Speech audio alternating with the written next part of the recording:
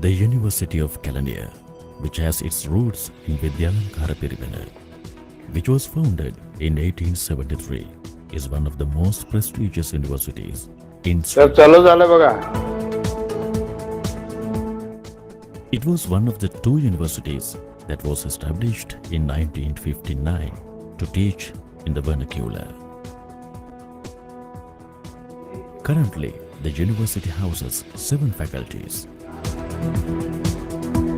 Faculty of Commerce and Management Studies, Computing and Technology, Humanities, Graduate Studies, Medicine, Science, Social Sciences, and 3 affiliated institutes, Pali and Buddhist Postgraduate Institute, Gampa Vikramarajchi Ayurveda Institute, and Postgraduate Institute of Archaeology. The university embraces a reputation for producing both intellectually capable and athletic persons, as well as those with creative potential, balancing it off with a strong research culture.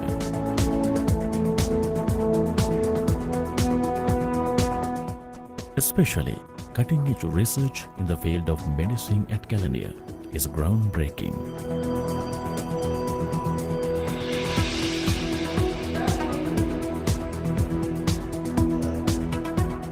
Moreover, research conducted at Kelaniya on palm leaf manuscript studies, archaeology and Sri Lankan heritage adds a unique flavor to the academia.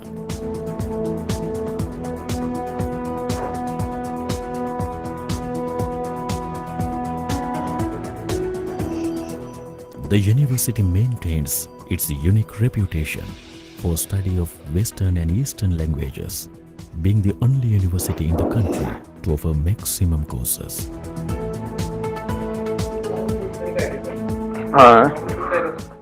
The university strives towards conducting research focusing on national development by establishing link with the various governmental and non-governmental institutions, and the university has been successful in the production and dissemination of knowledge by way of research related local and international symposia that the university hosts.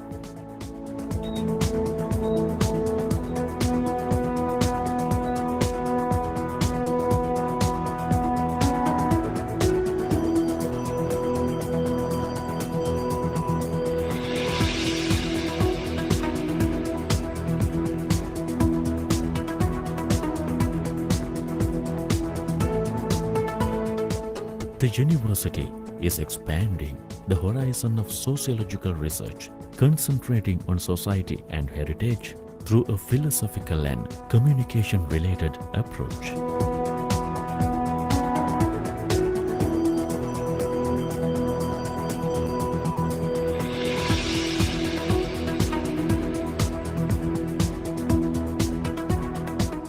Moreover, through research geared towards natural sciences, the university has contributed to national development by seeking ways to lessen the impact that the man has created on nature due to industrialization and technological advancements.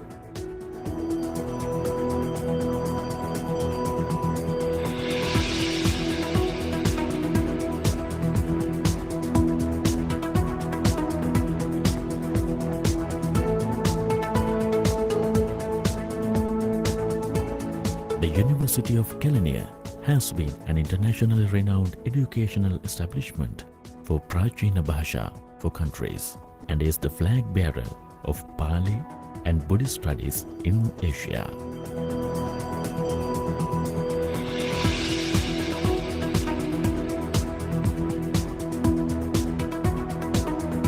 As a result, the university has a link with the other institutions in the Asian region that teach Prachina Bhasha.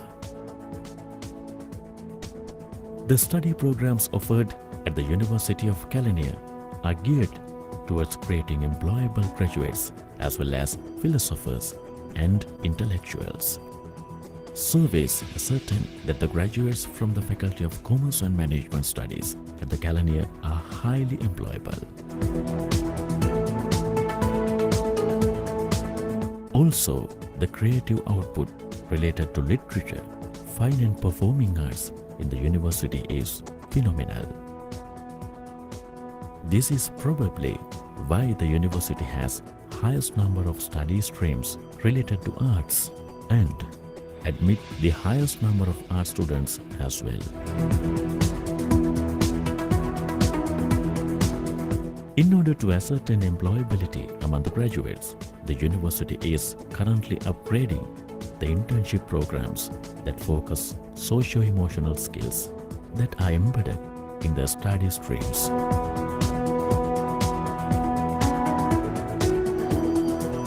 The endonormative nature of research and teaching at Kelaniya help the graduates to build a unique identity for themselves in the globalizing world. That is why the university is experimenting on creating unique computer software that carry the national identity.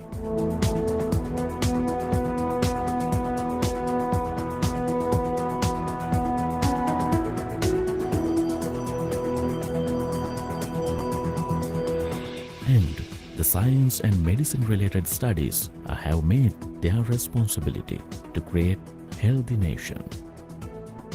In fact, their studies and research at Gampaha Vikramarachya Ayurveda Institute are unique and sometimes transcend the importance of discoveries made in modern Western medicine.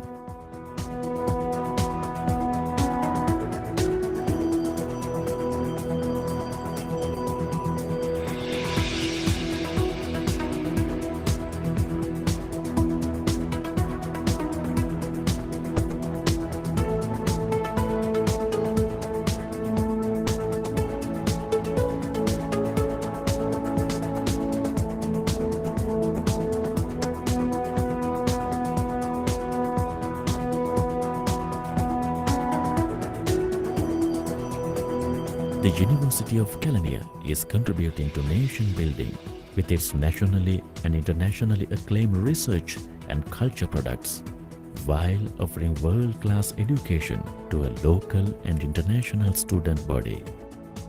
This university, which was also the pioneer Green University in Sri Lanka, has set its goals to become the first waste-free university by 2020. The vision of the University of Kelaniya is to become a center of excellence in creation and dissemination of knowledge for sustainable development. And the mission is to nurture intellectual citizens through creativity and innovation which contribute to the national development. Following that, our objective is to produce an eminent degree holder as a university which functions according to the Sri Lanka qualification framework.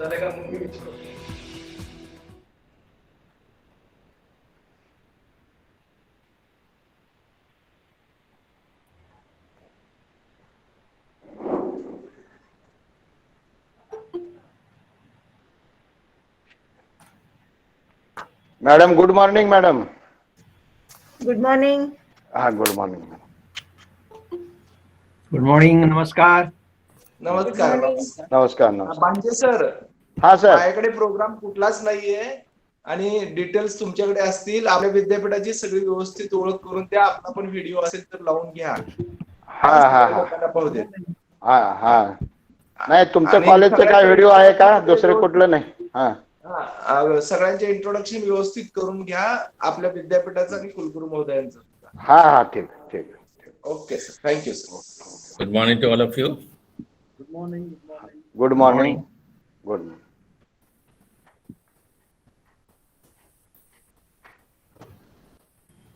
Good morning. I'm Professor Nilanthi De Silva. Good morning madam. Good morning. Good morning. Good morning. Good morning to everyone. Good morning. Good morning to everyone. Good morning. Good morning, madam. Good morning, sir. Yeah. Good morning. I'm Praveen Sattar.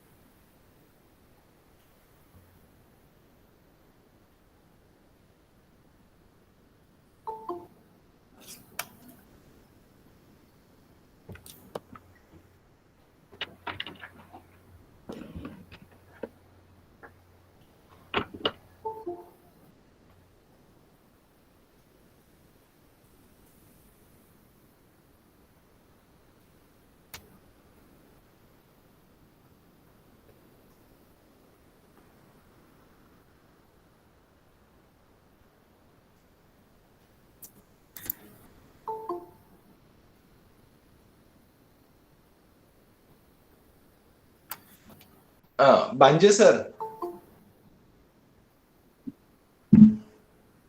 Dande sir. हा sir, नमस्कार, बोला. हा, madam वगैरे join झालेले आहेत. हो, हो. Guest आलेले असतील तर चालू करा, वेळ घालवू नका. हो हो. माने sir. Good morning, all of you. Good morning. Okay, sir. सुरू करतोय. Okay. Yes yes.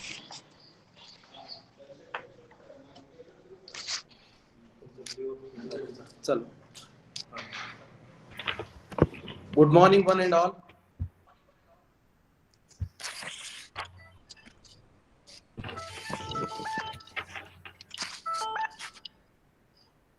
I welcome all the respected eminent scholars, vice chancellors, participants in this international conference organized by University of Kelaniya, Sri Lanka, Department of Geography, in collaboration with DBF Dayanand College of Arts and Science, Solapur, India, Department of Geography and IQAC, and Santosh Bhimrao Patil, Arts, Commerce and Science College, Mandrup, India, Department of Geography and IQAC, and Pangaea Geographical Association, India.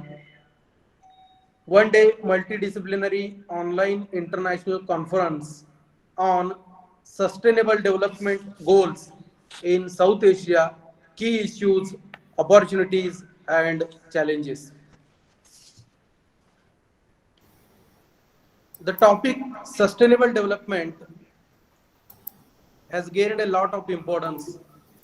Human being, in the name of development and industrial revolution, exploited the nature, the natural resources, and ultimately Mother Earth. Sustainable development teaches us to preserve the natural resources for coming generations. Sustainable development is not against the development, but it advises us to use the resources scrupulously. In today's international conference, we will discuss this issue. Now I request Professor Lal Marvin Dharmasiri, Senior Professor, Chair, Department of Geography, University of Kelaniya, Sri Lanka, for introductory speech. Professor Lal Marvin Dharmasiri. Very good morning to all of you. I think it's audible. Can you hear me? Yes, sir. Yes, sir. Yes, sir. Yeah. Yes, you are very clear. Yeah. Professor Mrs. Nilanthi De Silva, Vice Chancellor of the University Kelaniya.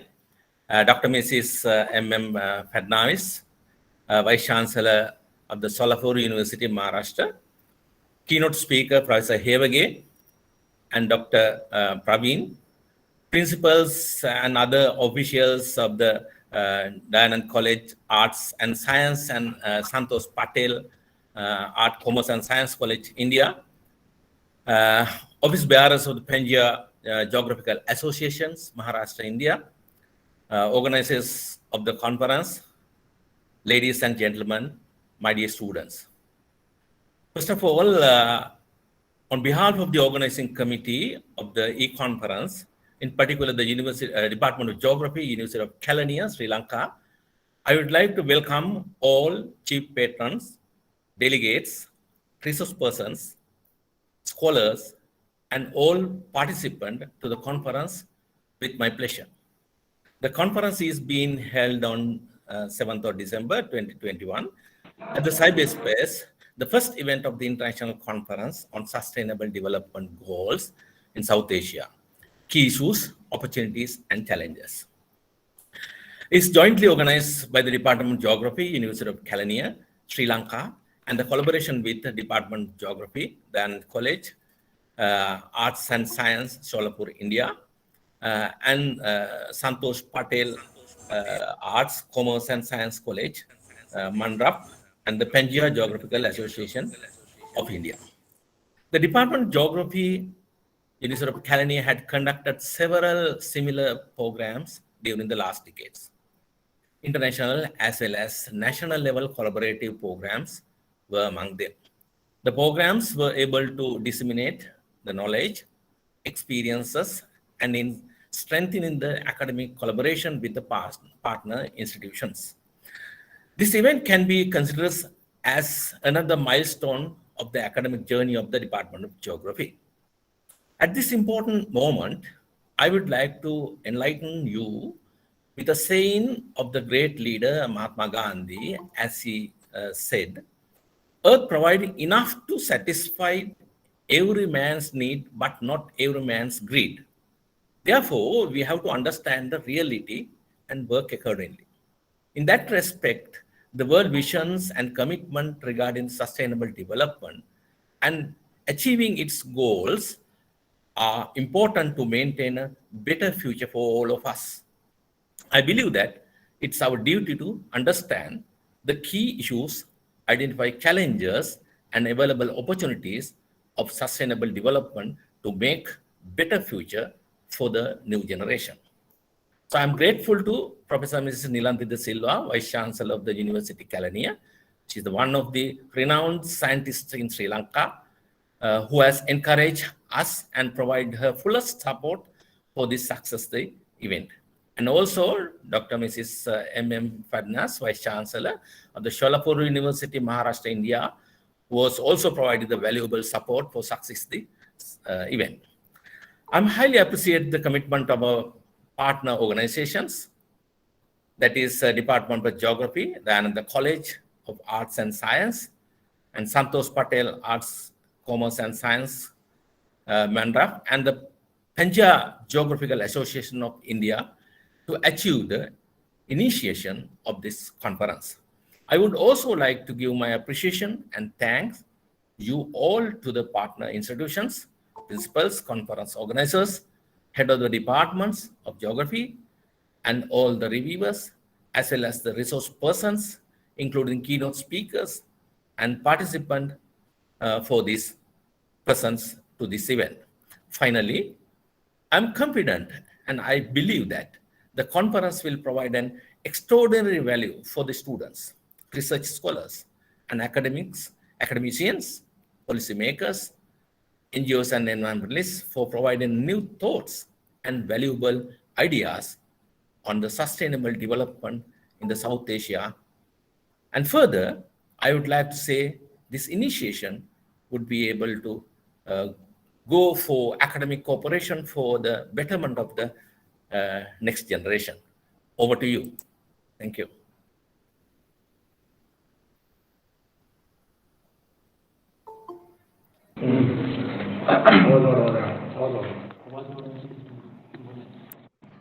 Thank you, sir, for your elegant and introductory speech. Now I request our principal of Santosh Bhimrao Patil College of Arts, Commerce and Science, College Mandrup, and former BCUD Director, Solapur University, Solapur, Honorable Dr. V.M. Vanji sir, to forward the welcome speech.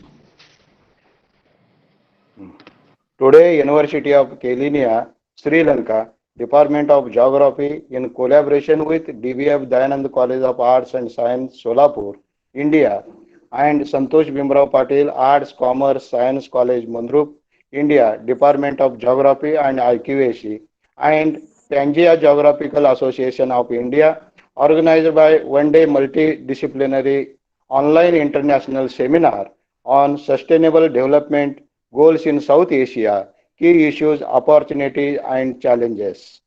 Today's uh, Today's the inaugural speech for Honorable Professor Dr. Nilanthi D. Silva, Honorable Vice Chancellor and Senior Professor of Parasitology, University of Kelaniya, Sri Lanka, and another person, inaugural speech, Honorable Dr. Mridulini Phadnavis Madam, Honorable Vice Chancellor Punyashlok Ahilyabai Holkar, Solapur University, Solapur, Maharashtra, India, and Professor Lal Marvin Dharmasri, Senior Professor, Department of Geography, University of Kelaniya, Kelaniya, Sri Lanka, and Sri Lanka, and the organized Principal Dr. V.P. Obale sir, Principal DBF Dayanand College of Arts and Science, Solapur, and Professor Dr. Keynote Address and Plenary Section, Professor Dr. S.D. Shinde, President, Pangaea Geographical Association of India and Head of Department of Geography, Shivaji University, Kolhapur.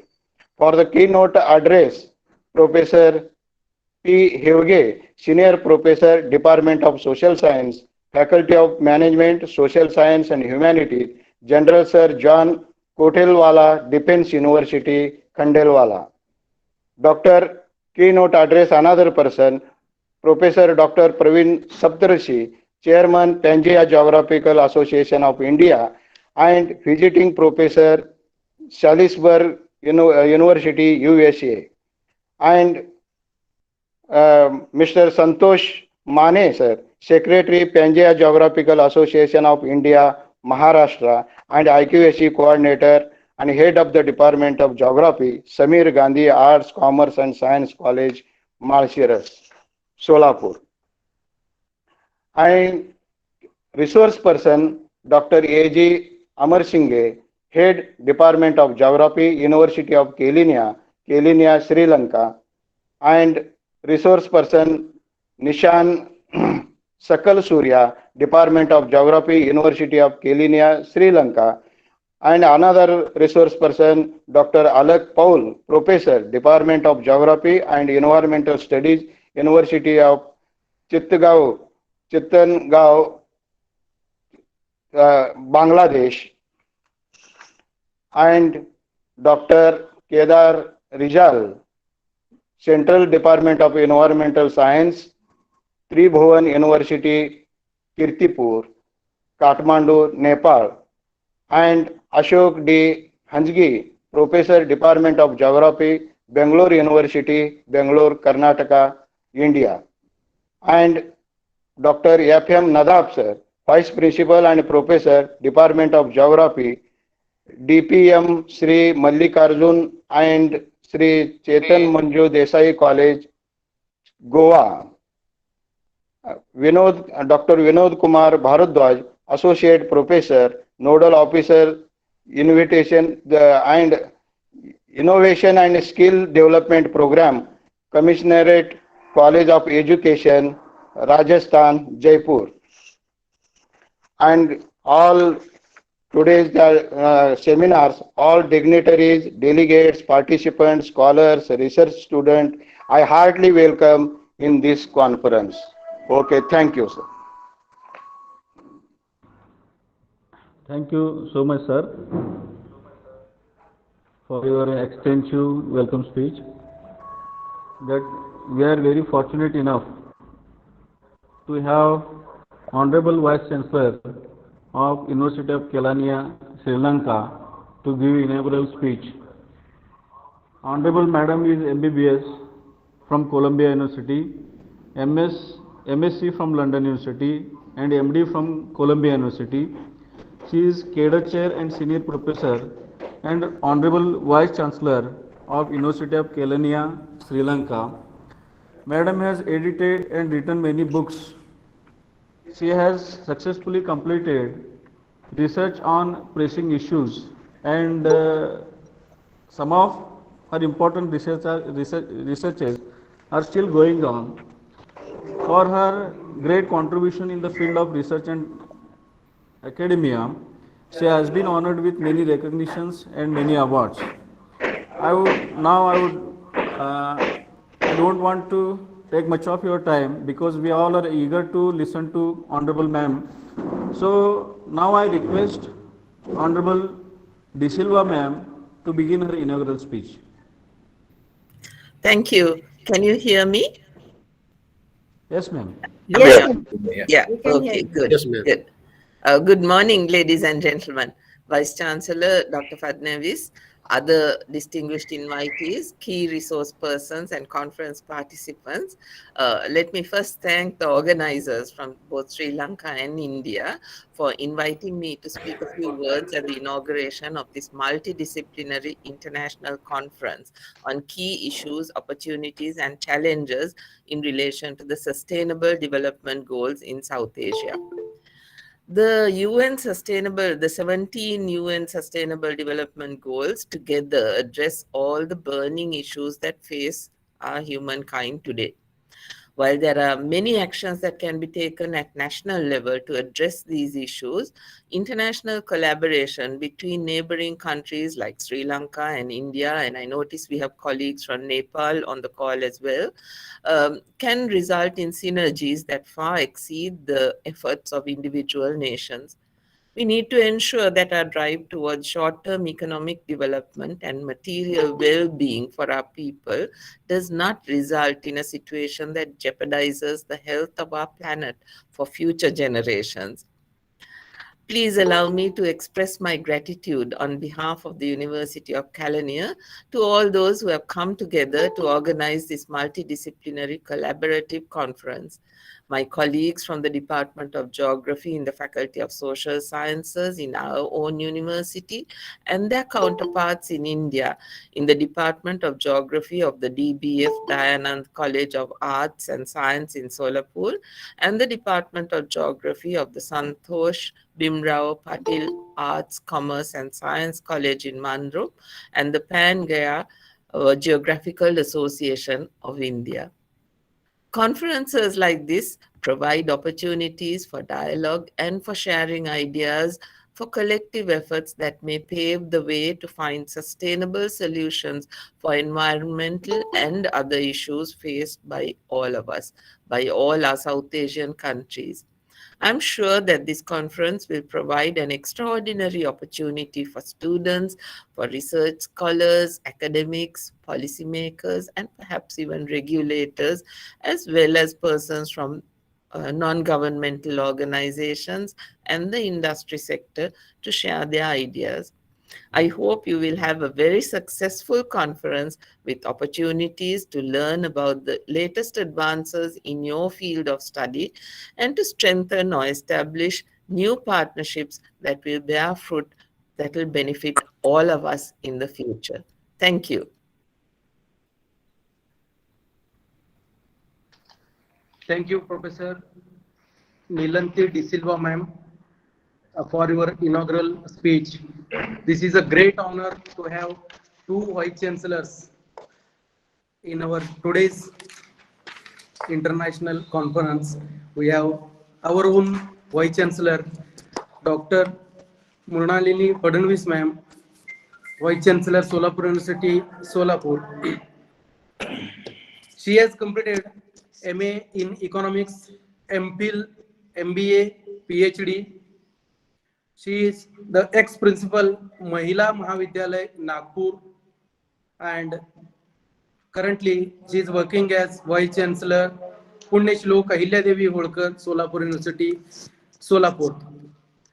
Ma'am has been working since last 38 years in the field of teaching and research in higher education. Ma'am has published more than 280 research papers and articles at national and international level journals and books. As a guide, she has guided 17 students for the award of PhD degree. She has published 20 books on economics and other subjects. She has participated in more than 160 national and international seminars and workshops. She has been honored by many awards and recognitions. To name few of them, honored with Shikshan Tadnya Acharya Yatre Award by Acharya Yatre Smriti Pratishthan Pune, honored with a special honorary award by Dream Foundation Solapur. She has received Shikshan Seva Puraskar by Thor Swatantra Senani Bhai Channu Singh Chandele Gaurav Samiti, received lifetime award from KBI Chenchetti Guruji Pratishthan. There are many awards. Due to the restriction of time, I am not able to read all the awards and recognitions. Now directly I request Honorable Vice Chancellor Dr. Padmanis ma'am for her inaugural speech. Thank you so much, sir. Good morning to all of you. Madam Vice Chancellor from Kelaniya University, Sri Lanka, Madam De Silva, all the dignitaries present over here, all resource persons from different parts of the, hello? Yes, you are audible, madam. Yeah, all the resource person from different parts of the world, especially from South Asia, and all the principals of different colleges from Solapur University and from other parts of the South Asia, and all the teachers of geography, as well as my dear students. I'm very happy that I'm a part of this particular international program today. And this conference is on the topic of the sustainable development, which leads to the issues related to the South Asia. It's really indeed a good point to measure that this is the time when we are talking on such of the issues, which is the talk of the, you can say, we always use a phrase, talk of the town, but it is now the talk of the world to say something about the sustainable development. And when something is wrong on the Mother Earth, something is happening which is not suitable to the human being and other living beings, then we really have to take a very important steps to understand why such issues are important. And considering the issues related to the South Asia, I would like to say that both from India and Sri Lanka, you have made a really wonderful effort to at least start some of the issues related to sustainable development. Though South Asia has a very commonalities related to various issues, which is mostly like poverty, unemployment, and all the issues which is related to environment as well. So I feel that this is the important platform for especially for the researchers and students to understand why sustainable development goals has been framed by UN. And then considerably, we all at the national levels, we have also started working. And India has developed its National Sustainable Development Goals platform, and Niti Aayog from India is working very seriously on these issues. When I'm thinking of the geography, all the geography department, as well as it is very close to the environmental studies, that is an important issue, not only from the point of view of understanding that only this particular subject, but this is a collaborative responsibility of all the researchers, all the intellectual people, and especially those who are from education field, need to understand that in 2000, it has been declared as Millennium Development Goals. So Millennium Development Goals was for 100 years planning. And then in 2015, the name has been just changed up to this like Sustainable Development Goal. So this Sustainable Development Goals has 17 different goals, and out of which I think as in South Asian people or these countries of this particular region, they have the various commonalities which is it has been depicted in this 17 goals. So issue is related to the humanity, issue is related to the holistic development, sustainable growth based issues in all the directions of the development.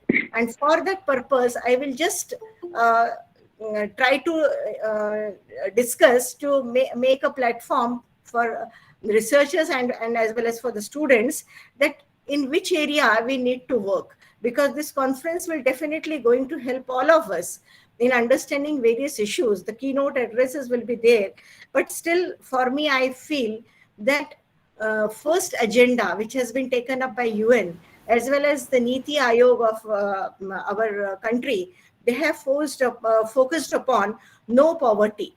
So poverty is a big issue. We are talking from various angles.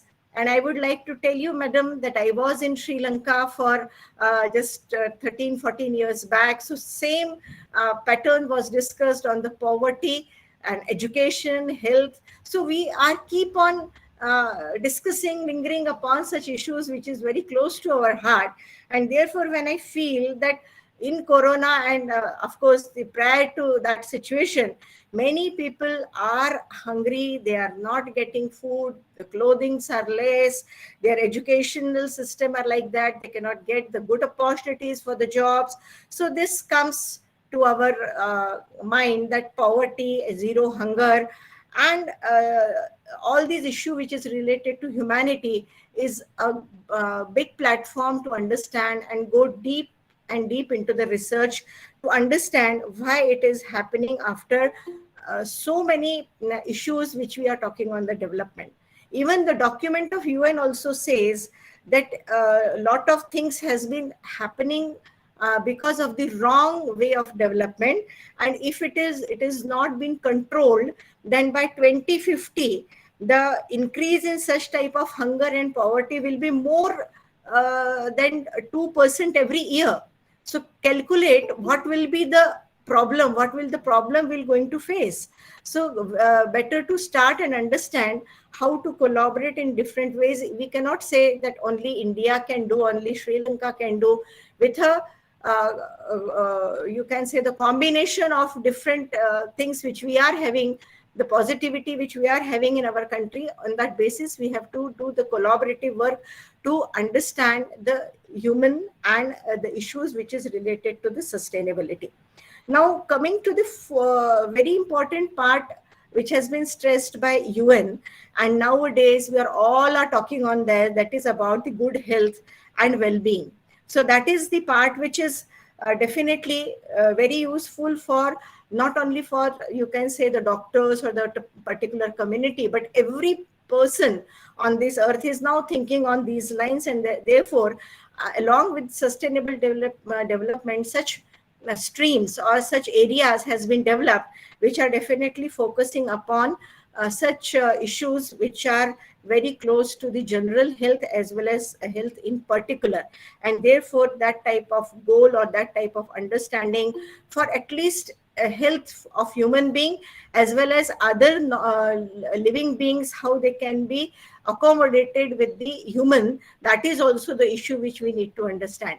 So all living beings, I mean to say all living beings are important for the development of Mother Earth. So we cannot say that alone we can sustain. Sustainability covers the entire, the holistic approach, that is very important.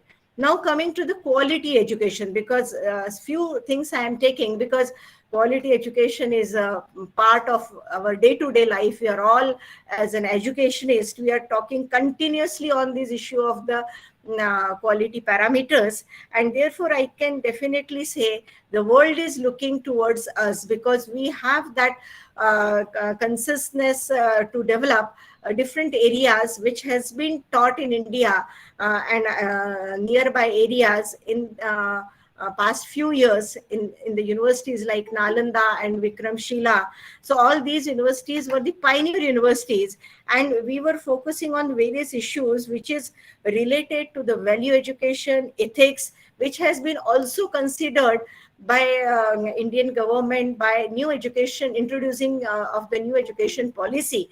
And the same thing, I think, all over world it has been discussed, that it is very much necessary to understand the quality, not from only higher education perspective, but also from the school level perspective, that the children should able to understand how strong pillar of education is there, and then only we can able to pull ourselves to the heights of better quality and better understanding. And therefore all education which is related to day-to-day life should be very strong, robust, to understand and make human being very responsible. And then only we can think about the sustainable development.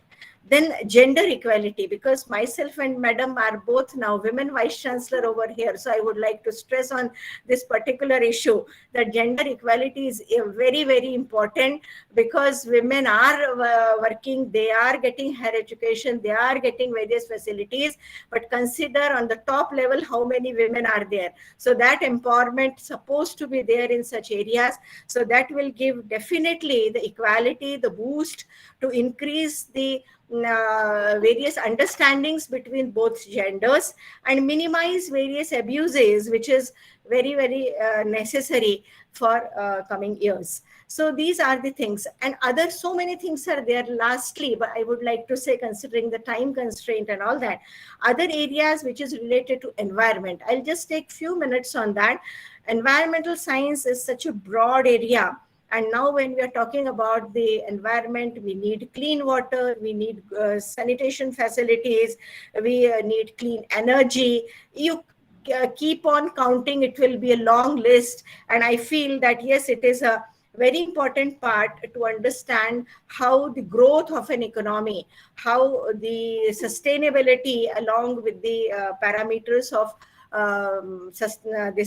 you can say environmental issues will be of a great height and parameter if we put in a proper way, if we put in a way which we want to live, we want to sustain, we want to make arrangements, and we cannot ignore the nature, we cannot ignore the environmental which is around us. Wherever we are ignoring, we are finding it's difficult. Even in this period of COVID, all have understood this very much. But again, we have to keep on thinking on these areas. So land on life and land below the life are also two important parts of this sustainability. Again, when we are thinking of the life on land, that is where we are living. And when we need to think upon such areas, the life below the land, that is the water areas, and other such areas, marine, for example, that has its own importance. And along with all this approach, all this cohesive approach, we are there to understand the importance of this particular development. And let me also say that in a day-long discussion, this particular topics, which is very close to our heart, close to our life, close to the increase of the quality of life, health and education, all will move together. This is a big multidisciplinary approach where we need to understand from all angles that, yes, this is the area where we need to make a good policy or some promotional activities.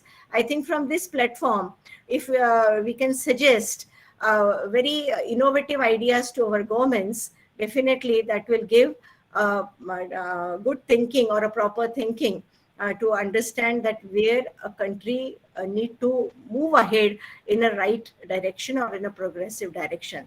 So I thank you very much, all the organizers from Sri Lanka and from our Solapur University, Dayanand College. They are always in a progressive system, arranging all such programs at their own capacities, that gives really good information and understanding among the students and teachers and researchers. Thank you very much and have a very good day. Thank you, Dr. Fadnavis ma'am, for your elegant and eminent inaugural speech. Now I request Dr. V.P. Ubale, sir, serving as the principal of BBF Dayanand College of Arts and Science, Solapur, India, for forwarding the inaugural presidential speech. Dr. V.P. Ubansi. Namaskar to one and all. Good morning to one and all. Respected Honorable Vice Chancellor Madam of Punyashlok Ahilya Devi Holkar, Solapur University, Solapur. Dr. Fadnavis Madam. Professor De Silva Madam, Vice Chancellor from Kelaniya University, Sri Lanka. In the chair, Professor Dharmasri, all principals, organizers, local organizer from Dayanand College, Dr. V.C. Dande, and a special thanks to Professor S.D. Sinde, Head Department of Geography, Shivaji University, Kolhapur, through the Pangaea Geographical Association of India, who had given this best opportunity related for the discussion with sustainable development.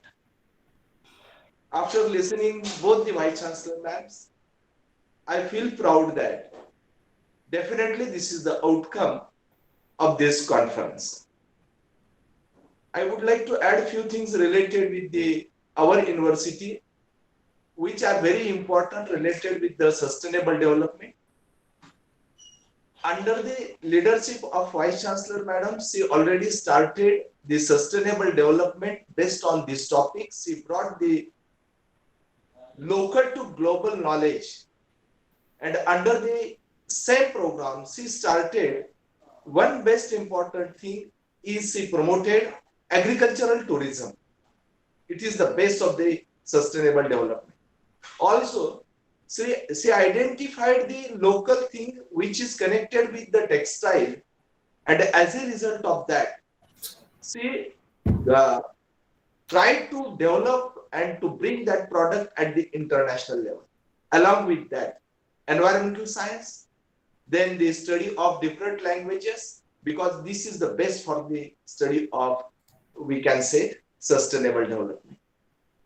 Here I would like to add one more thing in connection with the sustainable development.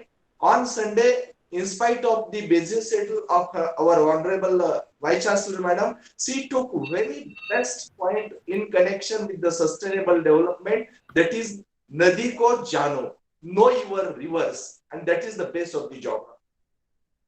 On this basis, I am sure that this conference will provide the best platform for discussing the issues, opportunity, challenges, maybe in connection with the climate change, maybe in connection with the environmental issues, maybe in connection with the water management, maybe in connection with the ecology studies. But I appeal all the participants and students. This conference has provided best platform who brought two nations together, number of colleges together, the exchange of idea, knowledge, faculty, and going together ahead will definitely give the chance for the improvement in all these things. Once again, I am thankful to all the Vice Chancellors, organizers, principals, and all those who are involved in direct or indirect organization of this one. And special thanks from our side to Dr. V.C. Dande. Thanks. Enjoy the conference. Thank you, one and all. Thank you. Thank you, Principal Wale sir.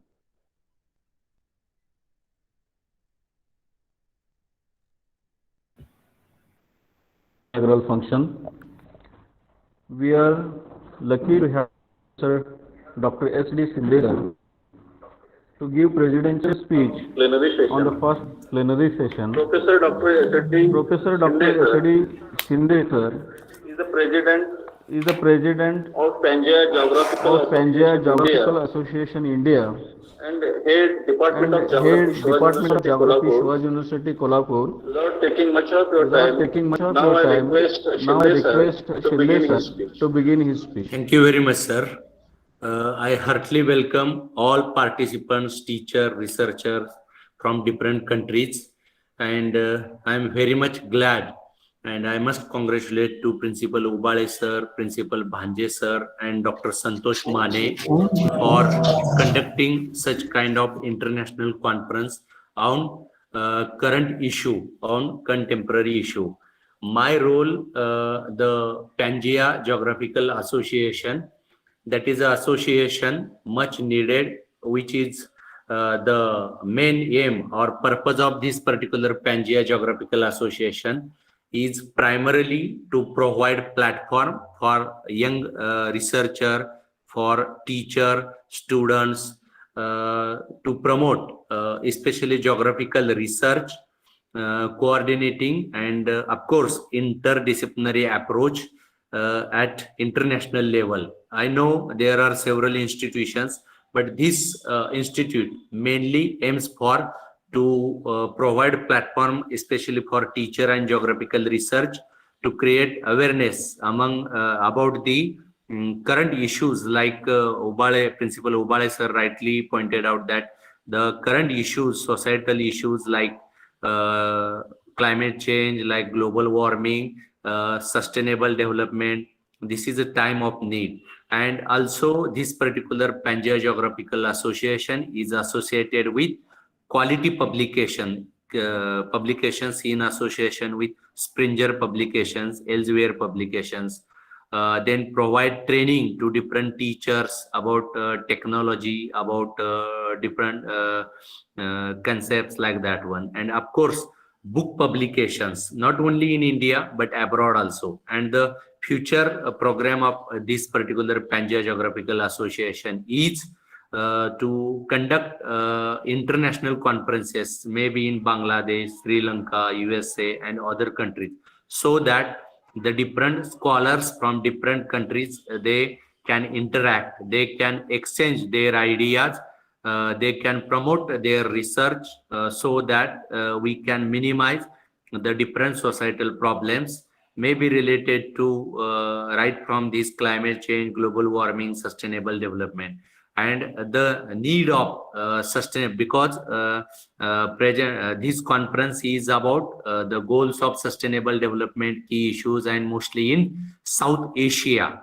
South Asia, this region is very important from the point of view of population pressure, and because of their developing nature, they can contribute for the whole world to achieve the sustainability, because there are certain issues like religious issues, cultural issues, developmental issues.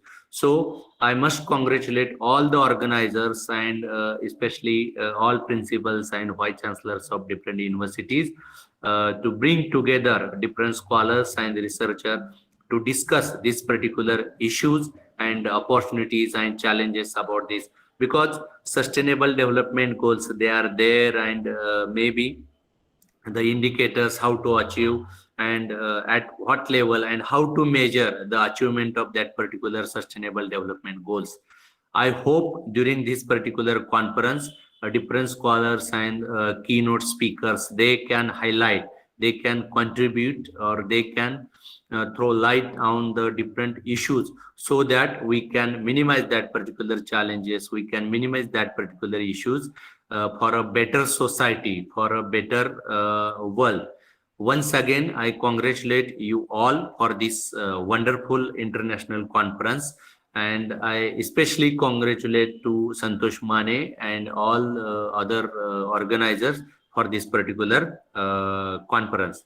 And I wish grand success, and I hope all, because very dignified speakers are there, and they can contribute a lot for this particular conference. So once again, thank you one and all, and I wish grand success. Thank you. Thank you very much, sir. Thank you, Professor S.D. Shinde sir, for your keynote and plenary presidential session. Now I request Professor P. Hevage for keynote address.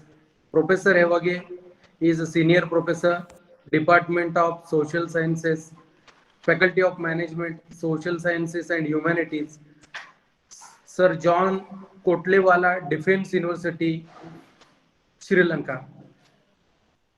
His qualification PhD, MSc London, MA Colombo, and the topic of this keynote address is Challenges for Sustainable Development in Sri Lanka.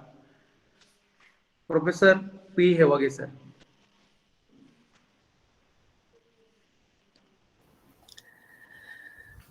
Thank you very much for the invitation to make the presentation of keynote speech. I hope you all can hear me. And I would be happy to share my presentation now.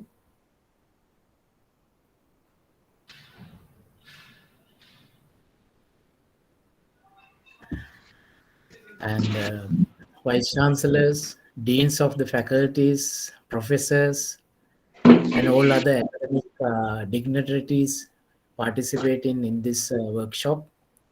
And especially I want to thank Professor Lal Mervin Dharmasiri and other organizers for the invitation given to me. And I would be happy to start my presentation now. I hope you all can see my presentation. Professor, still we can't see. Yeah. We can't see. Okay, I will try.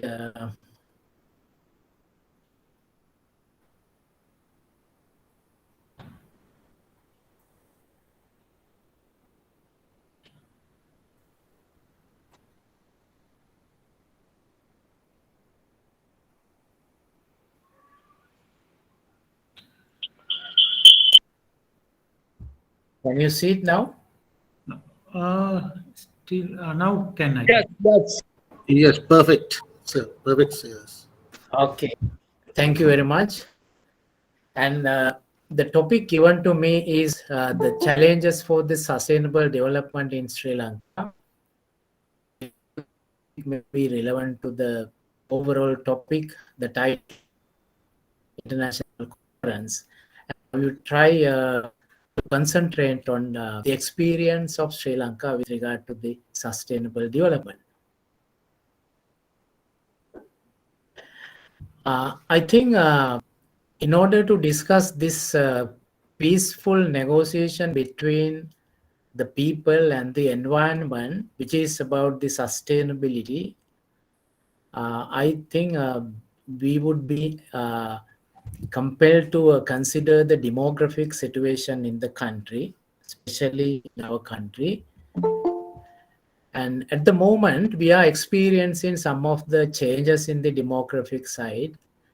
And this is our population size. It is gradually increasing. At the moment, the population is 21.92 million. As you can see, during the last 60 years, the population is gradually increasing. But compared with other countries like Nepal and Singapore, and the population, the size of the population is somewhat below than the Nepal, but is quite Singapore. And all these three countries are smaller countries. And the population growth is another factor affecting the sustainable development, as we have seen due to the some of the population policies that we have adopted. Our population growth is now becoming lower and slower. At the moment, in the last year, it is 0.5%, and which is somewhat comparatively to other countries, it is lower population growth. And this has happened due to the decrease in our crude birth rate as well as crude death rate. As you can see, our crude birth rate is also going down during the last 50 years or so. And similarly, the crude death rate is also slowly currently going down with some fluctuations due to some factors, but gradually we can see the crude death rate is going down. As a result of this, now we are having an increase in the life expectancy. The current life expectancy is somewhat around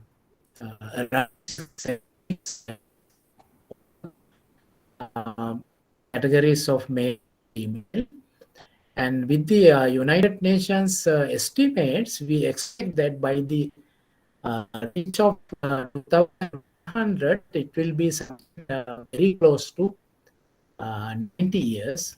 And this is a common experience for most of the developing countries. Also, it will be a very key issue with regard to the sustainable development. People are living longer, so people may be using the resources. So we need to have a good balance. And again, we have another issue that should be considered under the sustainable development is the population density, which is also another factor of demography.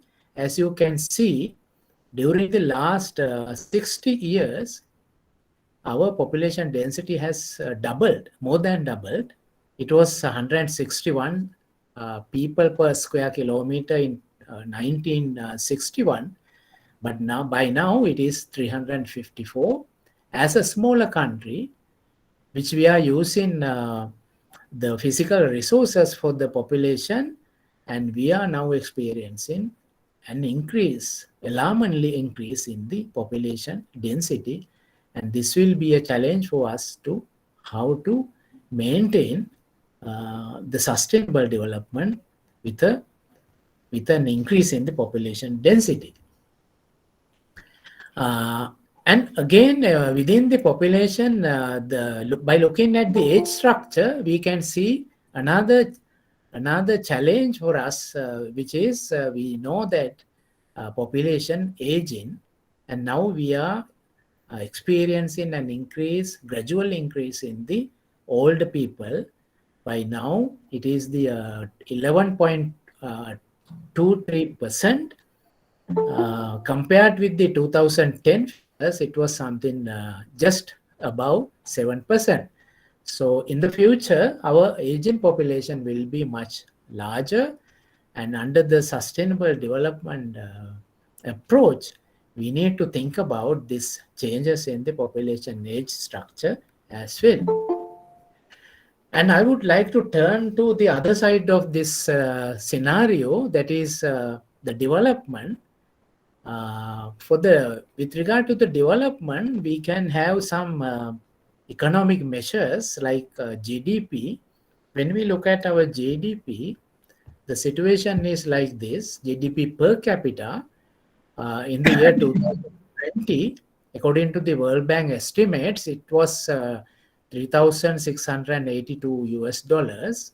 And when compared with some other economically fast-moving countries like Thailand, our GDP per capita is not satisfactory, and in fact we are experiencing some of the economic challenges due to the COVID-19 pandemic as well. And so people and even the countries administrators will think about this one. How do we manage our economic development with the sustainable development? And in fact, you can see the GDP annual growth is also going downward by now, and it is not a favorable situation. And also the GDP composition by the sectors will be another issue with regard to the sustainable development. We are now experiencing an increase in the proportion or the composition by the service sector, and we need to think about how it will affect on our sustainability experience. It is something like nearly 60% of the GDP coming from the services. And with all these two factors, now we can turn to the situation of the poverty. And we would be happy to ask a good question, which is what will happen to the poverty in Sri Lanka under the sustainable development approach? And that is very interesting to address. And these are the information available. This graph says the percentage of the population lives below the national poverty line. As you can see, during the last 15 years or so, it is going down, which is a good sign. But again, when we look at the Gini coefficient, according to the World Bank estimate, and now we can see that the gap between rich and poor is somewhat going up, and that is not a good sign with regard to the poverty in Sri Lanka. And under all these conditions, I think we need to look at what is happening to sustainable development issues, not only the concept, but also the actions. So I would be happy to start from the definition that we understand. The definition is the vision for sustainable development in Sri Lanka. It should be achieving sustained economic growth that is socially equitable and ecologically sound, with peace and stability. And with this definition in mind, I think we need to think about the actual situation in the country with regard to the sustainable development.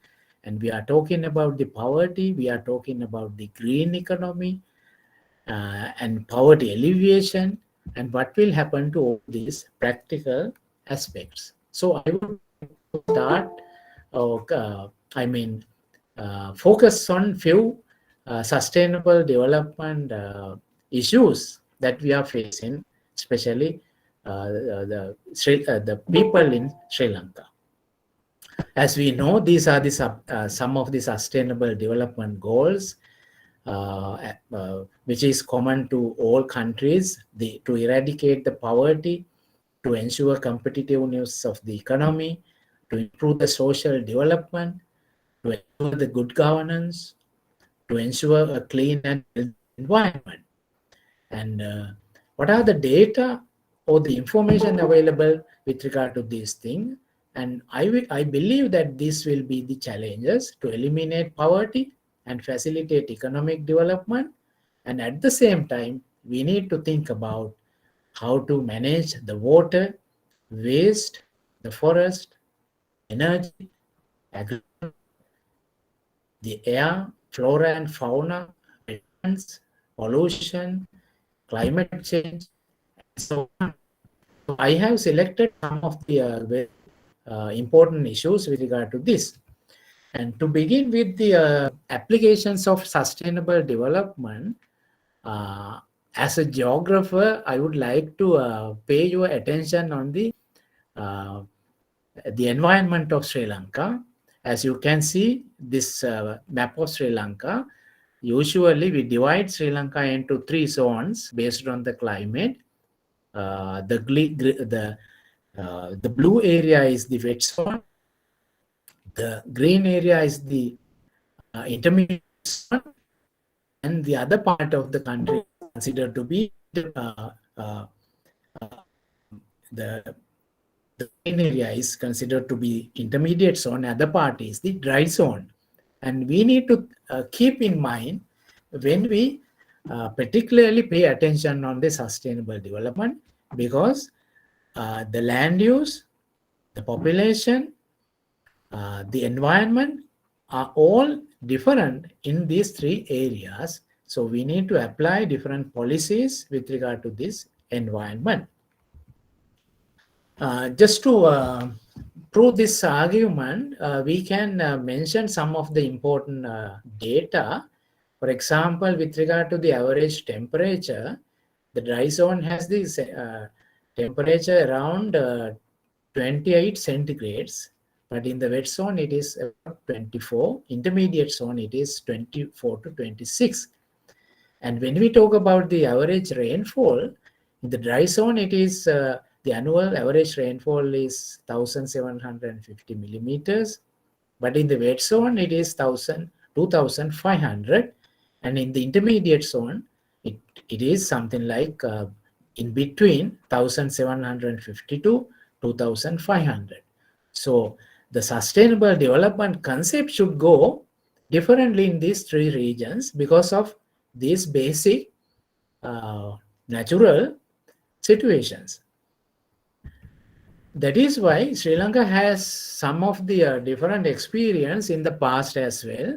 We know that according to the historical information, the kings, they started their kingdom in the dry zone like Anuradhapura, Polonnaruwa, but they gradually moved to the other parts of the country and up to Kotte and Sitavaka because of these different environmental conditions.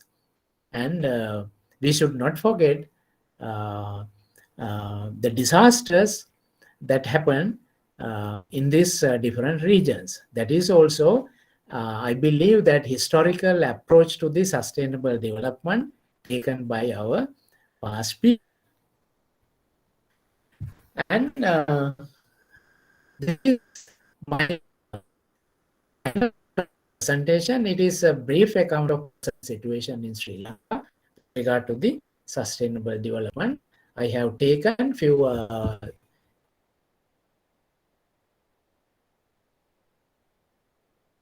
key issues from water resources. And the water resources, we have the information to prove that Sri Lanka is richly endowed with water resources, and the annual rainfall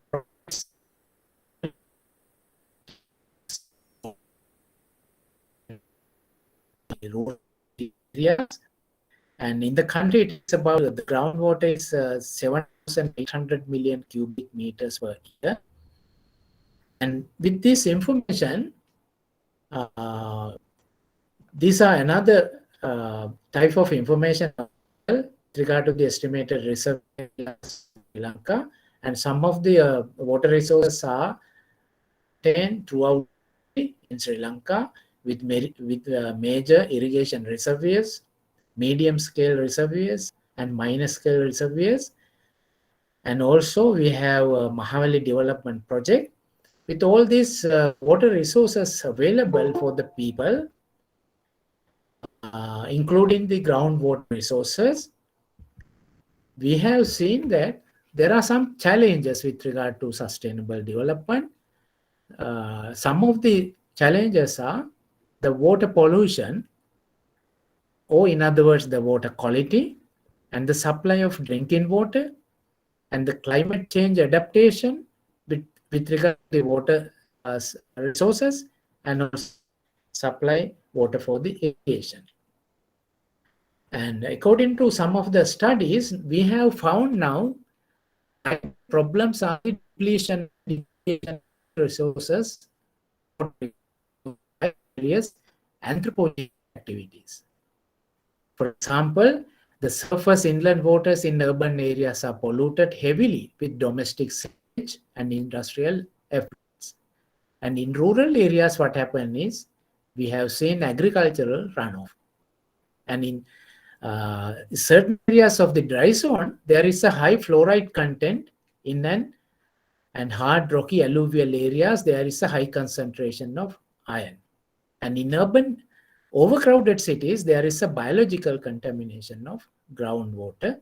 So researchers have found that in general, water resources in Sri Lanka are managed very poorly. In fact, we have regulations. Regulations are available to control most water-related problems, but enforcement of these regulations is lacking. And the ultimate result of degradation and depletion of water resources will be the increase in health hazards to the people, and this is an issue to be considered under the sustainable development. And I will turn to the second one. Natural forest cover was about 84% in 1881, but by now it is calculated as natural forest cover around 31%. And this large decrease in the forest has definitely cost on our sustainable development, and many researchers have pointed out this problem. And we know that the tropical humid forest, which are the biologically richest vegetation type, are confined only to 9.5% of the islands ever with southwestern quarter. So this is an alarming issue. And what are the challenges is we need to protect the existing forest. But what has happened is the practice of forest policy has in Sri Lanka, and it has changed from the history to present situation. The objective of forest policy has shifted from sustainable management forest by the community that was in the past, and now it is to the management of forest as an economic resource. So our policies has changed, and it is a challenge, and also at the same time it is a difficult situation for the policymakers. And the next one is the flora and fauna in Sri Lanka. As a small island of the world, with only 65,000 square kilometers, Sri Lanka is a treasure trove of nature and biodiversity. And we have 91 mammals, 16 are endemic, 171 reptiles, 101 are endemic, 227 birds, and 106 amphibians, 90 plus are endemic, and 82 freshwater fish. And with all these resources, what has happened is the challenges. IUCN's National Red List has estimated that 560 species of fauna are threatened with extinction, 690 species of flora threatened with extinction, and dozens of other species of flowering plants, amphibians, freshwater fish became extinct in the last century. More than 65% of wet zone flora are endemic. But the Sri Lankan Constitution, the Article 2714 states that the state shall protect, preserve, and improve the environment for the benefit of the community. So this is another challenge, the protecting flora and fauna. And the next one I have concentrated on is the human-elephant conflict, which is common to some of the other Asian countries as well. And this is a major issue in the dry zone of Sri Lanka. Usually we have taken that on average 272 elephants deaths occur annually due to this conflict. And again, average 85 human deaths occur with this conflict. But what has happened in the last year is 407 elephants have died, and also 122 people have died, according to the data available. And this is another challenge with regard to the sustainable development. And the academics, the policymakers, administrators, all are considering how to manage this human-elephant conflict. As a small country, and this has become a never-ending issue. I will go next to the land degradation. The land degradation, which leads to increased poverty through reduced land productivity, which is also under consideration with the organic fertilizer applications. And it is a loss of biodiversity, which is a serious issue in Sri Lanka. And therefore, reversing this trend is important to assure ecosystem services and food security of the nation. And the land degradation in Sri Lanka is primarily due to conversion of forests to other land use types because of the high population density, as I have mentioned earlier, and also with the inappropriate use of lands, because we are lacking good land use policies with regard to this land degradation situation, which has been identified by the Ministry of Mahawali Development and Environment. What are the challenges with regard to the land degradation is the land degradation caused by chemical, physical and biological properties and soil and human activities, especially farming. We have found about 44% of total farmland and around 10% of land in the dry zone is degraded and unsuitable for agriculture. In the wet zone, about 30% of tea is considered marginal and suitable for cultivation. And I will turn now to the big issue, the climate change, and according to this analysis done by scientists, an analysis of monthly data between 1869 to 2007 for air temperature in several locations have shown a highly significant linear increase in trend of mean air temperature over the entire 140-year period. And this is a sign of that we are experiencing climate change. And the one is 4 of these locations, that is Anuradhapura, Badulla and Kelaniya, show statistically significant linear decline trends of mean annual rainfall over the same period. And the temperature and the rainfall both are showing some changes with regard to the climate change. And this is an alarming key issue for the sustainable development. And what are the challenges? There may be at least 3 challenges. One is the possible impact of sea level rise and coastal flooding. And I think as a small island, we need to consider this one. This is expected to cause saline intrusion inland to considerable distances along the rivers. That has happened in some months when we experience water shortages and also discharge into the sea, especially along the southern and eastern coast. Saline intrusion could seriously affect freshwater availability for agriculture and public use, and the effects of saline intrusion into coastal aquifers will be widely felt. An island's population, 62% of industrial units and 70% of the tourist infrastructure are located in the coastal region. So we need to think about the sea level rise under the climate change.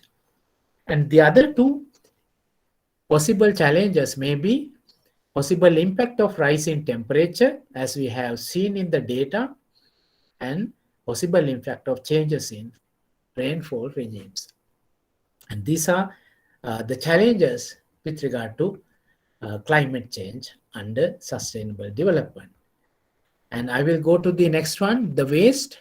Sri Lanka generates about 7,000 metric ton of solid waste per day, with the Western province accounting for nearly 60%, because Western province is the largest concentration of urban population. And according to the estimates, each person generates an average of 1 to 0.4 kilograms of waste per day. According to the Waste Management and the Central Environment Authority, only half of the waste generated is collected. And what has happened to the other half? And it is an issue for this sustainable development. Usually we understand that solid waste breakdown may be like this: 62% are biodegradable, and 6.5% are paper, 6% are polythene and plastic, and 6% may be wood-based products, and 2% may be the glass. So we need to think about how to manage the waste. And the other sector is energy, and major energy sources in Sri Lanka are, by now, as you can see the graph, 36% coming from petroleum, 44% coming from hydroelectricity, 7%, biomass 36%, petroleum 44%, hydroelectricity 7%, and coal 9.6%. So we need to think about this composition, how this composition affects on the sustainable development. Clearly, the petroleum is a very high composition and affecting all aspects of human life. So biomass is used for domestic cooking in more than 80% of the households, mainly in rural areas. And what are the challenges? As we have seen in other countries, it is the use of petroleum has an impact on the health of the people, especially the diseases of the respiratory system. And we have seen it has become the second leading cause of death among children. There are serious problems in urban areas. So these things need to be considered under the sustainable development. And wetlands is also a part of the sustainable development issues. Wetlands in Sri Lanka are divided into three major groups. As you can see, number one is the inland natural freshwater wetlands. These include our river systems, the tanks, and then saltwater wetlands along the coastal belt and man-made wetlands. Sri Lanka has been identified as a country with highest number of man-made water bodies in the world, with an estimated total of more than 10,000 waver or the tank. So these are very important components of development, the sustainable development, and the challenges can be summarized into four categories. Number one is the habitat deterioration or degradation of these wetlands, and the loss or exploitation of a species, and spread of invasive alien species, and all other natural phenomena like tsunami and other impacts. And how do we conserve these wetlands? Sri Lanka has signed the Ramsar Convention in 1971, but it has ratified only in 1990. And there are several government and non-governmental organizations involved in conservation and management. And I think the time has come to finish my presentation. Thank you very much. Very, very good morning. Thank you, Professor P. Hevage, sir, for the elaborate and extensive address with all the details and particulars, including statistical data on all the topic of challenges for sustainable development in Sri Lanka. Now I request the chairperson of this session, Dr. S.C. Advithot, sir, for his concluding remarks. He is Professor, Head, Department of Geography, C.V. Kedgis, Basveshwar College, Akkalkot. Dr. Advithot. Yes, sir. Very good morning for a nice introduction. University of Kelaniya, Sri Lanka, and Department of Geography, Dayanand College and Santosh Bhimrao Patil Mahavidyalaya, and Pangaea Geographical Association, India.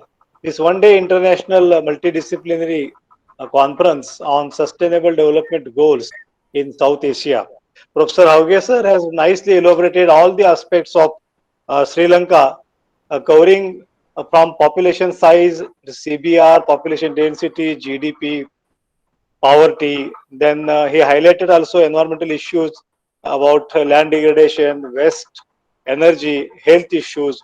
So considering this sustainable millennium development goals, Hauge rightly pointed out what the Sri Lankan government is doing to overcome all these issues. Apart from his discussion regarding his topic, which he has nicely presented, of course, he is a right person to speak on challenges for sustainable development in Sri Lanka. So, very nicely presented with a PowerPoint presentation, sir. I congratulate on behalf of organization. As a concluding remark, this Sustainable Development Goals Forum is working at a global level.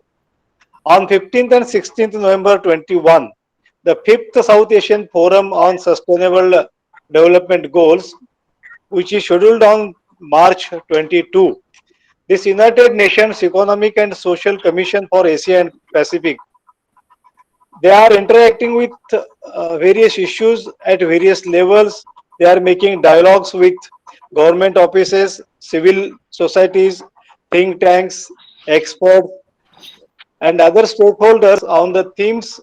This platform shares information on sub-regional implementation efforts, highlights sub-regional priorities, and share good practices, and the outcomes and the recommendations from the forum feed into a regional and global process. As all of us know, there are 17 Millennium Sustainable Development Goals, and in South Asia, they are not on proper track to address all these issues. Therefore, the concentrated efforts from all the stakeholders is essential to accelerate these various issues. As this UNESCO's flagship program about this 21 South Asian sub-region has made more progress on no poverty, that is development goal number 1, good health and well-being, development number 3. Prior to COVID pandemic effect, all things are going in proper direction. But after this pandemic, at a global level, the issues are again readdressed in a proper way. Therefore, on global level, reduced inequalities are there, sustainable cities and communities, climate action and life below the water, peace, justice, and strong institutions. This pandemic poses in accelerating these SDGs. So, as far as South Asia is concerned, 1.8 billion, that is 25% of world population, is living in this region, whereas Afghanistan, Bangladesh, Bhutan, India, Maldives, Nepal, Pakistan, and Sri Lanka. So, despite all efforts, 37% people living in extreme poverty and other multiple and offering intersecting socio-economic deprivation. 37% of population undernourished and 40 million stunted children under the age of 5 years. South Asia accounted for almost 39% children suffering from stunting. And as we know, in our Indian case, we are doing very good effort in the name of midday meals, Sabka Saath, Sabka Vikas, our PM slogan. We are moving towards the achieving these sustainable development goals. So this requires a very rigorous effort to address all these challenges, including low levels of intra-regional trade, poor cross-border connectivity, wide infrastructural gaps, lack of decent work opportunities, and low rate of female labor for participation. Quality education, gender equality, life below water, and last one is partnership for the goals, where we are lacking. And therefore, leaving no one behind, consider this aspect, and our Indian government and the South Asian governments are doing in the betterment of the society, particularly in our country, that is in India. We achieve 60 to 66%, 99 to 21, and it is only possible because of clean water and sanitation and affordable clean energy. Our PM's most popular slogan is Sabka Saath, Sabka Vikas, and in that direction, Indian government is leading in South Asian region. Mr. Santosh is laughing on these issues.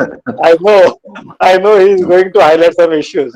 Okay, as a concluding remark, I say that this one of the important issue is again and again addressed by the expert community, and Professor Hauge is rightly pointed out all the issues in Sri Lankan nation is concerned. So, Hevge sir, I am very much thankful to you, and I am also thankful to the organizer and my friend Santosh Mane sir. So, thank you once and on and all. Thank you. Thank you, sir. Thank you, sir. Thank you very much. Thank you. Thank you, Dr. S.C.R. and Professor Hevage sir for his elaborating, elegant keynote address. Now we will go for the next keynote address of Dr. Praveen G. Saptarashi. And the session of the chairman of today's session, Dr. D. Gatkade. Now I request Dr. Praveen G.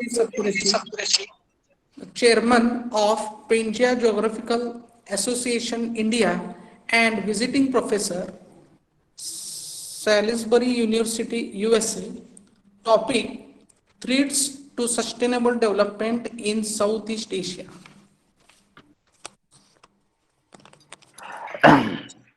My friends, my friends from Sri Lanka, Professor Hevagi, Dharmasri, my friends from the Nepal and Bangladesh, and especially I'm looking to Kedar. He's a long-time friend of mine. Kedar, Professor Rijal. Sorry, I used to call him Kedar. My friends from India, Gatade is there, Advitot is there, and so many people who have joined. Ladies and gentlemen, I'm really happy to be with you in this morning, and I promise you to finish within 15 minutes because time is all running. So let me go back to the Dharmasri's remark that he has mentioned the Gandhian idea of need and greed.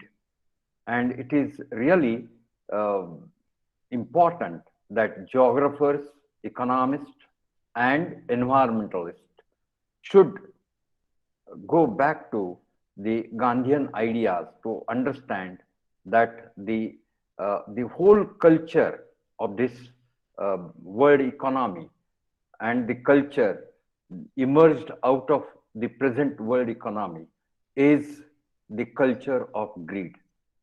And if greed is more, high consumerism, you can call it as the high consumerism is more, then and then only the profitability at the corporate sector is more. And this creates disparity. And the whole threat to, let me clarify that my subject is threats to sustainable development in South Asia, not Southeast Asia. It is wrongly printed in the brochure, Southeast Asia, because we are concentrating on SAARC countries. And that's why I will also think. Thanks to Professor Hevage, who has given us the idea regarding what are the challenges of sustainable development in Sri Lanka. But I'm considering it as a one region, SAARC as a one region, in which there are small countries and the big countries also. But our main threat is as our Vice Chancellor has pointed out, that the poverty is the main threat. Yes, I understand that the population below poverty line is increasing in Pakistan, Nepal, Bangladesh, India, Sri Lanka. So all the Bhutan. So all SAARC countries are facing some common problems, and those common problems are poverty. And now if you just look at the world economic system and the political economies of our different nations. So political economies of India or Nepal or Sri Lanka, Bangladesh, they are trying to support the world economic system. And what is that world economic system? World economic system is exploitation of resources in a very sophisticated manner from the developing countries and for the benefits of developed countries. And that's why time has come that we should follow Gandhian idea to deny the Western model of development. And it is very difficult. We are weak. If we consider Sri Lanka is weak. India alone is weak. And that's why it is necessary that all the South Asian countries should cooperate with each other. And for that cooperation, to strengthen the cooperation, and if that cooperation is strengthened, then one unit, as a regional unit, we can become strong and we can definitely have the interaction between amongst us rather than borrowing the ideas and machineries and technologies for the development. So even the technologies for climate change, if you see that the technologies for the environmental technologies, they proudly say that, I will just mention one example, that the Annex A countries have given commitment, written commitment, that they will reduce their emission by some magic figure, 5.6% or something like that, by within the period of 5-10 years. And they have not a single person, not single country, developed country, could develop technology to reduce the emission even today. So this means that the technology and something sophisticated things is not the solution for the environmental degradation or climate change. They want to thrust upon us the corporate way of dealing with climate issues. And that's why this climate resilience, all these measures of climate resilience or climate adaptation, all these are the corporate driven measures, and that will not achieve climate justice or environmental justice. And if environmental justice is not achieved, again poverty will be there, again disparities will be there, the democracy will be diminished, and naturally some economic power will rule these poor countries like India, Nepal, Sri Lanka, Bangladesh, Pakistan.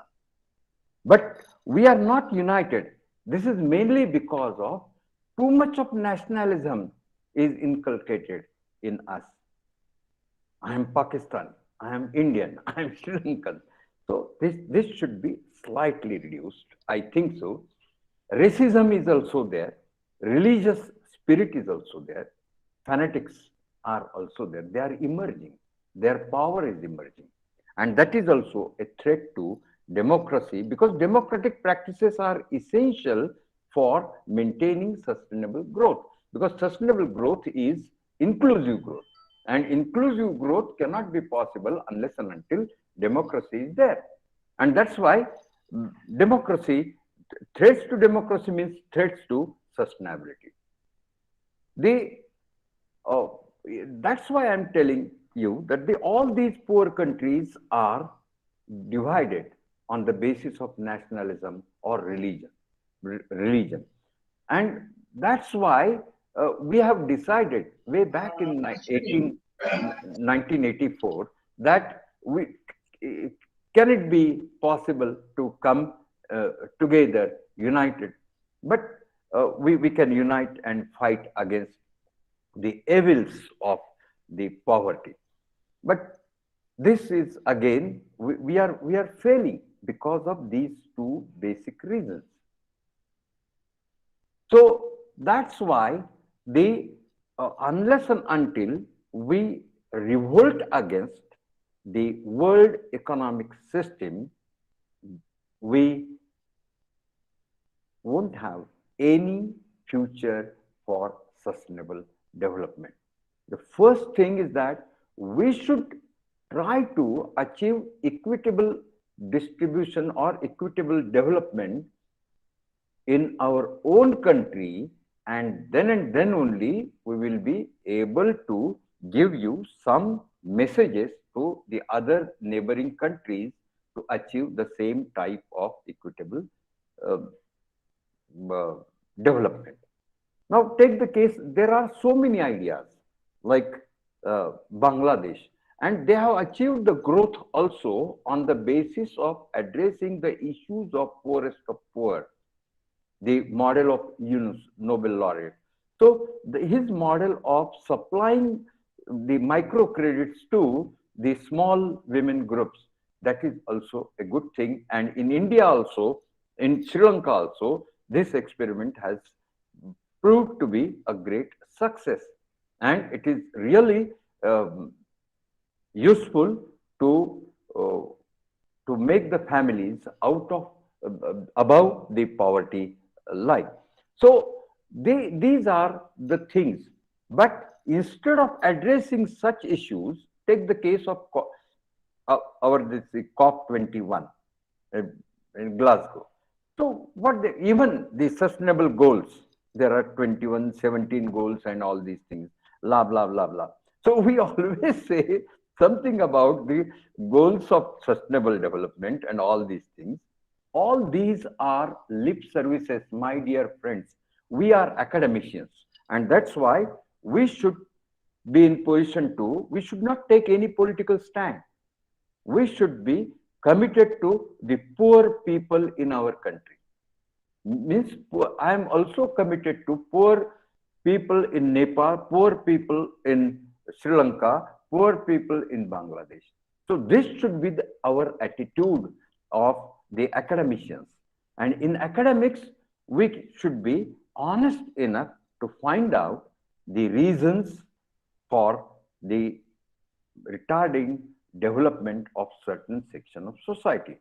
And at the same time, we should come together and find out the practical solutions for that. And to develop practical solutions for the further development of the poor section of society, means bottom of pyramid. So it is necessary that I may not be well versed with some of the ground level issues in Nepal. So Rijal can guide me on this. Some issues in India, so or some issues in Sri Lanka, Dharmasri. So Dharmasri can also guide us. So this means that I appeal to the academicians who are participating in this gathering that we all together should come together, and we all should come together and develop the academic forum.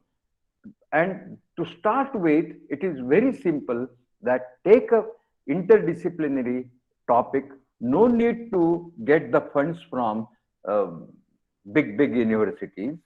We can just have the collaborative research at your place. I am sitting here and Kedar is sitting there in Nepal. We can have some collaborative, at least publish some papers in Indian journals and in Nepalian journals, in Sri Lankan journals, in Bangladeshi journals. So this will help us to understand the issues of different countries, and we can reflect upon this. And this, so my ideas can also be helpful in Nepal. Nepal's idea, Rijal's idea can be. So in this way, this kind of interaction can be developed. No need to have some structured collaboration. Structured collaboration is already there, but still we are not following that. So better to have the collaboration at university level, even at personal level, and even I'm ready to help you out. So I appeal to the young scholars from Sri Lanka and India, Bangladesh and Pakistan. You can definitely contact me and we can definitely carry out some small research projects, or even I can help you out in PhD topics. So that is the essential thing that we should start with. And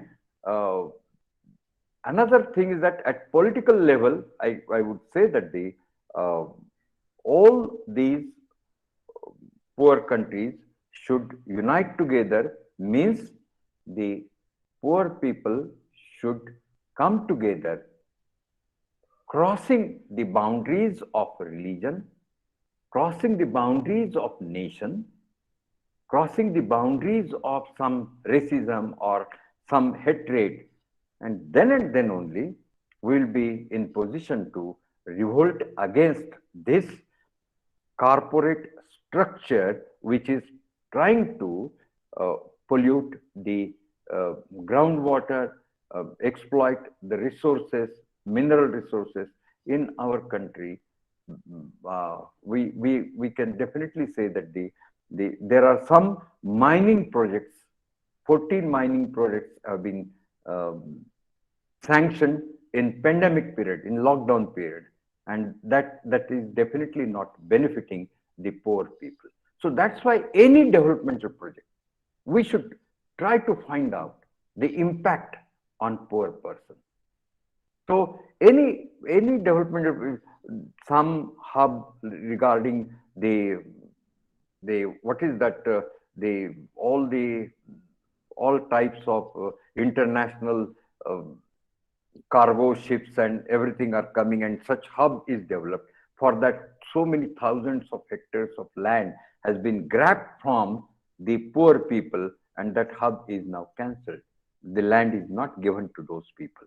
So such things are there, and that's why we should be in position to alert the government, and we should come out with some policy suggestions.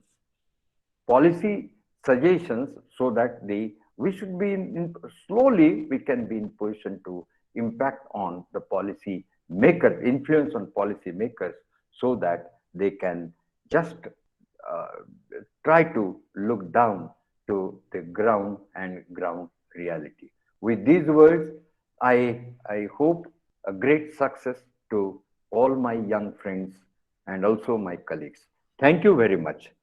Hopefully I have finished in time. Thank you, Dr. Praveen Saptarshi, for elaborately addressing. Now, I request the chairperson, Dr. D.D. Gathade, Head of Department Geography, D.P. Bhosle College, Satara, for concluding remarks of this session.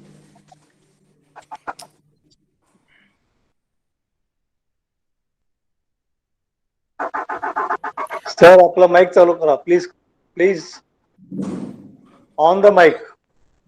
Hello. Gathade sir, on your mic. Sir, on your mic.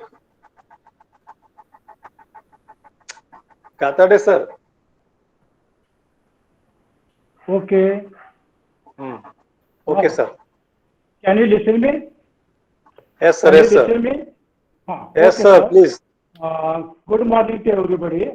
All we are here gathered on the occasion of international conference on the sustainable development goals, especially in South Asia, their key issues, opportunities and challenges, especially organized by the Department of Geography of Kelaniya University, Sri Lanka, Department of Geography and Internal Quality Assurance Field, DBF, Dayanand College of Arts, Science College, Solapur, and Department of Geography and Internal Quality Cell of Santosh, Bhimrao, Patil, Arts, Commerce, Science College, Mandrup, India, and the Pangaea Geographical Association of India.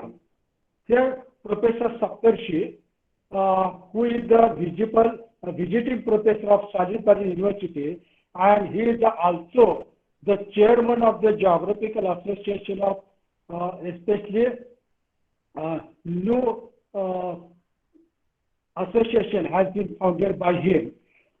He has given a very nicely lecture on the various issues of the South Asia, especially especially with reference to the Pakistan, Nepal, and India, mainly the countries involved in the SAARC countries. And he has also mentioned their problem. The main problem is the poverty. Another problem he has mentioned that all these countries are divided on the basis of their racism as well as their religion. Of course, there are problems. Each country has different issues and different problems. And on that problem, the Pravesh Saptarshi has nicely given his lecture. And I appreciate his two concluding remarks that being we are the academician, we have to suggest viable, practical solution for the different issues of the South Asia, especially South Asian countries. And for that purpose, we have collaborated the different universities, especially from the Southeast Asia. Another aspect is that the corporate section, which have created many problems through the many developing projects. For that purpose, he has nicely quoted that the world economic system followed by the South Asian countries, that should be replaced by the Gandhian economy. Then the most of the issues and problems will be solved by the South Asian countries. And I'm very thankful to the organization. They have given me to represent here as a chairperson. Thank you very much. Thank you again to all of you. Okay, sir. Okay, sir. Can you listen to me? Yes, sir. Yes. Okay, sir.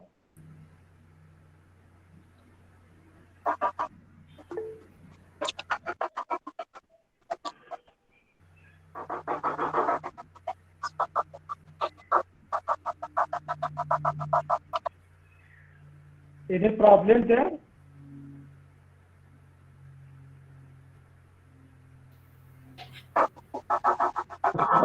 Thank you, Kasadi sir. We have Dr. A.J.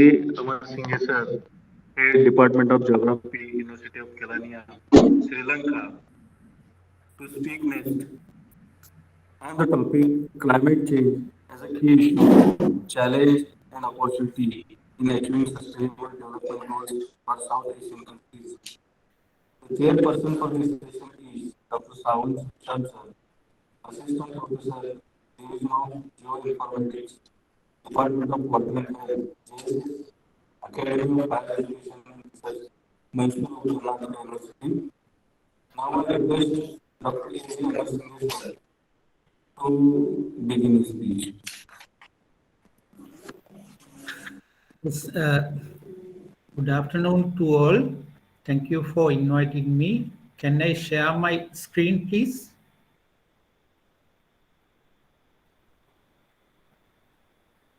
Hello? Yes, sir. Yes.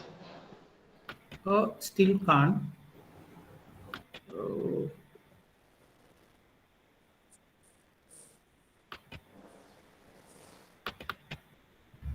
It is difficult to share the screen still.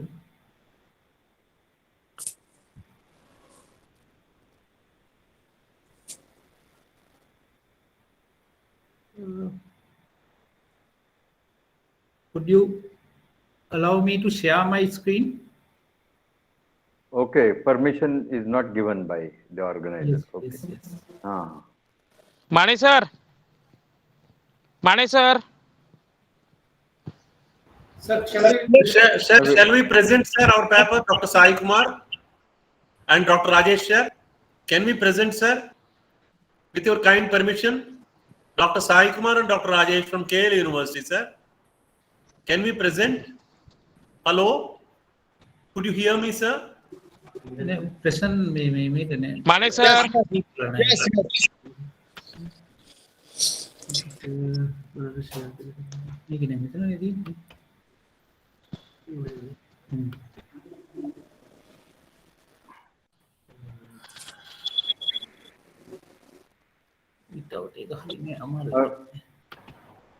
I will call him. Excuse me, sir. Excuse me, sir. Can we present right now? Dr. Sai Yes. and Dr. Rajesh? Sir, you are a host, co-host. Sir, you share please.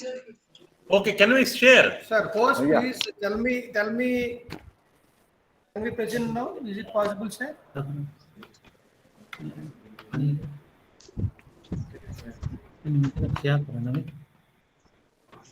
Pardon to trouble you, sir. Can we share? Amar Singh, sir. Yeah. Amar Singh, sir. Yes, yes. If you could allow me to share the screen, it is good. So please try to share. Okay, I will share my title, sir. Okay, sir. Now it is okay. Yes.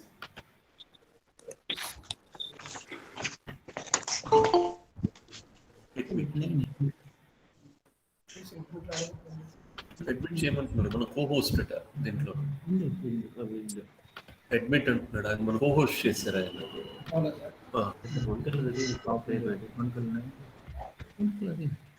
We are made the co-host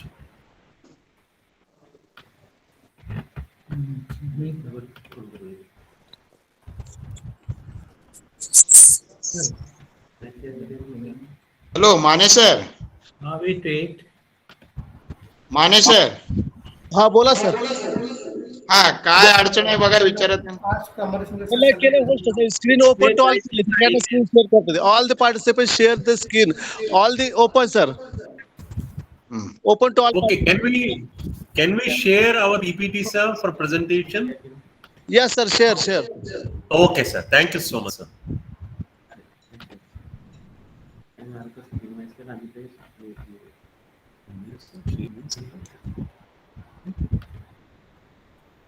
Hello?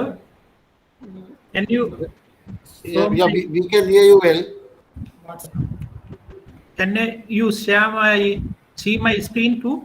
Yes. Okay. Then sorry for taking trouble at this point. So thank you very much waiting for me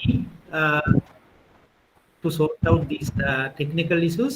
However, thank you for all the participants and the organizers, all the distinguished guests, vice chancellors and professors and senior members of ours. So I will go into my topic. So my topic is climate change, key issues, challenge and opportunity in achieving sustainable development goals for South Asian countries. So this topic is very nicely related with the speeches made before me. So all the distinguished guests ideas are parallel to my speech. So it is very easy to wind up my speech in the concept of mind. So thank you all the organizing parties and the Sri Lanka and India. So my outline of my speech is 3 headings. So key issues related to climate change and the challenges related to climate change and opportunities what we have to face for the challenges and key issues. So the key issues, I understand the key issues from the climate change is destruction of livelihood and lifestyles of ours. Basically,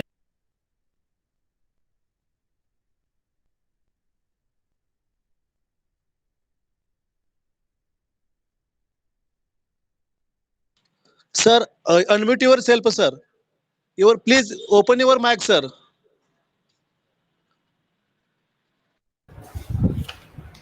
Amar Singh, sir, please switch on your mic. Not audible, sir, proper.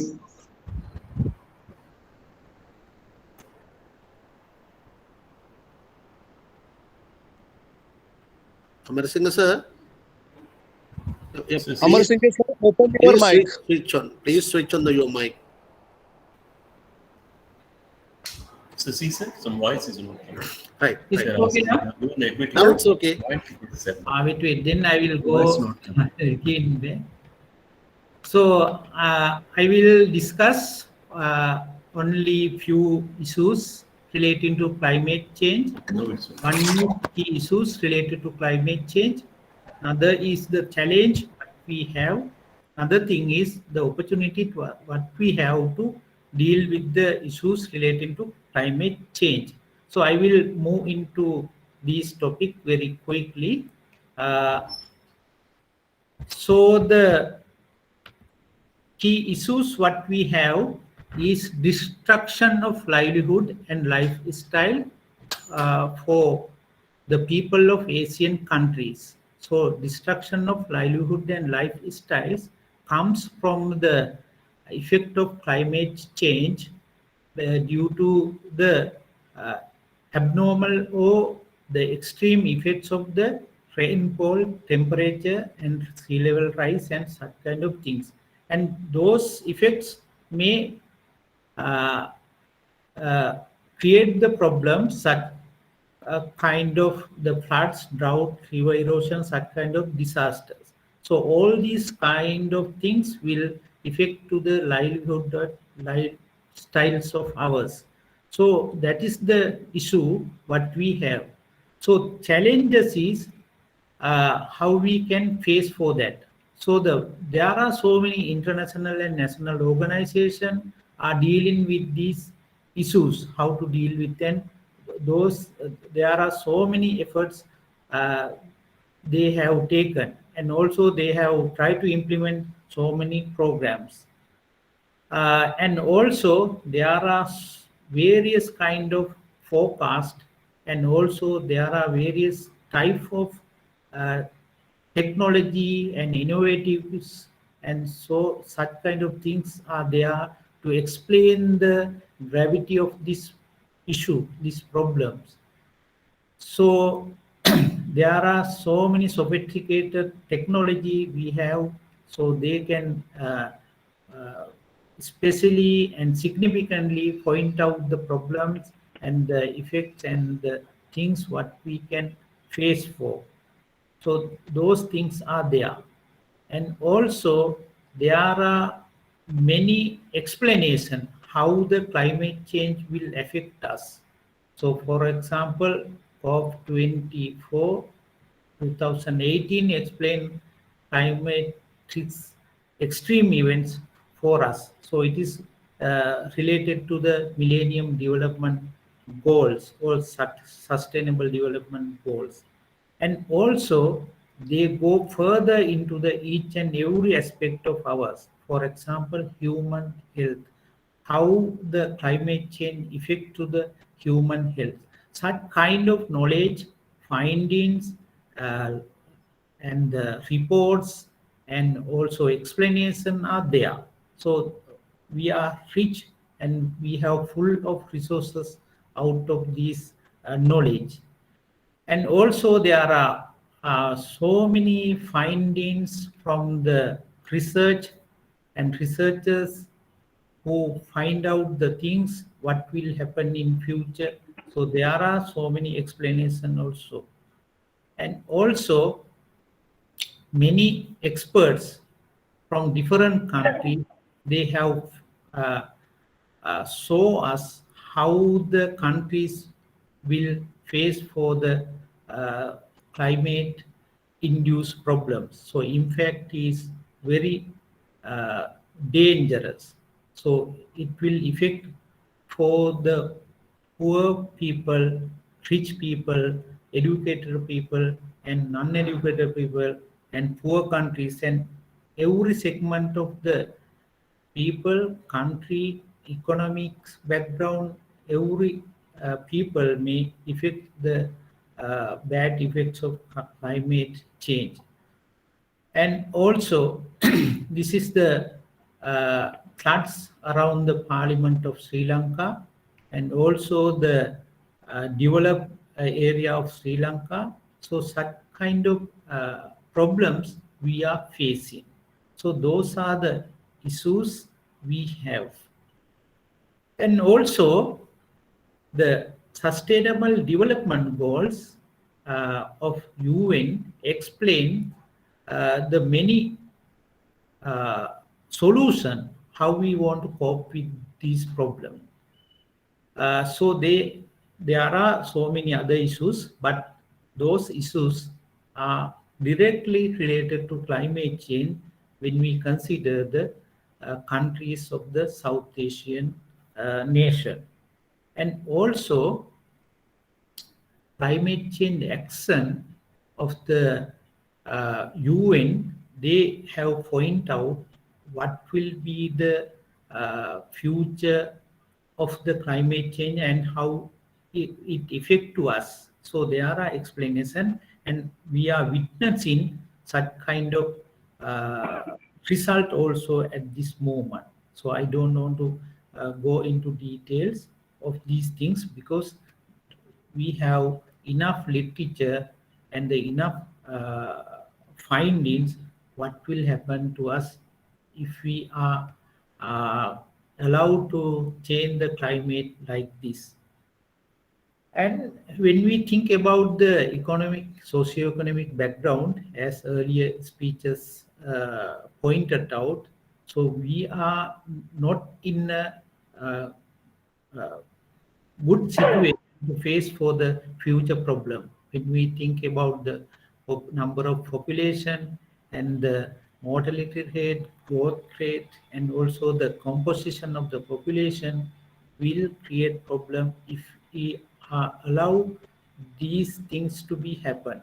If we are allowed to maintain the existing economic background, development process are to be in future, so we will create another kind of problems. So we have to face such kind of problems if the socio-economic background is there.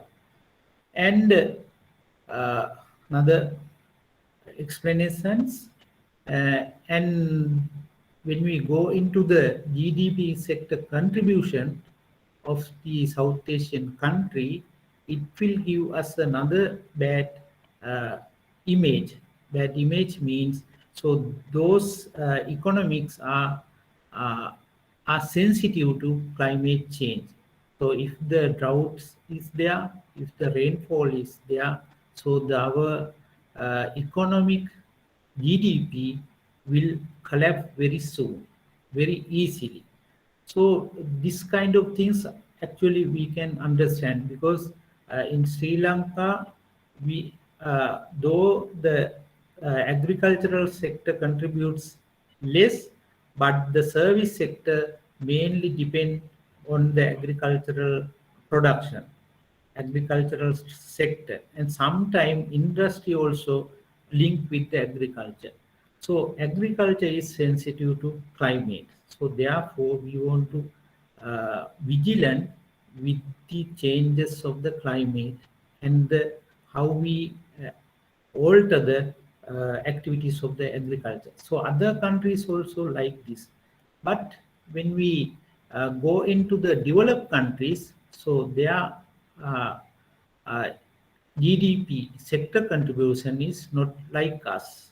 But even then, they also not safe. If the climate is changed, affect badly, their economics also will collapse, because their economy are depend on our economy. So when we think about the least developed countries, so there are another group of countries who are worse than us. So just like the countries around the Central Africa. So they also may face similar or severe problem than us. However, when we look into the global scenario, so South Asian nations are not in a good condition at this moment. But South Asia is the country with potential non-physical objectives, non-physical material. So we have potential and rich cultural aspects. So those things are there. Even then, we are named as the people who have low income, but we have the answer for to solve these problems. So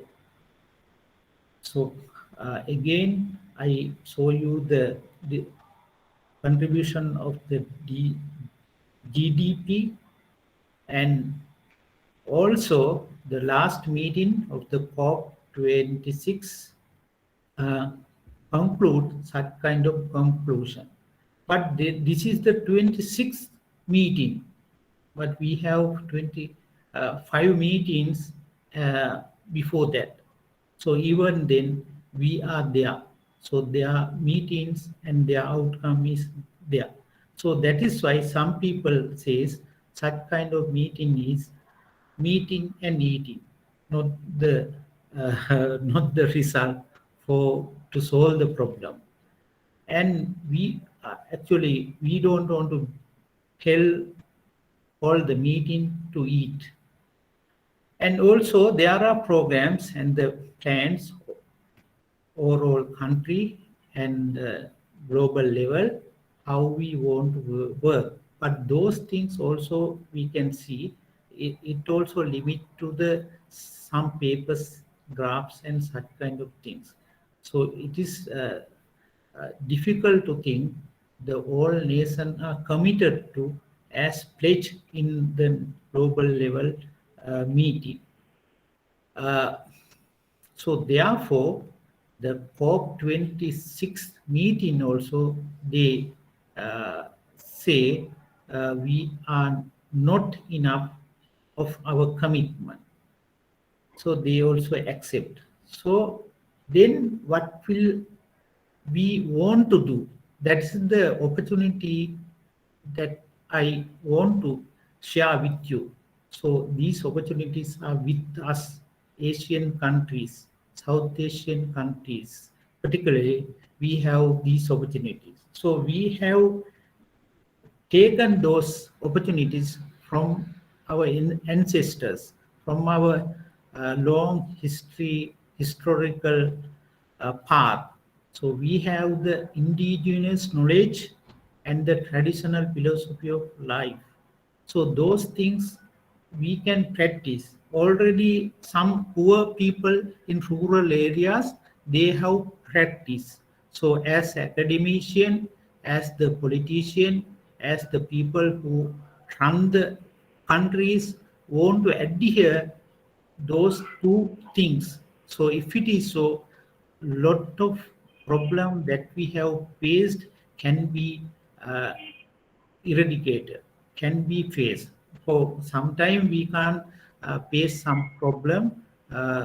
For example, sea level rise, we want to face for that, and also elephant man conflict we want to face. But even then, many problems can be solved if we adhere to those two opportunities what we have.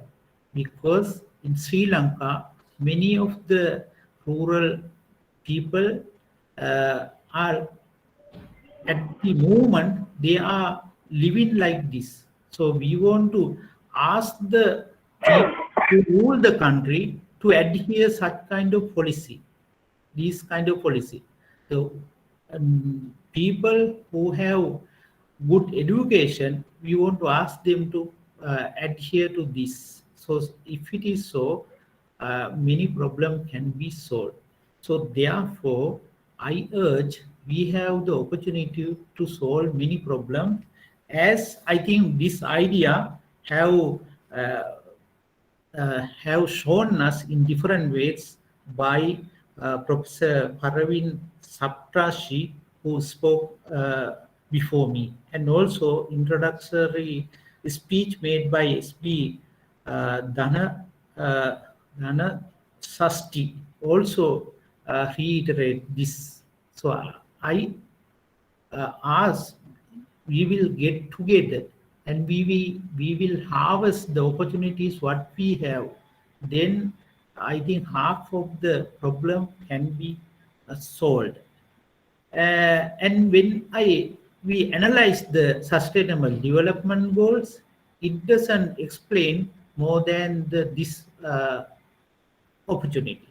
So therefore, this opportunity what we have already. We have sustainable development goals have listed in a colorful diagram, but we don't have such colorful diagrams. But the majority of the rural community at the moment, they have practicing it. So we want to give a value to these concepts.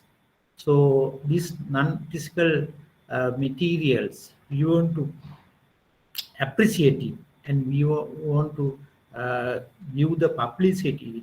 Then we can solve the impacts of climate change very nicely.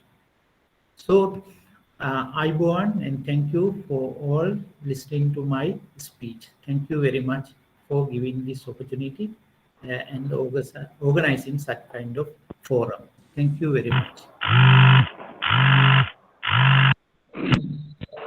Thank you, Dr. A.J. Amarsinghji, sir, for elaborately presenting about climate change and the sustainable development goals for South Asian countries. Now I request the chairperson of today's session, Dr. Sushant Sawant, Assistant Professor, Division of Geoinformatics, Department of Water and Health, JSS Academy of Higher Education and Research, Mysuru, Karnataka, to forward the concluding remarks of this session. Dr. Sushant Sawant. Thank you, sir. Greetings to all. I hope that it is audible, right? Sushant sir, open your video. You are audible. Open your video. Yeah. Just a minute. Is it audible? Yes, sir. Yes. Yeah. Okay. So greetings to all, and I am Sushant Sawant from Mysuru. I would like to congratulate Dr. A.J. Amarsinghji for his very informative and great presentation. And I would like to point out some of the highlighted issues by him in these lectures. So basically, he was talking about climate change as a key issue and challenges and opportunities, especially South Asian countries, in order to achieve the Sustainable Development Goals. So very comprehensively, he has talk about the Sustainable Development Goals and how it intend to take the very urgent action in order to combat the climate change and its impact. And also he has emphasized on how the climate change can impact on human health, and he has justified the same with the help of some of the research findings like climate change vulnerability and hotspot, flood-prone areas in Bangladesh. So here I can support that it's very essential to find out the prioritization areas and hotspots in order to tackle the problem and achieve the Sustainable Development Goals. So afterward, he talked about the Sustainable Development Goals and its role to achieve the goals across the world, and how the socio-economic background of South Asian countries is affecting, or we can say it can be as a hindrance to achieve these goals, like GDP and income level. And then he emphasized on the COP26, that is a climate summit, and despite the frequent meetings and how it still can be achieved, or there is still hope to solve this climate change problem and then achieve the sustainable goals. At the conclusion, he has spoken about the climate change opportunities, especially for the South Asian countries, by explaining some strategies and practices, especially strategic which belong to the rural communities. Therefore, it's explaining how the developing countries can support to achieve the goals, like strategies like indigenous knowledge and traditional philosophy of life. And he urged all of us that using these strategies and practices, one can effectively use and tackle the issues of climate change and ultimately to achieve the Sustainable Development Goals. So with this conclusion remark, I would like to congratulate Dr. Amar Singh sir. It's a great talk, actually very informative, and we are looking forward to hear from you hereafter also. I thank you organizers for this very important topics of these days, sustainable development goals and strategies and challenges. And here I will conclude. Thank you for having me. Thank you, sir. Thank you, Dr. Sushant Sawant, sir, for your concluding remarks. Let's go ahead to the next session. The resource person of this session is Dr. Nishan Sakalasurya, and the chairman of this session is Dr. Jyotiram More. Dr. Nishan Sakalasurya, Department of Geography, University of Kelaniya, Sri Lanka, and the topic is Sustainable Water Management and Indigenous Experience on the Ilanga System of Sri Lanka. I request Dr. Nishan Sakalasurya for his lecture.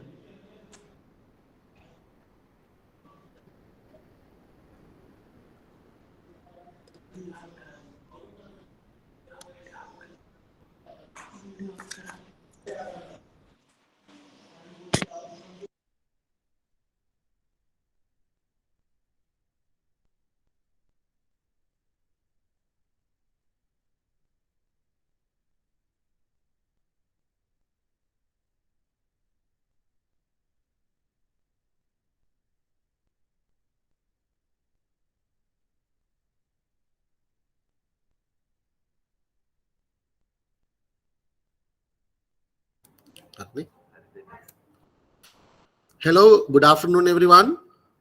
Can you hear me well? Okay. Yes, Nishan, we can hear you. Okay, thank you very much. Sir, Nishan sir, please, you share the entire screen. You share only your PPT. Okay, now okay. Right. Okay. Thank you very much for you all, especially the Dr. Jyotiram More, the chairman of the session, and all the conveners, vice chancellors, all the professors, all scholars, colleagues, and all the presenters and the participant of the conference. I am humbled to thank you very much for inviting me to conduct the small speech at this kind of very significant event. Especially, we all know the sustainable development goals, and the sustainability is would be a global common to the world, because everyone searching for a better life and sustainable life in comparing the current situation. So again, thanking you all. Just the lots of presentations, the lots of scholars, they are pointed out actually the challenges of to achieve the sustainable development goals and related fields. Especially Dr. Amar Singh talked about the climate change, and our keynote speaker, Professor Hevage, clearly mentioned about the population and then the energy crisis and waste crisis, and we have to face in near future in different way in the regional countries, especially the South Asia. So that my point of view is I am coming with some solution, because the lots of challenges, they are very clear to us. In my presentation, I would like to share with you the indigenous experience of sustainable water management system. We called in locally in Sri Lanka, Elanga cluster tank system. This is a world heritage in Sri Lanka. It means this Elanga system, the traditional indigenous sustainable water management system is not ours now. It ours and yours. It belongs to the all people, the communities, societies in the world. So when I go through that literature and my research, all the times this expression came into my mind. That is, the end of all our exploring will be to arrive where we started. The T.S. Eliot correctly said what will be happen in the future, because as we all know, the same thing in the history, it can be happen again and again, but in different ways.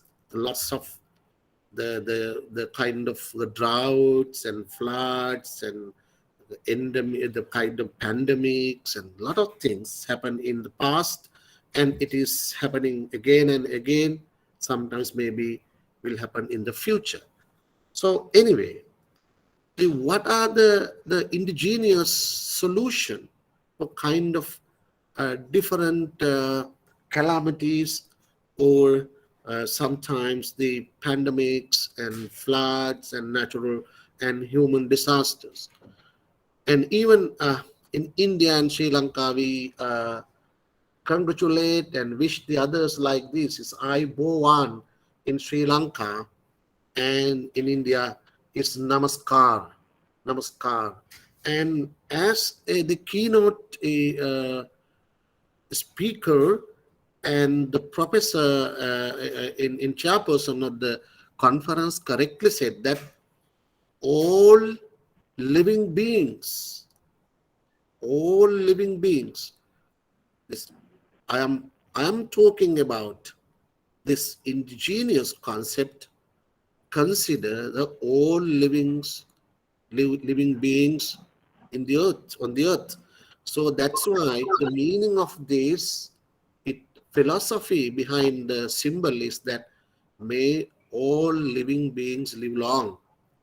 All the creatures, all the fauna, all the flora, everywhere, all over the world, in the water, in the sky, in the air, in the rocks, all living beings live long.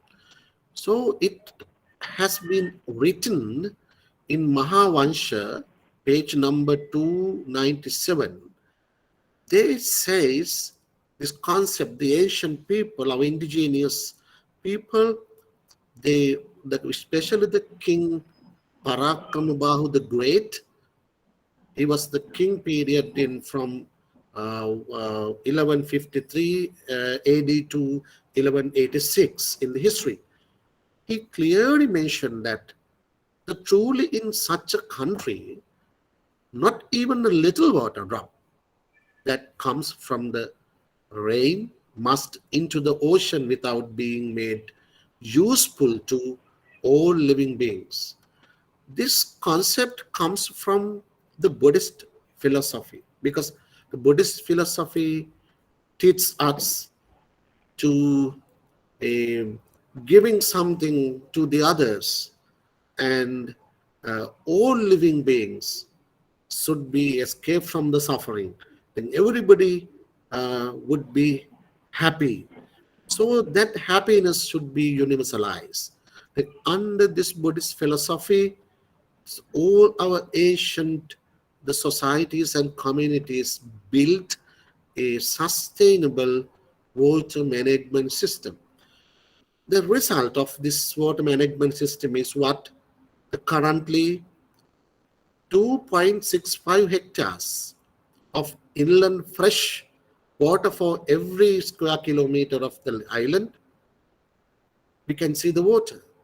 Sometimes this may perhaps the highest density of inland water available for any island in the world, because I have no exact data to prove that. So anyway, as you all know, India, Pakistan and Bangladesh and our neighbors, you all know that we are in the monsoon and tropical climate.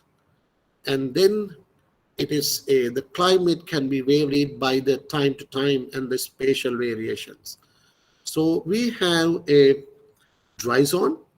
You can see here in the 2/3, actually the 63.12% of the total land area of Sri Lanka belongs to the dry zone.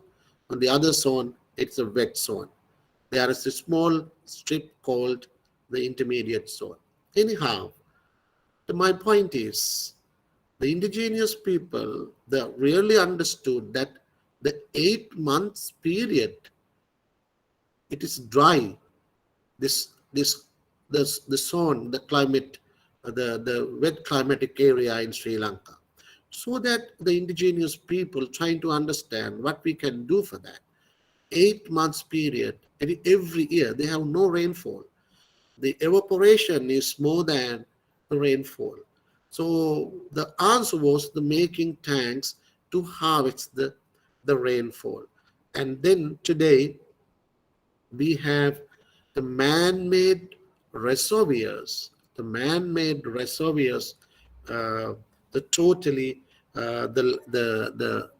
land area of these man-made reservoirs, 169,000 hectares. It means totally 2.6% of total land areas. We can see the fresh water in Sri Lanka. So now I would like to move to tell something about the relevant terminologies. The cascades, it's the English word for this tank clusters. The Elanga is the local Sinhalese word in the village areas. In the during my research, I introduced another concept and another name for this, terraced tank clusters. This is a tank clusters, but its shape is terraced, step by step. So I developed the definition for this traditional irrigation system. It is, you can see in the presentation on the screen, the cascaded tank village system, the social ecological system. You know that Elina Ostrom, all the geographers know about her. He developed the concept about the social ecological system. So I did the close study in my PhD in relevance to the social ecological system, that I can say I am very confident to say that the cascade tank village system is a social ecological system. This also contributes to efficient water management, with water from one tank flowing into the another through a network of tanks and streams, while providing the water for not only humans but also the wildlife, and recharging the groundwater for future generations. So as you know that even in India, Pakistan and Bangladesh, a lot of areas in South Asia, we are using the groundwater. What will happen without recharging? If we can take much more groundwater, what will happen in the future? So the traditional indigenous, the social ecological irrigation system is marvelous. It's nobody can understand, still fully understand, including me. Lots of researchers says this is very difficult to fully understand what kind of relationship between human needs, human behavior, and the physical environment of we are living. So this village ecological and the cascade system, it's called the exemplifies a sustainable system concerning the historical behavior and the contribution to make sustainable environment in drought prone, on the other side the flood prone areas in dry climatic zone, because 8-month period is dry. In November to February there is a higher rainfall, and then we can see everywhere in the dry climatic zone the flood.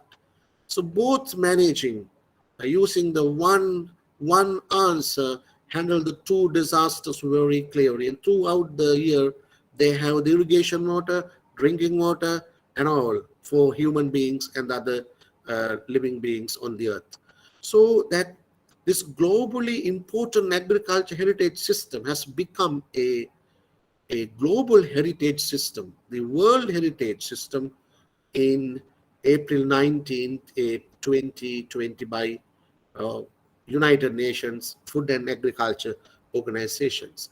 You can see some of the map, and in this way, and I will show you that you can see the huge amount of tanks in this is the dry zone and this is the wet zone. Also we can see the tanks, but the majority are concentrated into the dry zone.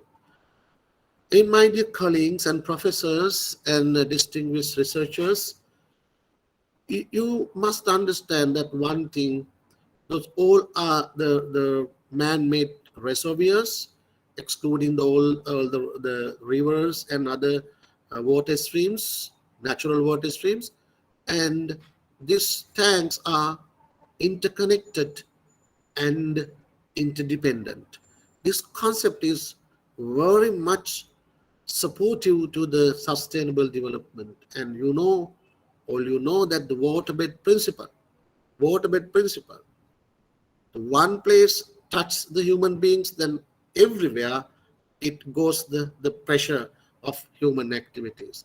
And on the other hand, because all the tanks are interconnected and interdependent. You can see this, the small point I enlarge here and then show it to here, and this is the one cluster.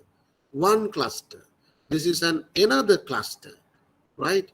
That is we called Lanka system, the one system, and this is the another system, but these two systems are again interconnected. My dear colleagues and researchers, you should understand all the tanks of Sri Lanka, they are interconnected by slope. Sometimes it's interconnected by the water cycle, right? It's evaporated. Again, it comes the rain, and they are harvesting in different areas of Sri Lanka and recharging the groundwater and giving fulfill the water requirements of dry periods and control the floods. And yes, Professor Havage is a keynote speaker. He correctly said that we have three different irrigation systems.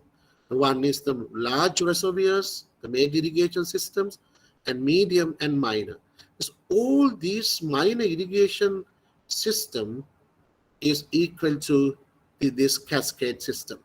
In Sri Lanka, we have at least 14,000 small tanks under the cascade systems. The one cascade system, we have sometimes the 6 tanks, small tanks, sometimes the 14 tanks. So my dear colleagues, and this is the largest cascade system in Sri Lanka that I have ever seen. This I found this one in Puttalam district, the Kurunegala and Puttalam district boundary. We call it the Giribava cascade system. It consists 91 tanks and diversions with the same cascade, right? And then you can believe the hectare 39,271, and it represents the percentage of irrigation is 23.1. On the other hand, major irrigation reservoirs, the ancient, it is indigenous production, and the large reservoirs, 73, the 70,850 area, the hectares under the water, and then the 41.7% belongs to this irrigation system. The all together, you can see, and about more than 65%, very near, approximately, with 65% of the irrigation system in Sri Lanka made by the indigenous people, our historical people. So currently, still, this is sustaining under the Buddhist philosophy. They have the village, temple, tank, and pagoda. The Sri Lankan indigenous sustainable concept: village, temple, tank, and the pagoda. For milk, honey, rice, and betel. They need milk, honey, They are very sweet-hearted people, and then the rice and beetle. This is a folklore, but I just try to make a figure using the different folklores, but you can see in the pictures what I'm going to say. And this is the pagoda, and this is the tank, this is the environment, and this is the temple. So it's all together we call the traditional sustainable development concept: village, temple, tank, and pagoda, right? And then I would like to give some explanation about the cascade systems, and considering the water flow, landscape, and the connecting one tank to another, we can calculate and reshape the morphology of the cascades. So we can identify 5 shapes of the morphology with the morphology, and that is called linear, the crescent, dendritic, fan-like, and trident. It found 2 years ago by myself during my research, because I conducted the research on 45 cascades, more than 1,000 tanks. I personally visited, and I'm giving this conclusion with the experience, right? And these are the profile, the cross section of a cascades with the one system with many tanks. I and my previous scholars, especially the Madhuma Bandara Tennakon, and my teachers and my gurus, they have founded 10 types of tanks. I proved it. I give lots of evidence to prove that it's the different purposes. All the tanks, my dear colleagues, they are not providing water for agriculture. Water for agriculture. The 10 different purposes, they have built tanks to sustain the social, ecological system. So one is the temple tanks. It is for temple, the Buddhist monk, to take the water for throughout the year. It's sustaining water for Buddhist monk to meditate and doing these religious works at the temple without having problems. And we call it pin well, right? And then the some of the tanks in Cascade built for drinking water for the people in the villages, and we call it drinking water tanks. And then the forest tanks, it's for elephants, monkeys, giant squirrels, birds, and all the funguses and the fauna in the flora in the forest. And one tank cover 3 square kilometers of forest area, and the seepage and the small amount of water in the tank, but it's provide the loss of water to protect the biodiversity inside the forest. All those tanks are located inside the dense and heavy forest.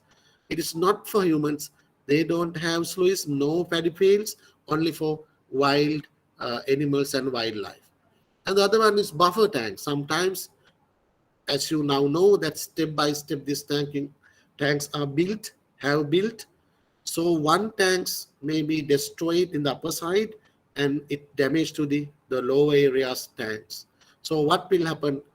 They build the buffer tanks to stop the excess water and the silt and the sudden water storage. They are making the kind of buffer tanks to sustain the total system. And the tanks for bathing, and we call it the sluice tanks. That is the first tank of a cascade for providing water for irrigation. We call it sluice tanks. And old village tanks, sometimes due to the different disasters, some people are moving from one place to another for their survival. Their village has been converted into, transformed into another area. And that is called old village tanks. We call it Olagamau in Sinhala. And the storage tanks. All the tanks not providing the water for irrigation, but some tanks work as the storage tanks. Sometimes in the heavy drought period, and they can take slowly the water from the main tank from this the storage tanks.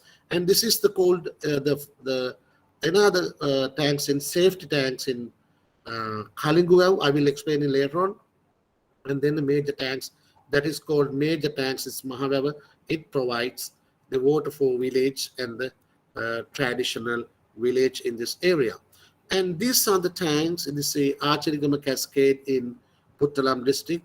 I show you that the star marks here, those are the forest tanks. Those are the forest tanks. No paddy fields, many forest tanks. Wildlife, the sustaining the natural environment, you can see. Right, the Kayan tanks, the buffer tanks. This is also forest tanks, and then those are storage tanks, and this is the main tanks provide water for the irrigation. And this is a sustainable social ecological system around one tank, around the Mahaveva, the main tank. There are different 52 components of one tank or a cascade. A spillway, a sluice, and different components. So it will take much more times to explain the component. These 52 components of a cascade all are one-to-one. Competitively, they are sustaining the system throughout the year. These are the conclusion of my study. And then the cascade is a social ecological system. I can say it confidently, but by the profit maximizing programs and projects, the sustainable social ecological system are endangered by the nearsighted renovations. And then without renovating the forest tanks, we cannot provide the water for wild animals and the wildlife. The human-elephant conflict, as our keynote speaker pointed out in Sri Lanka, is a major issue now. I mean, in some part of Africa and some part of India, we are facing a similar problem. But we have to increase the water capacity inside the forest, because the elephant cannot drink water for everywhere, because they need the kind of spring water or rain water. They like it. If not, they don't like the kind of contaminated water. So in the dry zone, if we need to face the flood, droughts, and especially the extreme weather events of coming under the climate change, so we have to restore again rebirth and restructure, rebuild these kind of ecological social systems in dry zone like cascades. So in Sri Lanka, it's a very serious, because there is a concept that I'm pointing out here today: no rice, no life concept, and the climate smart livelihood. And in the past, the indigenous people, they practice the kind of the sustainable and climate smart livelihood with this kind of concepts and the environmental friendly productions, the human man-made the creations and the productions. Globalizing and localizing answers are needed. The one professor well said, this globalizing, interconnecting, and making the corridors and interconnecting the regions, countries, and the cities of South Asia and the other worlds, we can make solutions for the sustainable development challenges. My point of argument is, one of the point is that we have to have developed the indigenous knowledge and the system that available systems in Sri Lanka and the India and Pakistan and other countries. We call it localizing the answers. But the target of my presentation is this: localizing answers, indigenous answers, would be the globalizing. If you can apply, I had many experience in Odisha, Goa, and Karnataka in India, but we can use the same experience, sustainable water management system for our region. So finally, I would like to conclude the available but not available. the Dr. Amar Singh pointed out that we have water during the flood, but no drinking water. We have lands, but we have no arable lands. Those are the basic questions that we have to face under sustainable development goals. Give me 2 minutes, so show live in the video clips what kind of thing that I want to show you. What is the current situation of this cascade? I'm sorry. Give me 1 minute. 1 minute. Yes, it's showing.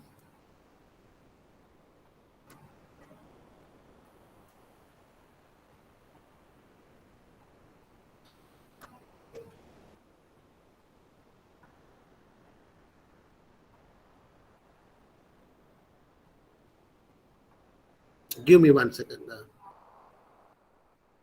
Yes, and this is.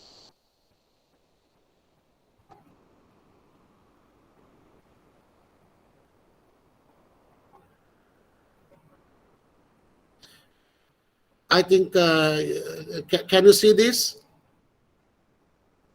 Yes, yes. Yes, this is the actual figures taking from the drone shots.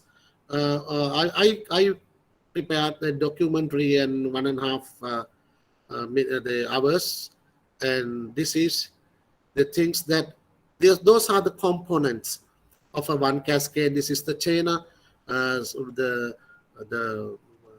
what you call that, the ancient agricultural system, slash and burn and slash, and burn, and then the highland for the cultivation. This is the village. This is the tank system. It's a temple tank, and the forest tanks, and so on. And you can see this is me, and this is the modern engineering technology, but it is not matched with the ancient things. That's why the invasive plants are everywhere on the tanks. This is the village of this. Yeah, this is the bathing. This is not for agriculture only, for bathing purposes. And this is the paddy fields, and very nice paddy fields. You can see. And this is the water filter. There's some water comes from the forest, and it comes to this filter and go through this grass, and silt is here, and then clean water just go into the main tank. So thousands of years, actually, all the tanks are old, as 1,500 years old, but there is no silt. But after the independence, 1948, the near-sighted renovations completely changes situations. I think this is the huge system. I think I have no more time to explain, my dear colleagues, and these are the actual the renovations, and I have to say something. This is the wrong renovation, and you can see the mud water in the tank. That's the goat. Every village has a goat, and they are working with the goat. Goat is actually the natural tree, right? It's marvelous, this sustainable concept. Yes, thank you very much, my dear colleagues, and you gave a much more the minutes to complete the session. Thank you very much. Again, I'm thanking you. This is a very important session. Allocate me the much more time. Thank you very much. Have a nice day, and a good future and sustainable future for all. Thank you. Thank you, Dr. Nishant Sakal Surya, for explaining elaborately on sustainable water management. Now, I would like to call upon the today's chairperson, Dr. Jyotiram More, BOS Chairman in Geography, Savitribai Phule Pune University, and Head, Department of Geography, BJS College, Wagholi, Pune. Dr. Jyotiram More, sir. Yes. Good afternoon, all of you. I am audible? I am audible, Mani sir? Yes, sir. Yes, sir. Yes, please. Good afternoon, all of you. Firstly, I congratulate active staff of Department of Geography, University of Kenya, Sri Lanka, in collaboration with Dayanand College, Solapur, and SB Patil College, Mandrup, and Pangaea Geographical Association have jointly organized one-day multidisciplinary online international conference on sustainable development goals in South Asia, key issues, opportunities, and challenges. Just Honorable Dr. Nishan Shakala Surya has given very good information regarding water management. He has explained the cascade concept in cascade tank village system in CTVS. This is the long form of cascade tank village system. It's described a connecting series of tank organized within a micro catchment of the dry zone landscape, and storing, covering, and utilizing water from the empirical ritualette. It is an accident. The widely used and unique traditional agriculture system mainly found in the dry zone of Sri Lanka.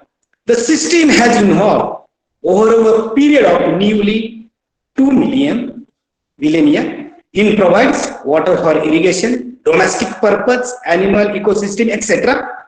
Cascade means, he has explained the cascade concept. Cascade means water that flows down the side of a mountain, and he has given a one field that is it is very innovative, that field. The cascade tank village system takes dominance over the water system, and due to the expensive coverage, unique technology, sustainability, and reliance to natural disasters, and such as he has given very good examples for drought, epidemics, floods, cyclones, many things. Highly biodiversity and many other beneficial characteristics. Indeed, this system has helped rural people in the dry zone of Sri Lanka to survive in insulation for several centuries of negligence due to unstable socio-political situations. He has explained also the proposals for including the cascade tank village system in that village. I can't that the name of that village also, and he has given the example of that district also, and this is very important for us. The foundation of the largest part of the country, agriculture production. The village tanks host a remarkable heritage of agro-biodiversity and wild biodiversity, and continue the unique buffer against natural disaster and climate change.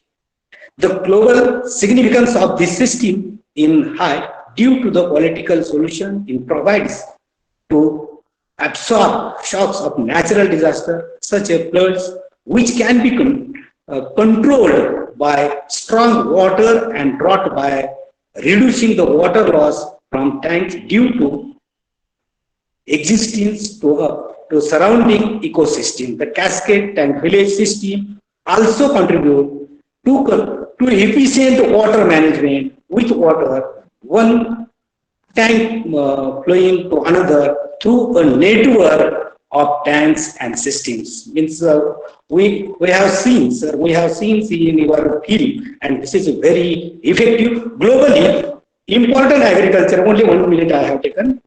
Globally importance of the agriculture heritage system.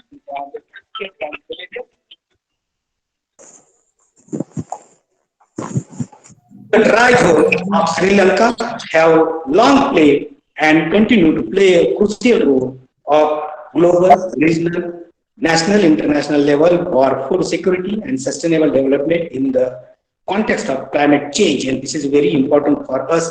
Your lecture is very good for us, and we are learn many things from your lecture. So I thanks to organizers.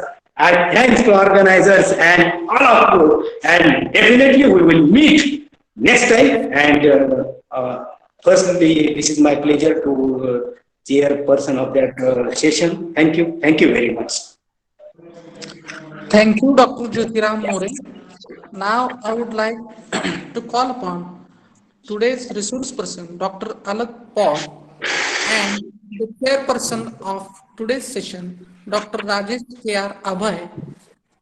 Now, I would like to call to speak as a resource person, Dr. Alak Paul, Professor, Department of Geography and Environmental Studies, University of Chittagong, and PhD, Durham, UK, Bangladesh.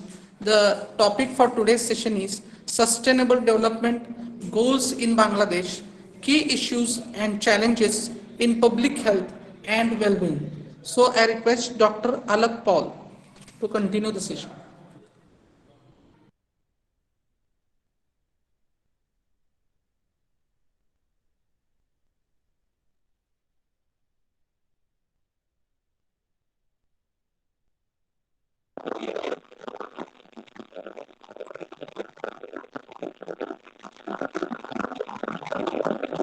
Alak Paul sir, yes, you present your entire screen.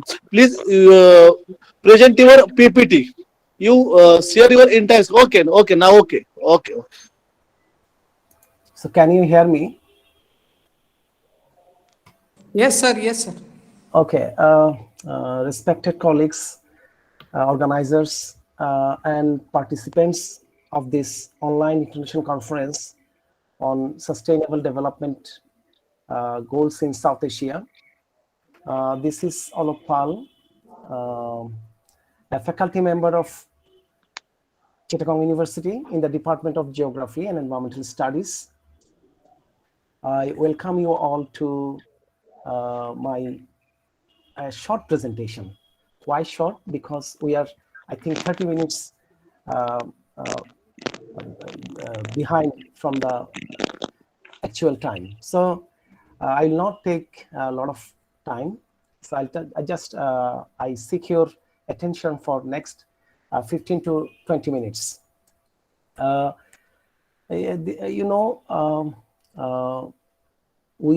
are actually right now living in a pandemic time. So I think all of you are staying safe in this pandemic. Although we have some new variant is approaching to some of the countries in the world, Omicron. So we have to be alert, we have to be safe, we have to be cautious from this new variant of this virus. So my topic is, I just set a topic titled Sustainable Development Goals in Bangladesh, Key Issues and Challenges in Public Health and Well-being. When I was a student of Dhaka University, the capital of Bangladesh, that time I made a thesis dissertation in my master's in 1999 on disaster management. It was so pleasing that two of my previous presenters of Kelaniya University of Sri Lanka, they did excellent. Their presentation was nice, which was actually based on climate change. So I have a little knowledge about climate change, but since 2005, when I finished my PhD from UK, since 2005, I have been working on health issues. So I have been trying to keep a bridge between public health issues and development goals of development goals set by United Nations. So this is the right cause. Just I tried to put some issues, like key issues or key factors and challenges in public health sectors in Bangladesh. Okay, so you know very well that what is sustainable development goal. In 2015, the Sustainable Development Goals, which is actually also known as the global goals, is set by United Nations member states as a universal call to action to end poverty, protect the planet, and ensure that all people enjoy peace and prosperity by 2030. And there are 17 goals in sustainable development in this cycle, in this diagram. So in goal 3, you can see the heading is good health and well-being. So the SDG, Sustainable Development Goals 3, is closely related with sustainable health and well-being. So and this goal is actually recognize that action in one area will affect outcomes in others, and development must balance social, economic, and environmental sustainability. So, you know, some Nobel laureate people like Professor Dr. Amartya Sen and some other renowned, distinguished people always praise globally. This is very praising things that the success story of Bangladesh in the sector of health. So what are the reasons? The first thing is success in family planning through fertility regulation.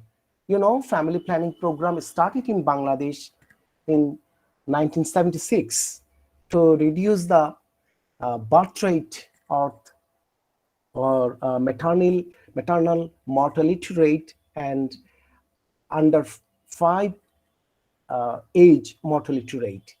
And Bangladesh shown a great success in reducing the average number of children per woman of reproductive age.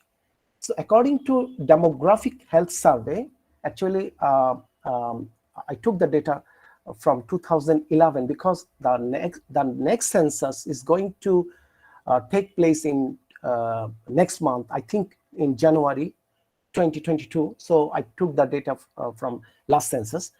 So the TFR, total fertility rate in Bangladesh, is 2.3 around. Some statistics show different, but it is about 2.3, which is a high decline from 6.3.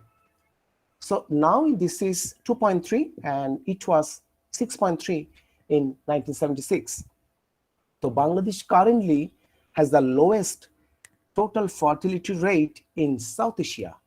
So on the other hand, mortality survey shows a decline of 40% in maternal mortality rate between 2001 to 2010.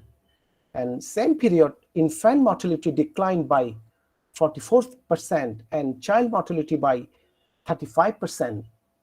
According to UNICEF, Bangladesh child mortality rate was 139 per 1,000 live births in 1990, but now the figure is 38. So there is a positive relationship between the declination of maternal mortality and the successful delivery of family planning measures. So, the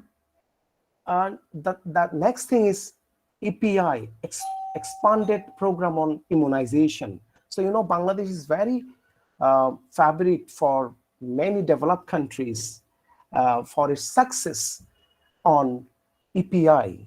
So, this immunization program has been actually is a great success story for another success story for Bangladesh. Millions of children and women actually have been protected from vaccine preventable disease, for example, polio, diphtheria, BCG, so some other like kind of disease.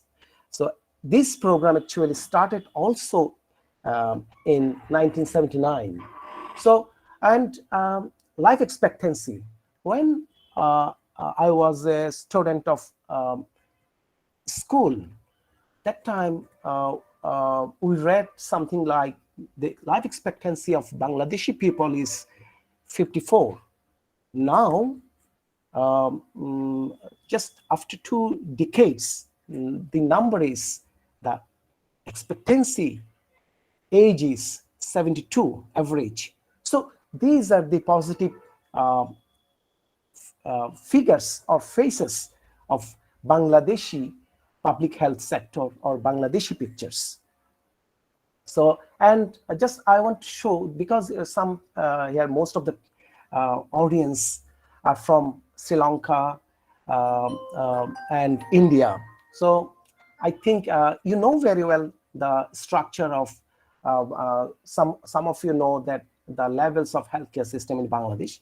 So just for a little curiosity, just I want to show that there are 3 layers in Bangladesh for healthcare system, and you have been just trying to catch the primary, secondary, and tertiary.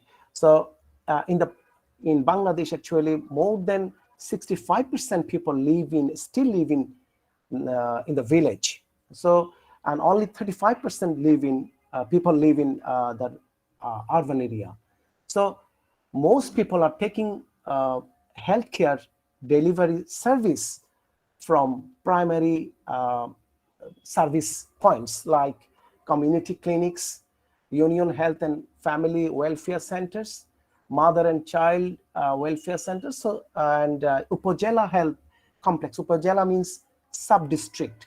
And there are some district healthcare systems and delivery points, and in the divisional towns like Chittagong. This is I'm speaking from Chittagong, and this part is located in the southeast part of the country of Bangladesh. So in the divisional towns, we have many teaching hospitals like medical college or specialized hospitals. So what are the major issues of public health sector in Bangladesh? As we are actually right now involved in the discussion of sustainable development. So what is the real development of the health sector in Bangladesh? So what are the characteristics of Bangladeshi health, people's health?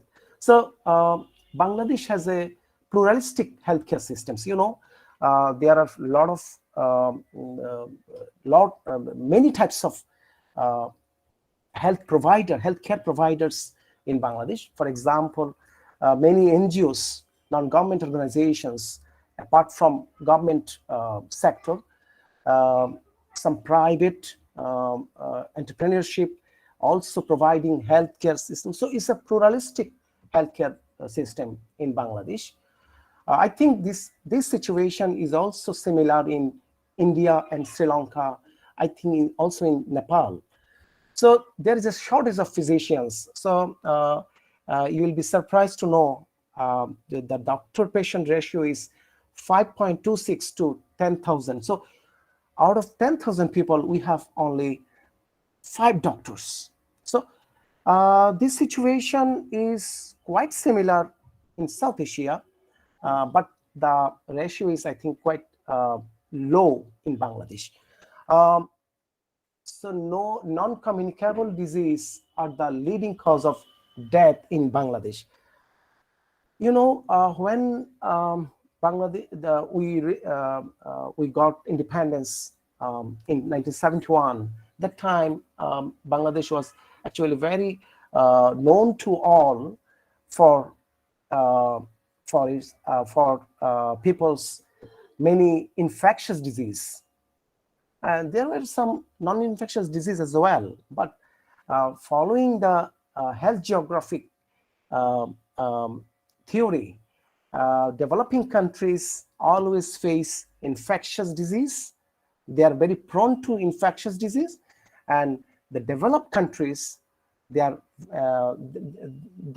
people always prone to acute disease or non-communicable disease. But right now, Bangladesh, the economy of Bangladesh is growing up, and people are facing some non-communicable disease. So sometime I asked my student whether the development is good for health. So and they become confused. So right now, actually, the Bangladeshi people have been facing, or we are suffering by the number of patients of diabetes, cancers, chronic respiratory disease, cardiovascular disease, hypertension. This kind of disease actually are increasing among the people, especially urban people. So being a researcher in the sector of health, so I have been looking at these issues for a long time. So we are actually in transition time from infectious disease to acute disease or non-communicable disease. So the next characteristics is most physicians and healthcare workers are concentrated in urban areas. I don't know what's the situation of Sri Lanka and Bangladesh, India, but the Bangladeshi physicians or healthcare workers, they like to stay in the towns. I think this is because of good accommodation, good transportation, good educational facility for their kids, or employment opportunity, good employment opportunity, or good income for income. So, physicians or healthcare workers are living rural place, and rural people are just not getting or not receiving proper treatment. So socioeconomic and economic inequality affects healthcare in Bangladesh. So just which I actually described in the earlier characteristics. So disparity is actually showing how urban people are receiving treatment and what is the condition of rural people's health in Bangladesh. So limited government funding has led to high out-of-pocket payments. So there is limited opportunity from the government side because people, the number of Bangladeshi population right now is about 164 million in a small country. So the government is trying to provide more healthcare facility centers in the divisional towns, in the district towns, even in the sub-district towns. But some people are not, this is true, some people are not receiving proper treatment. Okay, next slide. So what's the progress, Bangladesh progress on sustainable development goals? So I can say our underage 5 mortality rate has been decreased. So the malnutrition status is also decreased. The maternal mortality ratio is also decreased.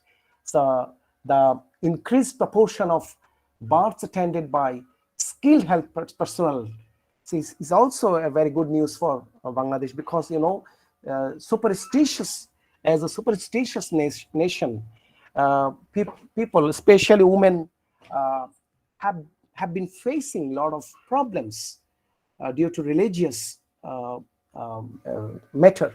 So right now, many women or their husband, they feel interest to go to doctor or to see at least a midwife for their newborn baby or coming baby.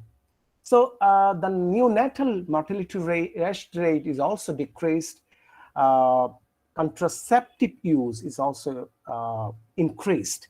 So interesting matter is here men or male contraceptive issues not increasing too much.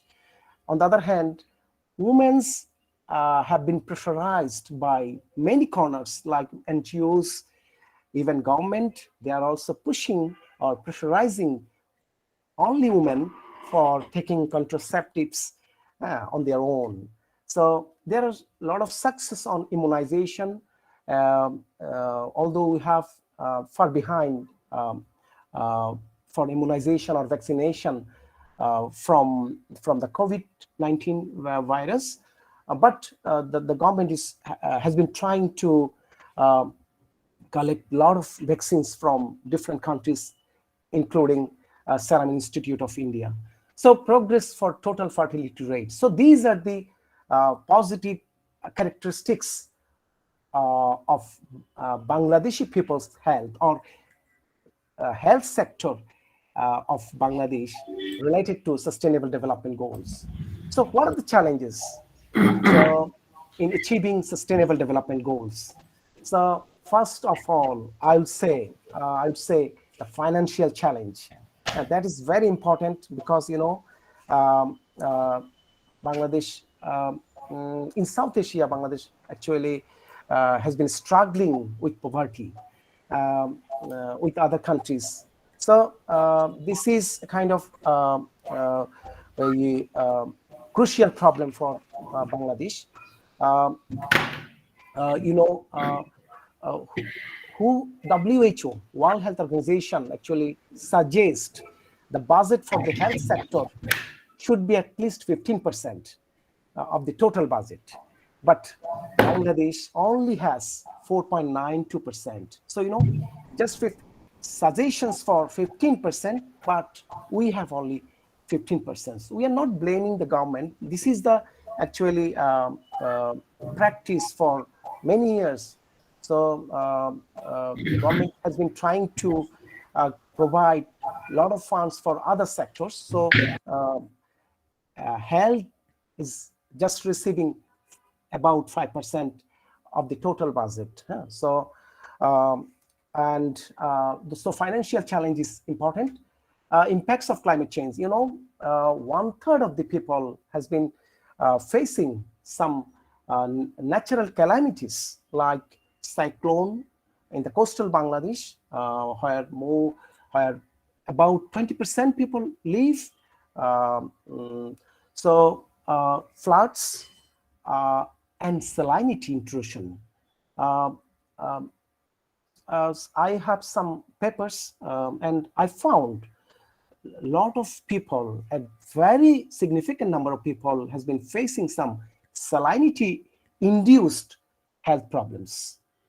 So like hypertension, scabies, even malnutrition, and women are suffering from some gynecological problems. So these climate change issues or natural disasters issues also giving pressure or making challenge for health sectors. So lack of coordination. So in Bangladesh, actually, unfortunately, we have a limited coordination or poor coordination among the agencies, among the ministries, among the NGOs, among the international donors. It's a problem for achieving sustainable development goals in the sector of health. Income and development inequalities. I just mentioned earlier that more than 60% or 65% people still live in the village. So, and a big number of people actually still live in the under the poverty line. So they need good food, they lack nutrition, proper nutrition, they lack poor, they have poor health. So they are always in a vicious cycle. I know you people know what is the term, what is the meaning of vicious cycles. So youth unemployment is another challenge. So 1/3 of our total population right now is in youth stage, young age. So we cannot provide good employment for them. So a lot of frustrations in their eyes. So it's another challenge. And being a geographer, I can say geographical disparity in development. This actually slide actually is showing the health challenge for a major health challenge for financial matters and disparity. So I just mentioned earlier that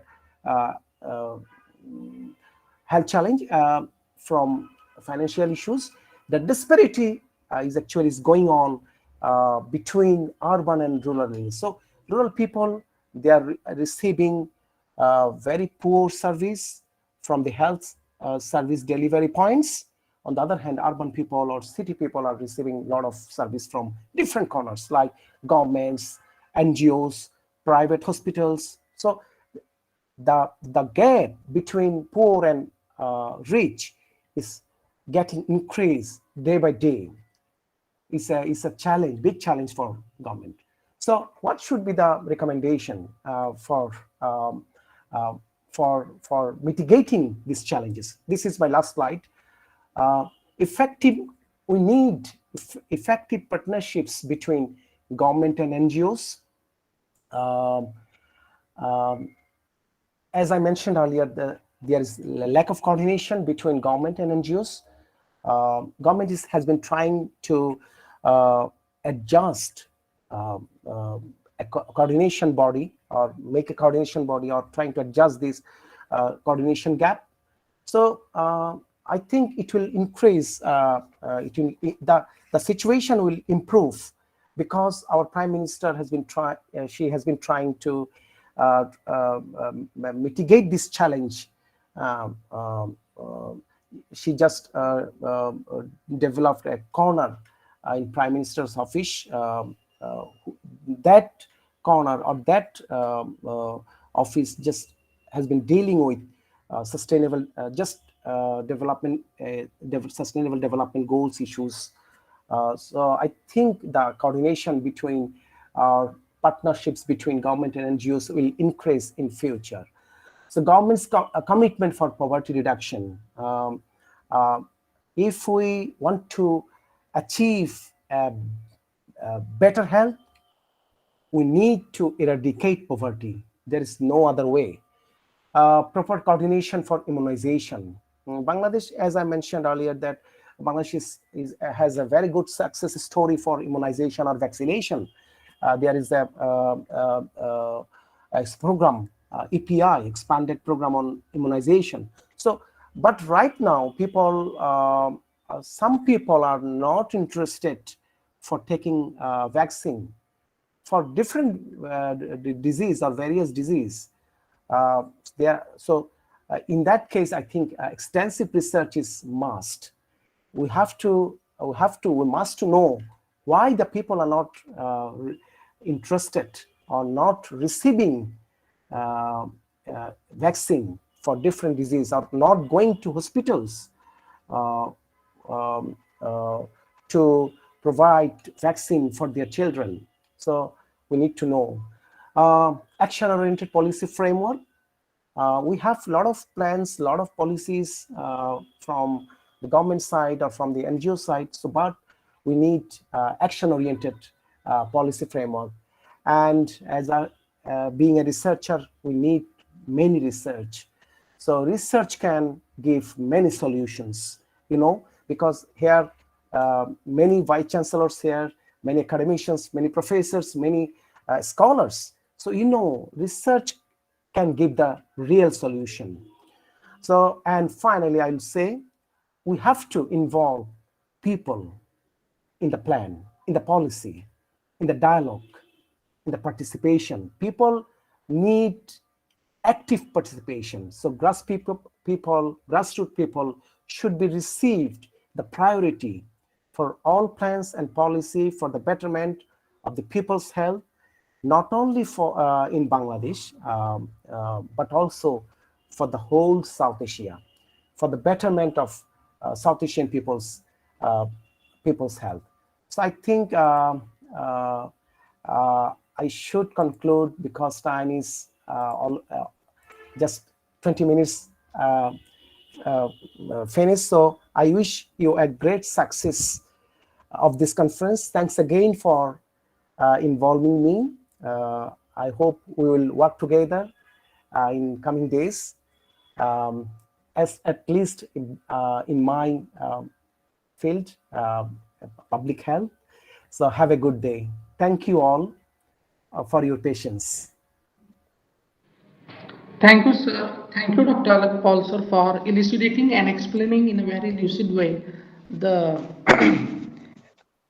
sustainable development goals and key issues and challenges. Now I would like to call upon the chairperson of today's session, Dr. Rajesh Abhay, Assistant Professor, Department of Geography, Dayal Singh College, University of Delhi, New Delhi, to make the concluding remark. Dr. Rajesh Abhay, sir. Thank you, Dr. Gaikwad, for this nice introduction. I would like to congratulate Dr. Alak Paul, Department of Geography, University of Chittagong, Bangladesh, for this wonderful delivery of the issues of public health and well-being in particularly Bangladesh. When I have taught geography of South Asia in one of my paper earlier, I came to know that I think Bangladesh is the densest populated country in the Asia. And for the country like Bangladesh, it is very difficult to have the public health management and well-being, having so much crowded. And it is really heartening to note that after having the 50 years of independence,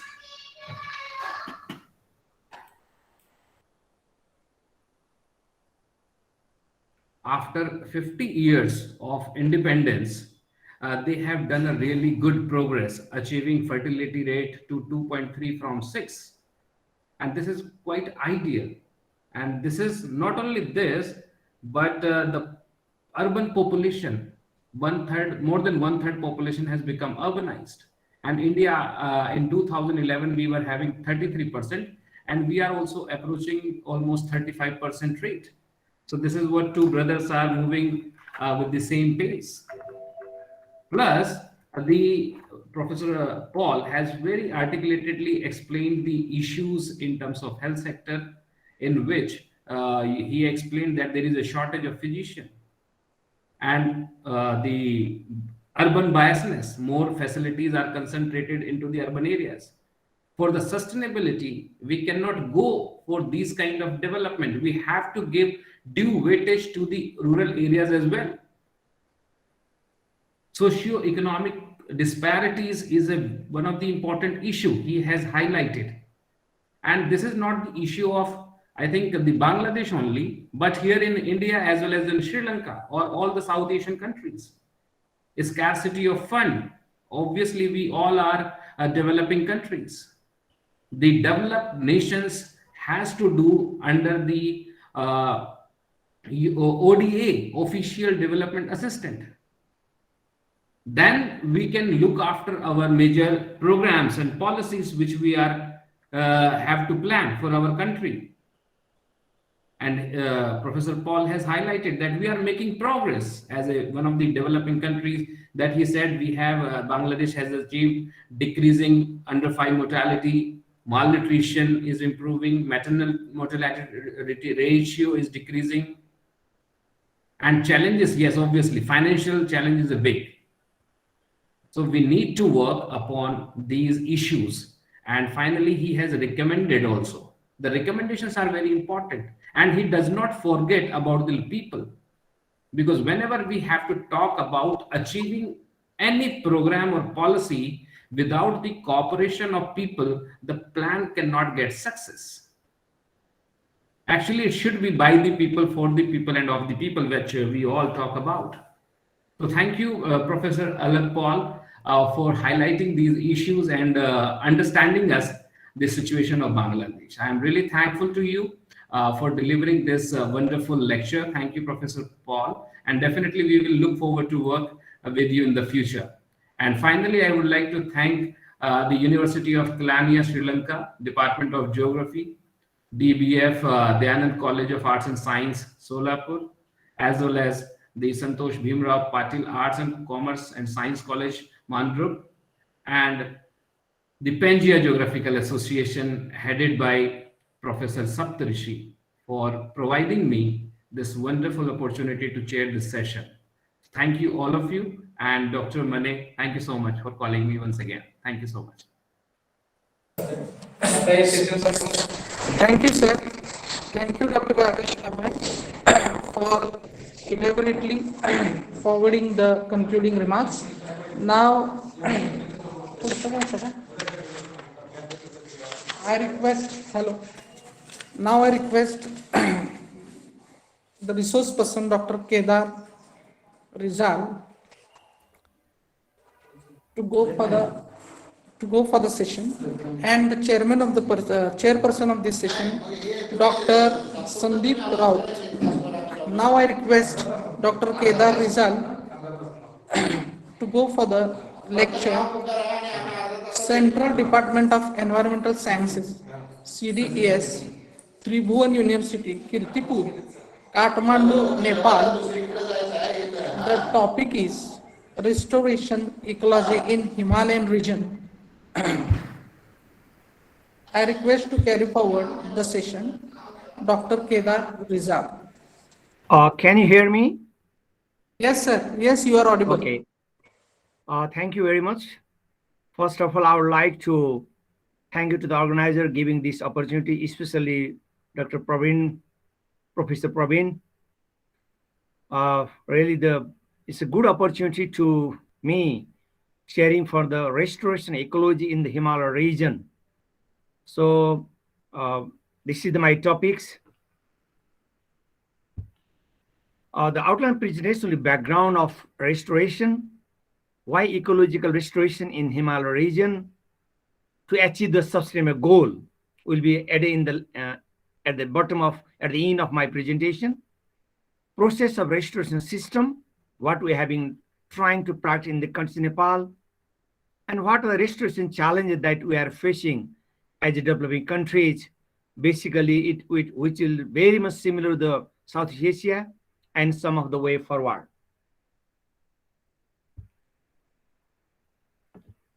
Actually, ecological restoration assists the recovery of ecosystem that has been degraded, damaged, or destroyed. Actually, because of the anthropogenic activities, many of the ecosystem in the world have been disturbing by in different level. Basically, it's essentially the environment issue.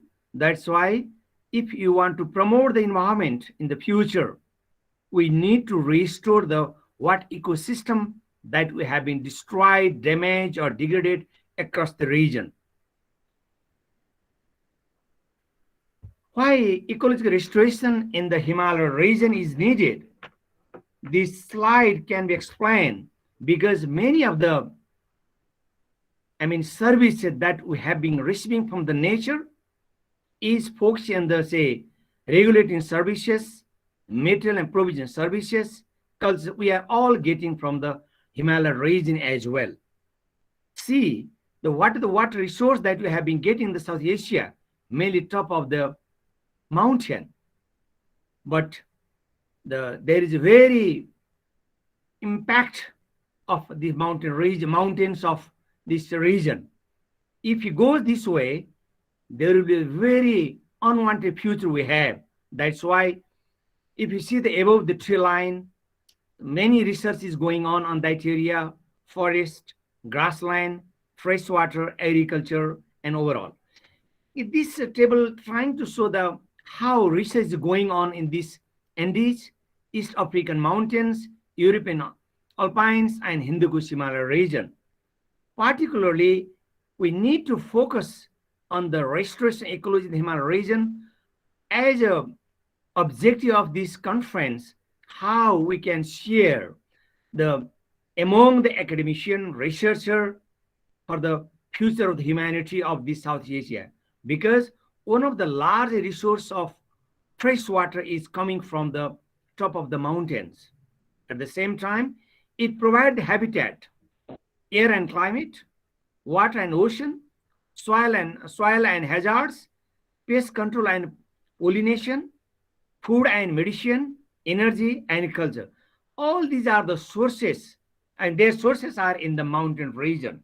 But then we need to focus our research in communicate how the mountain resource can be restored or maintained or conserved for the better of the humanity of this region. Likewise, in this slide, because of the several reasons, because of the anthropic activities, we really destroying the mountain ecosystem. Land use changes, if you access the Pakistan, India, Nepal, Bangladesh, even Sri Lanka or in the Burma, many of the, the land use change has really occurred. It not to change the land, it had disturbed the other factors, other living bodies, not only human being, animal and plants also. Because the climate change issue, the Himalaya region is highly impacted. One of the examples is the black carbon, which is generated by the Southeast Asia region, and it is impact of the melting of the ice of the Himalaya region. At the same time, increase the pollution, invasive species. All these are the very phenomena which we can see in the mountain region, because the ecosystem of this region is highly impacted. On the top of that, wildlife, and there is impact on wildlife biodiversity, flora distribution, landscape stability, drinking water quality and quantity, health and safety, energy, recreation and disaster. All these phenomena which we have been observing, experiencing in South Asia because of the change in the ecosystem in the Himalaya region. Furthermore, if you see the human activities, a lot of ecosystem of this area has been disturbed in a larger scale. For example, if you see the Mount Everest, and nearby the Mount Everest, because the climbers, they left it so much waste. Because of that, the Himalaya ecosystem has been degraded very fastly. We see the source of the water sources of the South Asia region, which impact the downstream of this region. So this is one of the example that how ecosystem of the Himalaya region has been impacted by the human activities. Furthermore, in the Himalaya region, this is the livelihood activity. Some people do the farming, did some business, tourism, but a lot of these activities are shifted or disturbed because of the changing the ecosystem in the Himalaya region. Nowadays, we cannot see so much snow in the Himalaya region. The water phenomenon, the rain phenomenon has been changed. That's why the agriculture practices, tourism practice in those areas is shifted. Because of that, people living on those areas are much disturbed. They are so in a critical situation, and they are not in the giving a proper direction where what will happen in their future and their future generation, because many of the things on that area is changing day by day because of the several reasons. See, the many of the water hydropower projects which we are getting clean energy in the Nepal, now it has started to impact the flow of the river and the amount of the water during the winter and summer season, because we really disturb the mountain ecosystem. When you disturb the mountain ecosystem, generation of the clean energy, it disturbed it. And if this goes in this way, maybe after a few years, few decades, there is a question that can we generate the hydropower from the water source in the mountain of Nepal? It is very questionable now. At the same time, the agriculture practices, recreational activities, and the biodiversity is really impacted in the mountain region of Nepal. So this is the very crucial challenges that we have been experiencing in the mountain context of Nepal. In one hand, that we are trying to focus on the SDG and how SDG can be fulfilled without the maintaining of the ecosystem of the mountain region, basically focus in the Southeast Asia. Moreover that, not only the mountain system, millions of hectares of the forest in the state or Canada or the Asia, Nepal, it is disturbed by the some climate change induced disasters. Furthermore, if you see the one of the example ecosystem collapse in the Aral Sea, from this collapsed ecosystem, we need to learn how the ecosystem will be collapsed, water body ecosystem will collapse, and what will happen in the future, which can be, we need to be very seriously consider the Pakistan, India, Bangladesh, Nepal, and this region that from the past, say Aral Sea ecosystem collapse, what will impact in our region. At the same time, one of the reason of the destroying the mountain ecosystem Nepal is the, say, introduction of invasive species. Really, it has impacted the larger Himalayan ecosystem of Nepal. Furthermore, because of the climate change, the water, the monsoon, our region is based in the monsoon. Because of the climate change, the monsoon phenomena has drastically changed. Because of that, it has really impacted our livelihood, water sources. So what will happen in the future? What will happen? Majority of the people of this region based on the agriculture system. And if the agriculture system is fed by the monsoon system, if the monsoon system is disturbed, then the Himalaya ecosystem will be disturbed. If the Himalaya ecosystem is disturbed, the water flow from the many of the river to India, Pakistan, and our region will be impacted, and it will really create the water scarcity in this region, not only the drinking, irrigation, and industrial activities. Therefore, this is the very new discipline science has introduced, how we can restore the ecosystem, how we can maintain the ecosystem.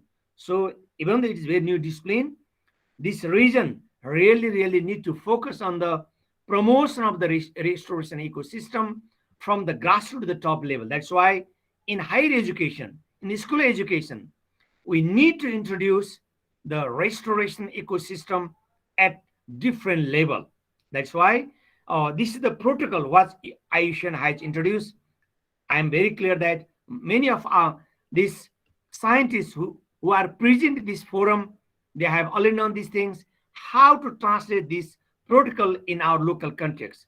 Maybe Sri Lanka, Bangladesh, India, Nepal, how this protocol can be fitted in our local context. We need to revisit our curricula, not as an economic goal, how we can achieve the environmental goal. So this is one of the very much, the critical challenges what we need to be addressed in the days to come. If there is a system, how we can promote the ecosystem, so theoretical concept, so how we can make our ecosystem intact. This is a very big challenge. We only thought about the conservation. Conservation only doesn't work about the maintenance of the ecosystem. That's why we need to be thinking on this matter.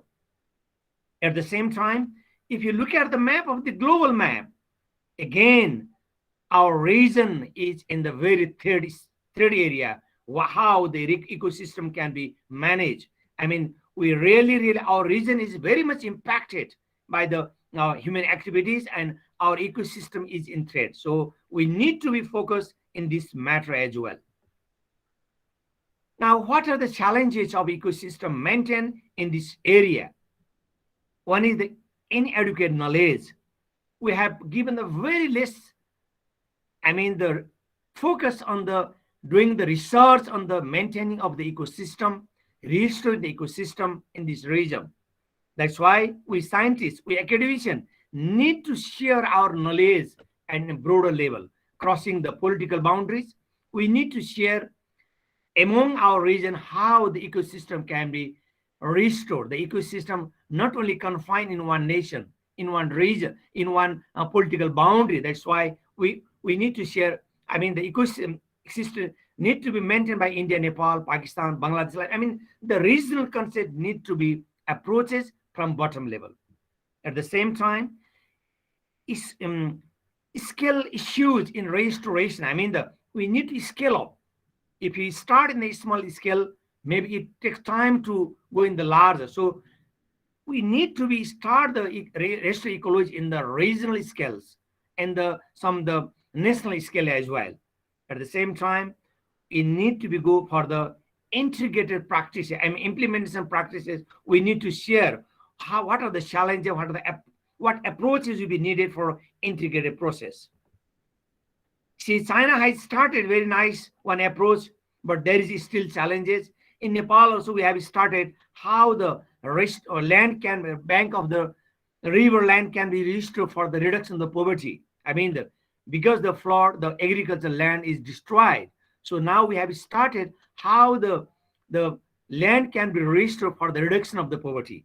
Maybe this could be the joint effort to Bangladesh, Nepal, India. If we can do in that way, the one of the very best use of land resources for maintain the poverty could be the helpful. That's why I urge the society, let's start the how land restoration can be managed by naturally, which we have started in Nepal in small scale. Now, ecological restoration may become a vital component of the ecosystem management in mountain region as we see to improve the degraded habitat. Whatever the habitat we have degraded, because knowingly or unknowingly, now we can restore. The science has given another beauty that how the ecosystem restoration can be managed at local level, involving the local people, involving the local knowledge, consider local knowledge. We don't need the hi-fi technology for maintain the local ecosystem. We have very traditional knowledge, conventional knowledge and practices. If we can promote those knowledge and practices, what our indigenous people, what our ancestors have maintained since long time, if we can promote, if we can insert in our higher education, then we can manage the ecosystem in days to come. Furthermore, developing scientific database management. I mean, we need to be share the data and research among we people, among this region, through the university, through research institutions, and I really request a young researcher from all the region, how we can promote the degraded ecosystem by sharing the knowledge and practices, by sharing the knowledge and data that we have in this region, because this is a common source. I mean, we can promote the restoration ecology in the context, sharing the knowledge among this country, engaging and encouraging the stakeholders, say local government, politicians, academicians, researchers. We need to involve to them. Even the people, I mean, indigenous people, their knowledge we need to respect. If we involve them, then this restoration ecology can be done, which is really help for the achieving of the sustainable goal in the days to come. Disseminating the best practice, what practice that we have, what practices the people in Sri Lanka, what practice Bangladesh or in India. Let's share the what best practice that we have introduced to maintain the ecosystem at local level. At the last point, creating a collaborating mechanism, strengthen global network. I mean, one of the beauty of this conference that how we can do the research collaboration among the new researcher, young researcher, and the faculty people like we. Let's share, let's have discuss, let's start. I mean, it will give the good opportunity to share the research opportunity to maintain the ecosystem and finally for the betterment of the humanity and the betterment of the Mother Earth. Without much more attention on the ecological restoration at local level, the SDGs goal cannot be achieved. I mean, of course, the SDGs goal is trying to focus the different dimension, but unless and until if you could not maintain the local ecosystem, how we can reduce the poverty, how we can provide the clean water, how we can provide the better health, it is impossible. That's why to achieve the goal of SDG, we need to maintain, we need to restore, we need to conserve the local ecosystem in long way in the days to come and involve the local people. Then the what exact that we have said can be achieved. Thank you very much from my side.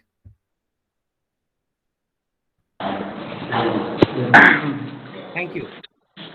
Thank you, Dr. Kedar Rijal, for elucidating and explaining in a lucid language about the restoration of ecology in Himalayan region.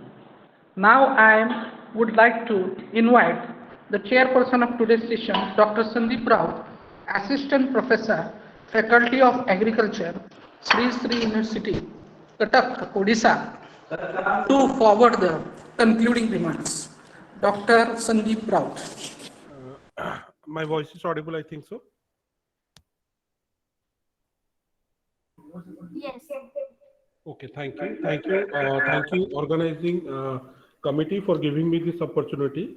Very nicely explained by the topic on restoration ecology in Himalayan region by Professor Dr. Kedar Rajal sir, Professor in Department of Environmental Sciences, Tribhuvan University. Sir has nicely explained the anthropogenic reasons for the disturbance in the Himalayan region, and the habitat and the soil hazard, and the various phenomenon for the pollutions and the importance, like the restoration ecology, how it's affecting the wildlife, biodiversity, and water resources and natural resources. Sir has very nicely explained, and definitely that will be helpful for our conference participant and researcher, and how the restoration ecology can be included in the higher education and school education, so that it can be helpful in promoting from the grassroots level. And sir also emphasized on the how the data can be shared among the researcher of the university and other institute and country.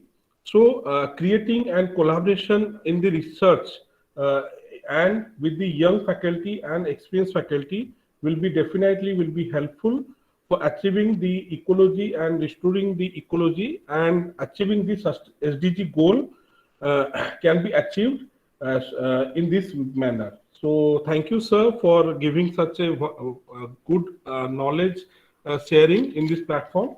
So that will be helpful for our participant and researcher, young faculty, research scholar present here.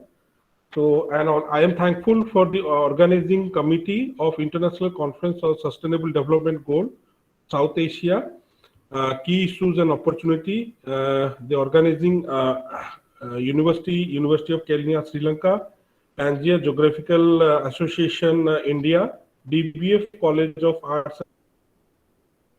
This opportunity. Thank you, sir. Thank you. Thank you, Dr. Sandeep Rao. I would like to move forward towards the next session. I would like to call the next resource person of today's session, Dr. Ashok D. Hansgi, and the chairperson of today's session, Dr. H.B. Tipe. I would like to request Dr. Ashok D. Hansgi, Professor, Department of Geography, Bangalore University, Dayanand Bharati, Bangalore, Karnataka. The topic of today's session is Sustainable Development Goals in Geography. Dr. Ashok D. Hansgi. I am here. I think I am audible. You should allow me to share. Yes. Yes, sir. Yes, sir. Audible. Okay, let me share my screen.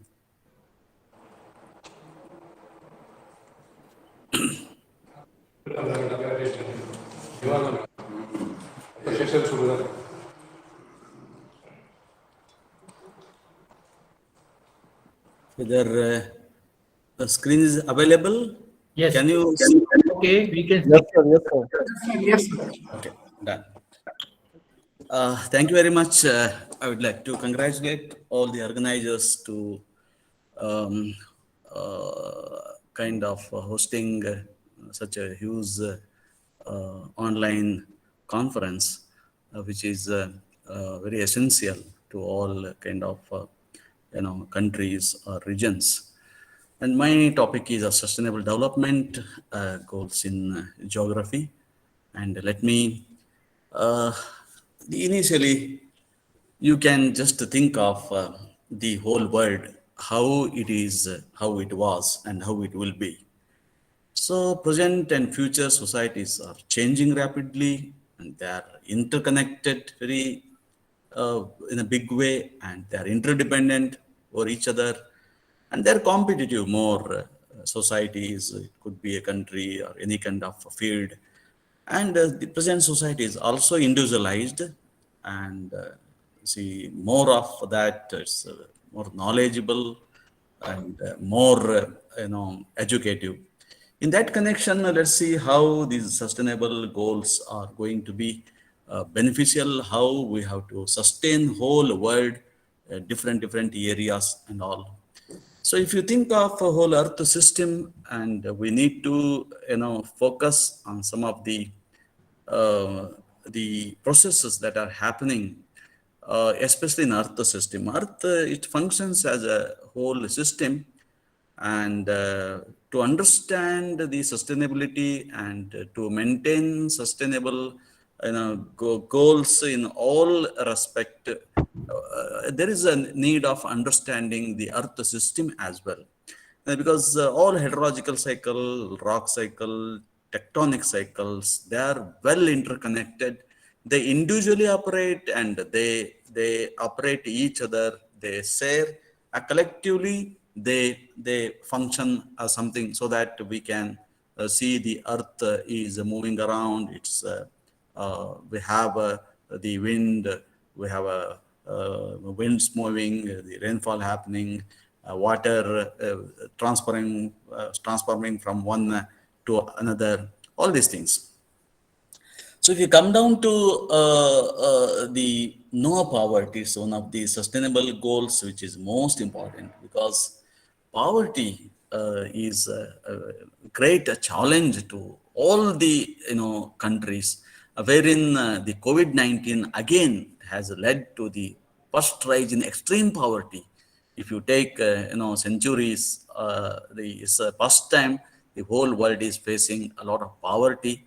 So 119 to 124 million people were pushed back into extreme poverty in the year 2020. This is most dangerous in days to come.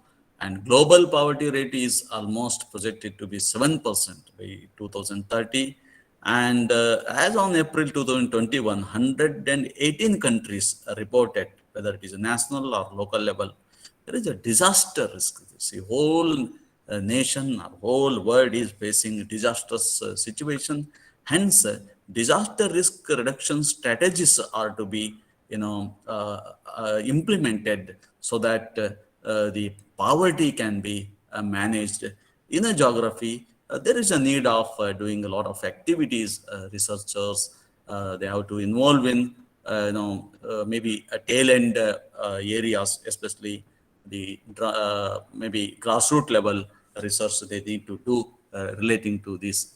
And 1,600 short-term social protection measures have been taken, and you see 4 billion people are still not covered by social protections. There is a social protection has to be provided by the various nations to make people more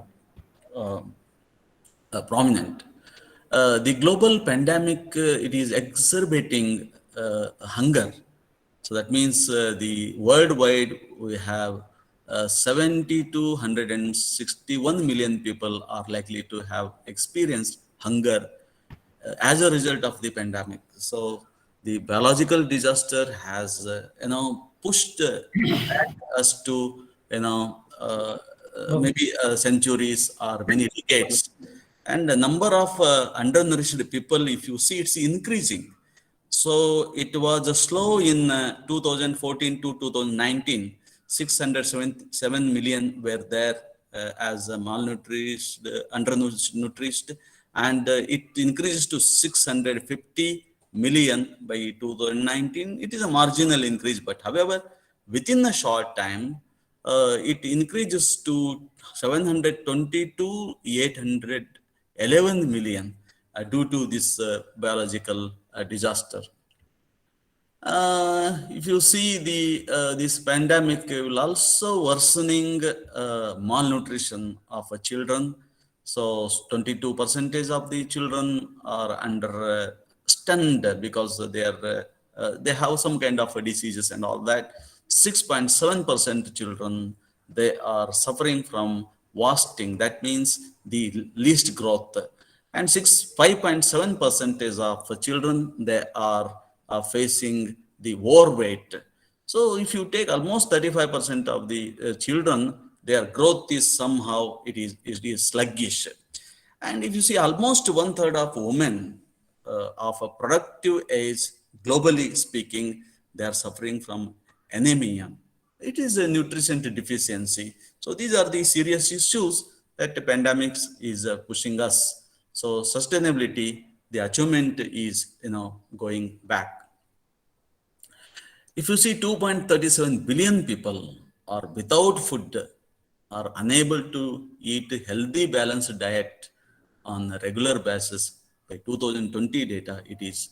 So this is a serious issue. One has to, think about this. If you move to this good health and the well-being, another goal of the SDGs.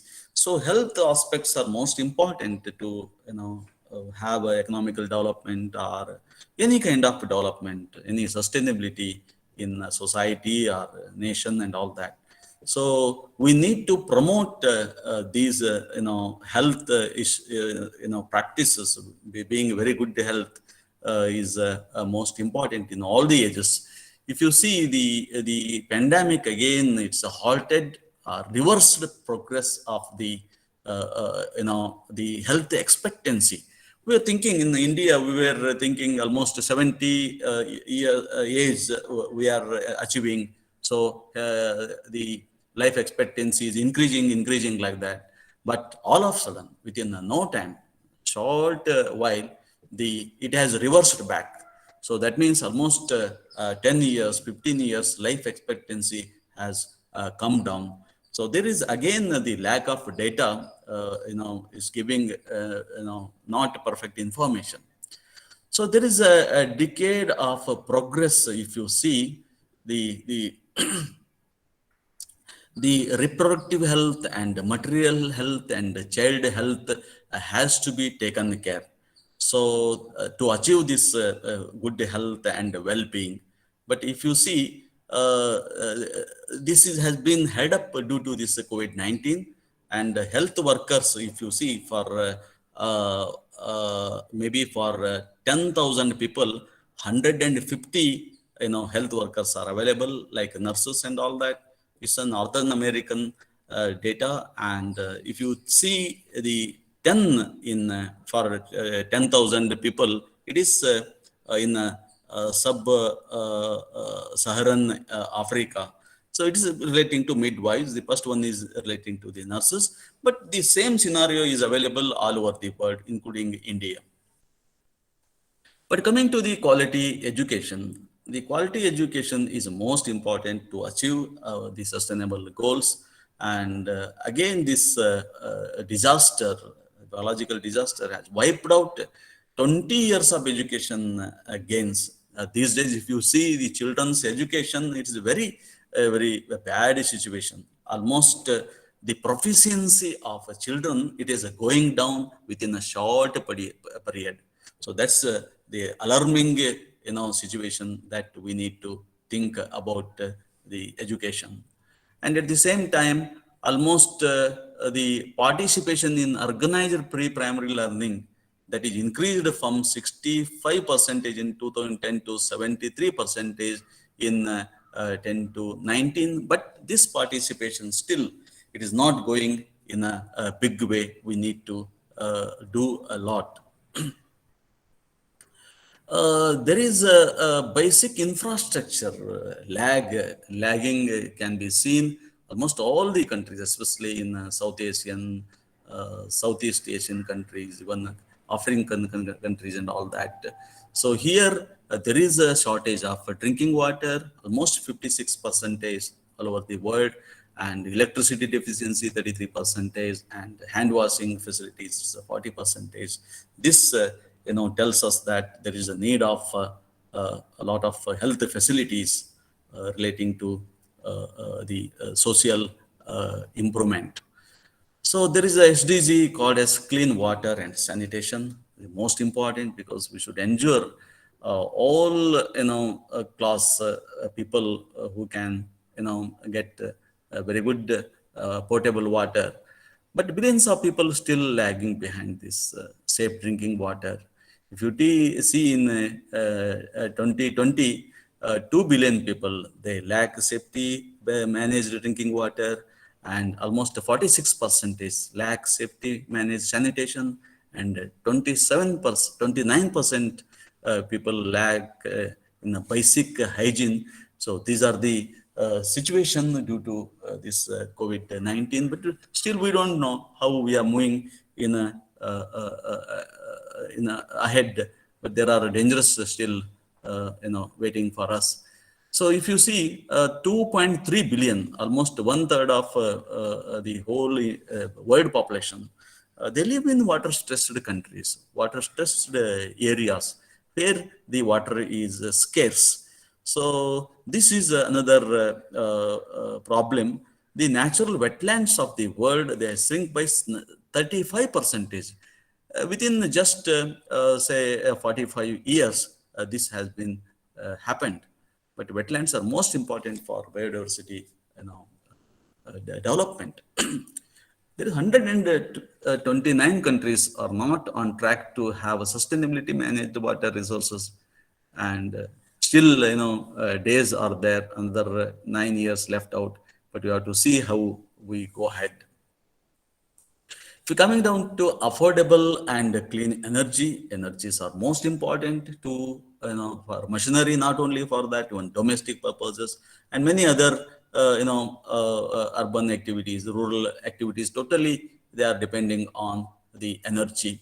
But if you see, one third of the world's population, still they are using a cooking system, inefficient cooking system.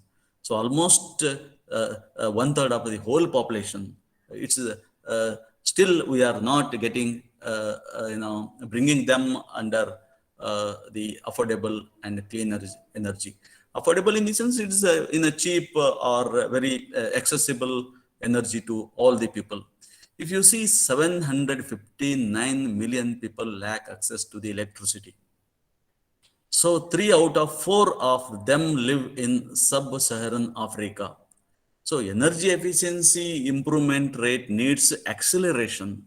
If you see a 2% efficient, we saw it between 2010 and 2018, and there is a 3% growth in between 2018 and 2030. We are expecting this, but the large number of people still needs to be bring under this, because affordable and clean energy is to be accessible, it should be reliable, and it should be provided to all the people, because still the renewable energy we are not adapting, we are not using, we are not improved the technology to use the affordable energy, especially renewable energy. If you see electricity sector, only 25% for 25% we have achieved. In the heat sector, only 9%. In transport sector, only 3%. So that means we need to do a lot in the switching over to the renewable energy for all the people, even tail end society should also be brought under this. We need to do this actually. And coming to the SDG 11, this is sustainable cities and communities. If you see the cities in India, elsewhere, developing countries or underdeveloped countries, the pandemic has worsened the situation. The plight of slum dwellers, the situation is very, very worst.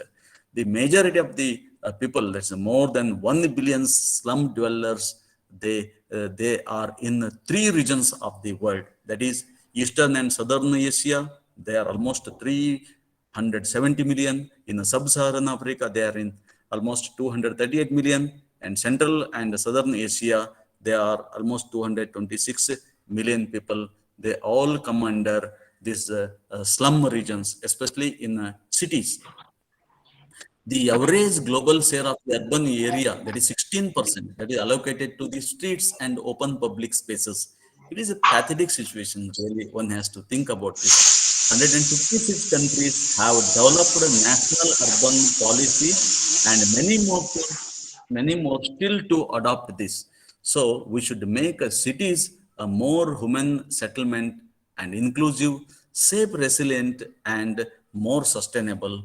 So this these are all come under geographical studies. We need to do a lot. If you see the convenient access means residing within 500 meters walking distance of a bus stop or low capacity transport system, and 1,000 meter of railway or ferry terminal, I mean waterway and all that. If you compare this, we are providing least services to the urbanites, especially for slum dwellers, the vulnerable group. These days, the slum dwellers, the vulnerable groups are facing acute problems. So due to this, the disasters, the biological disasters. The climate change, another great challenge, because the climate crisis is continuing. There is no stop. If you see 2020 global average temperature, it is 1.2 degree above pre-industrial baseline. But hopefully it is it is also increasing. That makes more challenge. The rising greenhouse gas emissions, they require shifting economies towards carbon neutrality. The climate finance, it is increased because more and more money has to be allocated to this taking care of the climate change, especially droughts, sudden floods, and this disaster risk reduction programs, all these things. But more money of more economy is going towards spending money of for vulnerable people due to climate change. There are 125 of 154 developing countries are formulating and implementing national climate adaptation plans.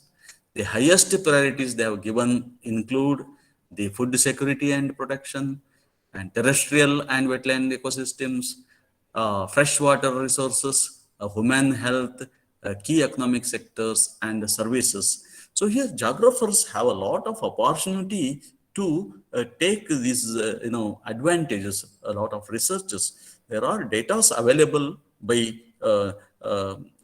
NASA or ISRO, NRSC are giving a lot of remote sensing data. That the data are available around the clock.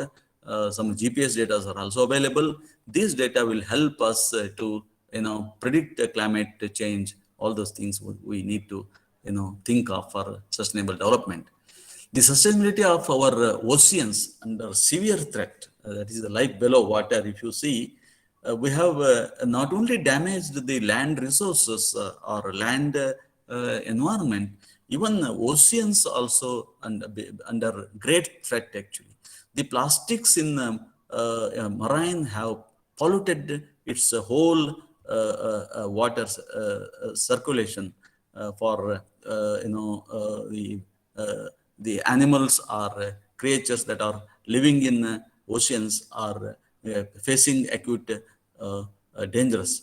The fisheries are collapsing in all the areas. Fishing grounds are disappearing.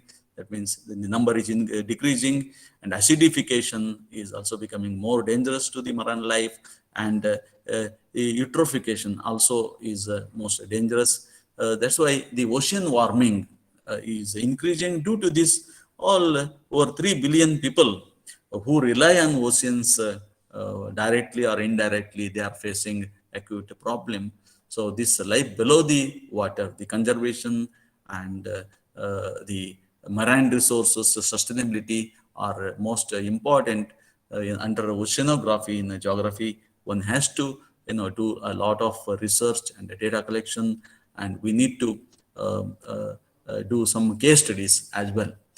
So even dead zones are increasing, especially in the ocean region. There are these regions are rising at an alarming rate actually, from 400 in 2008 to 700 in 2019. In a short while, the number is increased, and it is expected to increase more. What is this dead zones then? The dead zones are the areas of water that lacks in sufficient oxygen or sufficient support for marine life. If the oxygen is not available, if a food like a plankton is not available due to this eutrophication, due to this heating of the ocean water, so that means these areas become dead zones. Like on the land, we call it as a desertification, or the land degradation, or soil moisturity, or nutrient loss. In the same way, oceans are, it's happening in oceans. Over half of the marine key biodiversity areas are not protected. Almost the half of the marine. It's really great loss to the whole the human being. One has to look into this life below water, most important, because the whole world is one. The earth is working as a system, because the whole system, including the hydrosphere, the atmosphere, or geosphere, biosphere, all are interconnected in such a way that if hydrosphere it is affected, that means the atmosphere is directly will be affected. So here that onwards, even geosphere, even biosphere will also be affected on the land. So hence the life below water is most important. So if you see, there are small scale fisheries, they support specific areas. They are being great loss actually. And an average of 1% too of national research budgets are allocated to this, but it is the least if you compare to land resources. Ocean is a 71%, but we need to think about this to maintain a sustainability in ocean or marine life or life below water. Is the most important. So coming down to life on land, the most important. So because wherein human life is also existed, more than a quarter of species assessed by the that is a union of nature conservation, it is in a red list. Almost it is the quarter of the species. I mean the 25% of the world species on the land, they are in red list. They are threatened with extinction. They are going to be vanished. They have vanished, and still more is going to be vanished. That is, proportion of the species threatened or with extinctions are most are amphibians. They are 41%. They are in extinct. They are the coniferous, the 34%, the reef building corals 33%, mammals 26%, and 14% are birds. So this shows that there is a dangerous actually. This tracks data on more than 134,400 species of mammals, birds, amphibians, reef building corals, and conifers. More than 37,400 species are threatened or extinction. They are in extinction. This is a dangerous. So because this very latest data we have gathered, and we have to think more and more about the life on the land. The progress has been made towards a sustainable forest management, but even then there are so many programs by government, the NGOs, or some academians, and maybe some public, but even then 100 million hectares of forest is being lost in 2 decades, that is 2000 to 2020. So within span of 20 years, 100 million hectares of forest has been lost. So this we need to protect or restore and promote sustainable and terrestrial ecosystem. If this been achieved, we can bring down the desertification. We can combat the climate change, and we can rejuvenate all our ecosystem, biodiversity, and then only we can achieve a sustainable development. Even through geographers have a major role. If you see this progress to safeguard key biodiversity areas, that is stalled over the last 5 years. It's been stalled totally. It's been stopped. global mean percentage of each key biodiversity area covered protected areas by 2021 is terrestrial 43%, freshwater 42%, 41% mountain. Except these, many more have not been protected.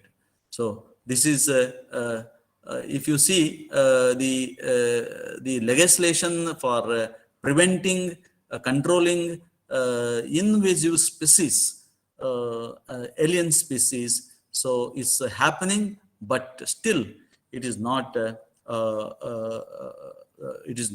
under control.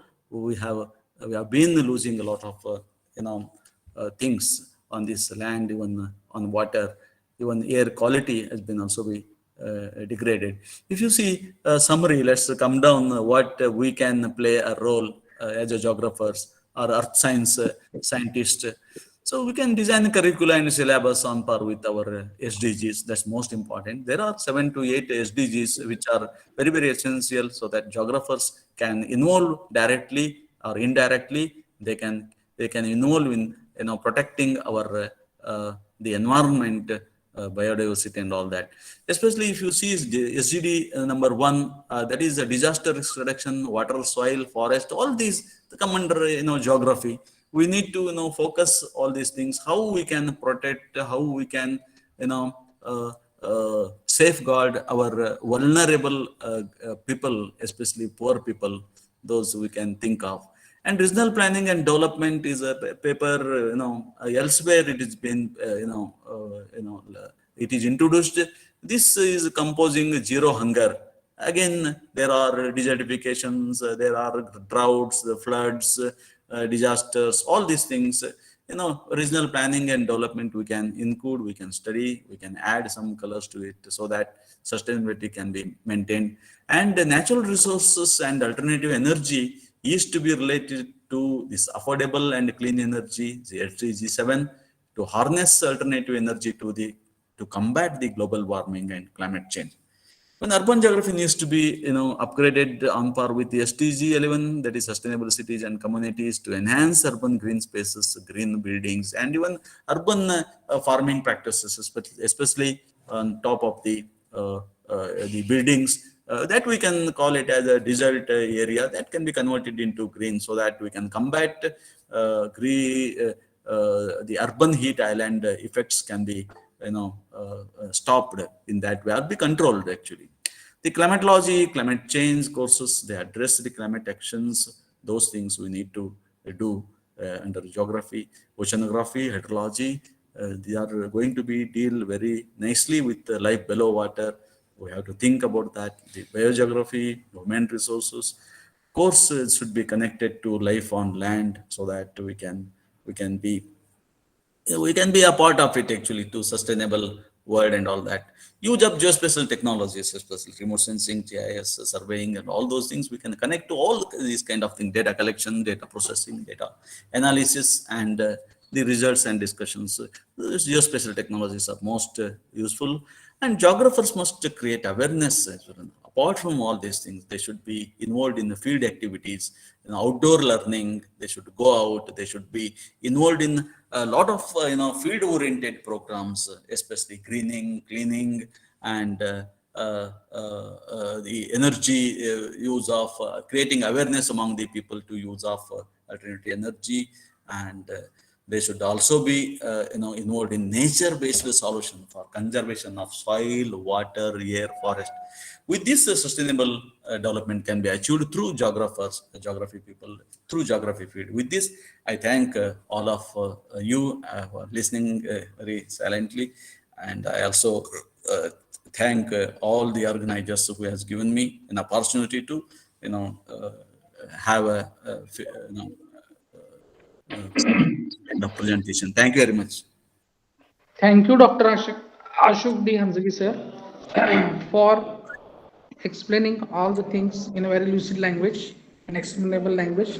Now I would like to request the chairperson of today's session, Dr. H.B. Tipe, sir, Head of Department of Geography, Vasundhara Kala Mahavidyalaya, Solapur, Maharashtra, India, to convey the concluding remark.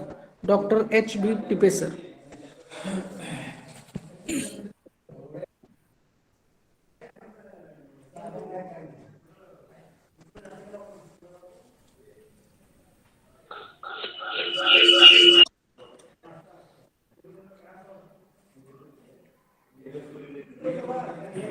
Thank you, sir. Am I audible? Yes, sir. You are. Yes. Okay. Thank you. Thank you, sir. Good afternoon, all. Really, it is a great opportunity to me to chair the session of speech like a great personality in geography, that is Professor Hansgi, sir, Department of Geography, Bangalore University, Bangalore. First of all, I would like to thanks Professor Ashok Hansgi, sir, for giving a wonderful speech on the sustainable development goals in geography. Uh, in his presentation, sir includes so many sustainable development goals and which is important for the present and future for the society. How the sustainable goals will achieve, this is the first point which is included in his presentation. Actually, there is a great need to understand the earth cycle for achieving the sustainable development goals. He also raised the issue of poverty in his presentation. The grassroots level research needed for showing, for solving the problem of poverty. Now we are facing the problem of pandemic COVID-19 from last 2 years, and this is the great challenge to achieving the sustainable development goals. Other goals like child nutrition, also the good health and well-being. He explained it with the Indian constant, and also the quality of education, clean water, and sanitization. In the sanitization, sir given a very good example with the data that is near about 29% of the population not getting the sanitization facilities. Also, talking about the affordable and clean energy. One third of the world population not getting the clean energy, and the cities and communities. He also talked about the climate change, and in this, the more concentration is given to the greenhouse gases. Also, the lives in water and lives on land with the data from the last 20 to 40 years. Actually, at the last, sir summarized that he marked that the role of geographer, not only the geographer, but also other, that is environmentalist, how to achieve these goals, to design the curricula or the syllabus related to sustainable development goals. And for that, use of various technologies like GIS, remote sensing, such this is a nice presentation or informative speech by the Professor Dr. Hansgi sir.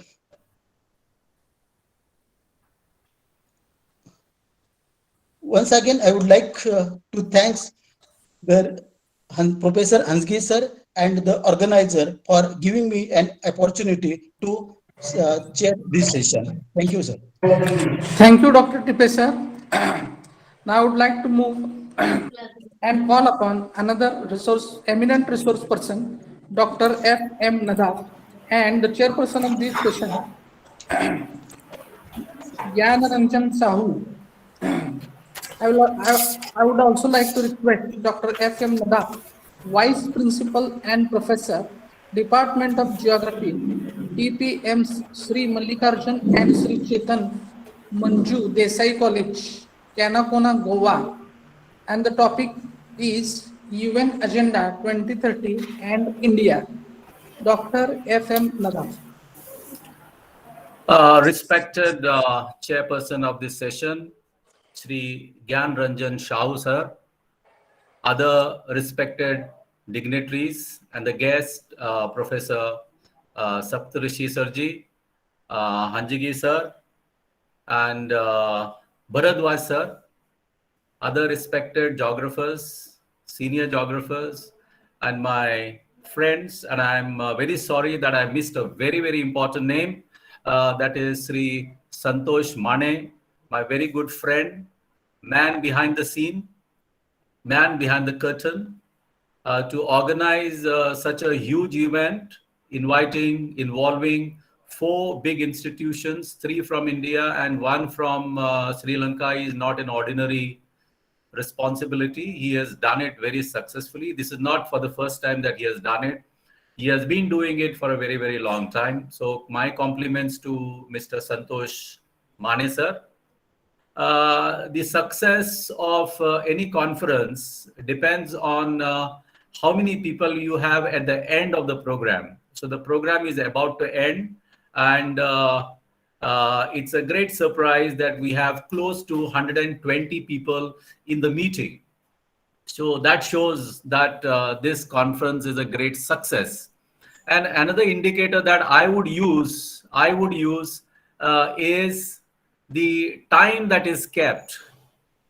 It has started morning 10:30 and all the sessions are getting over at right time.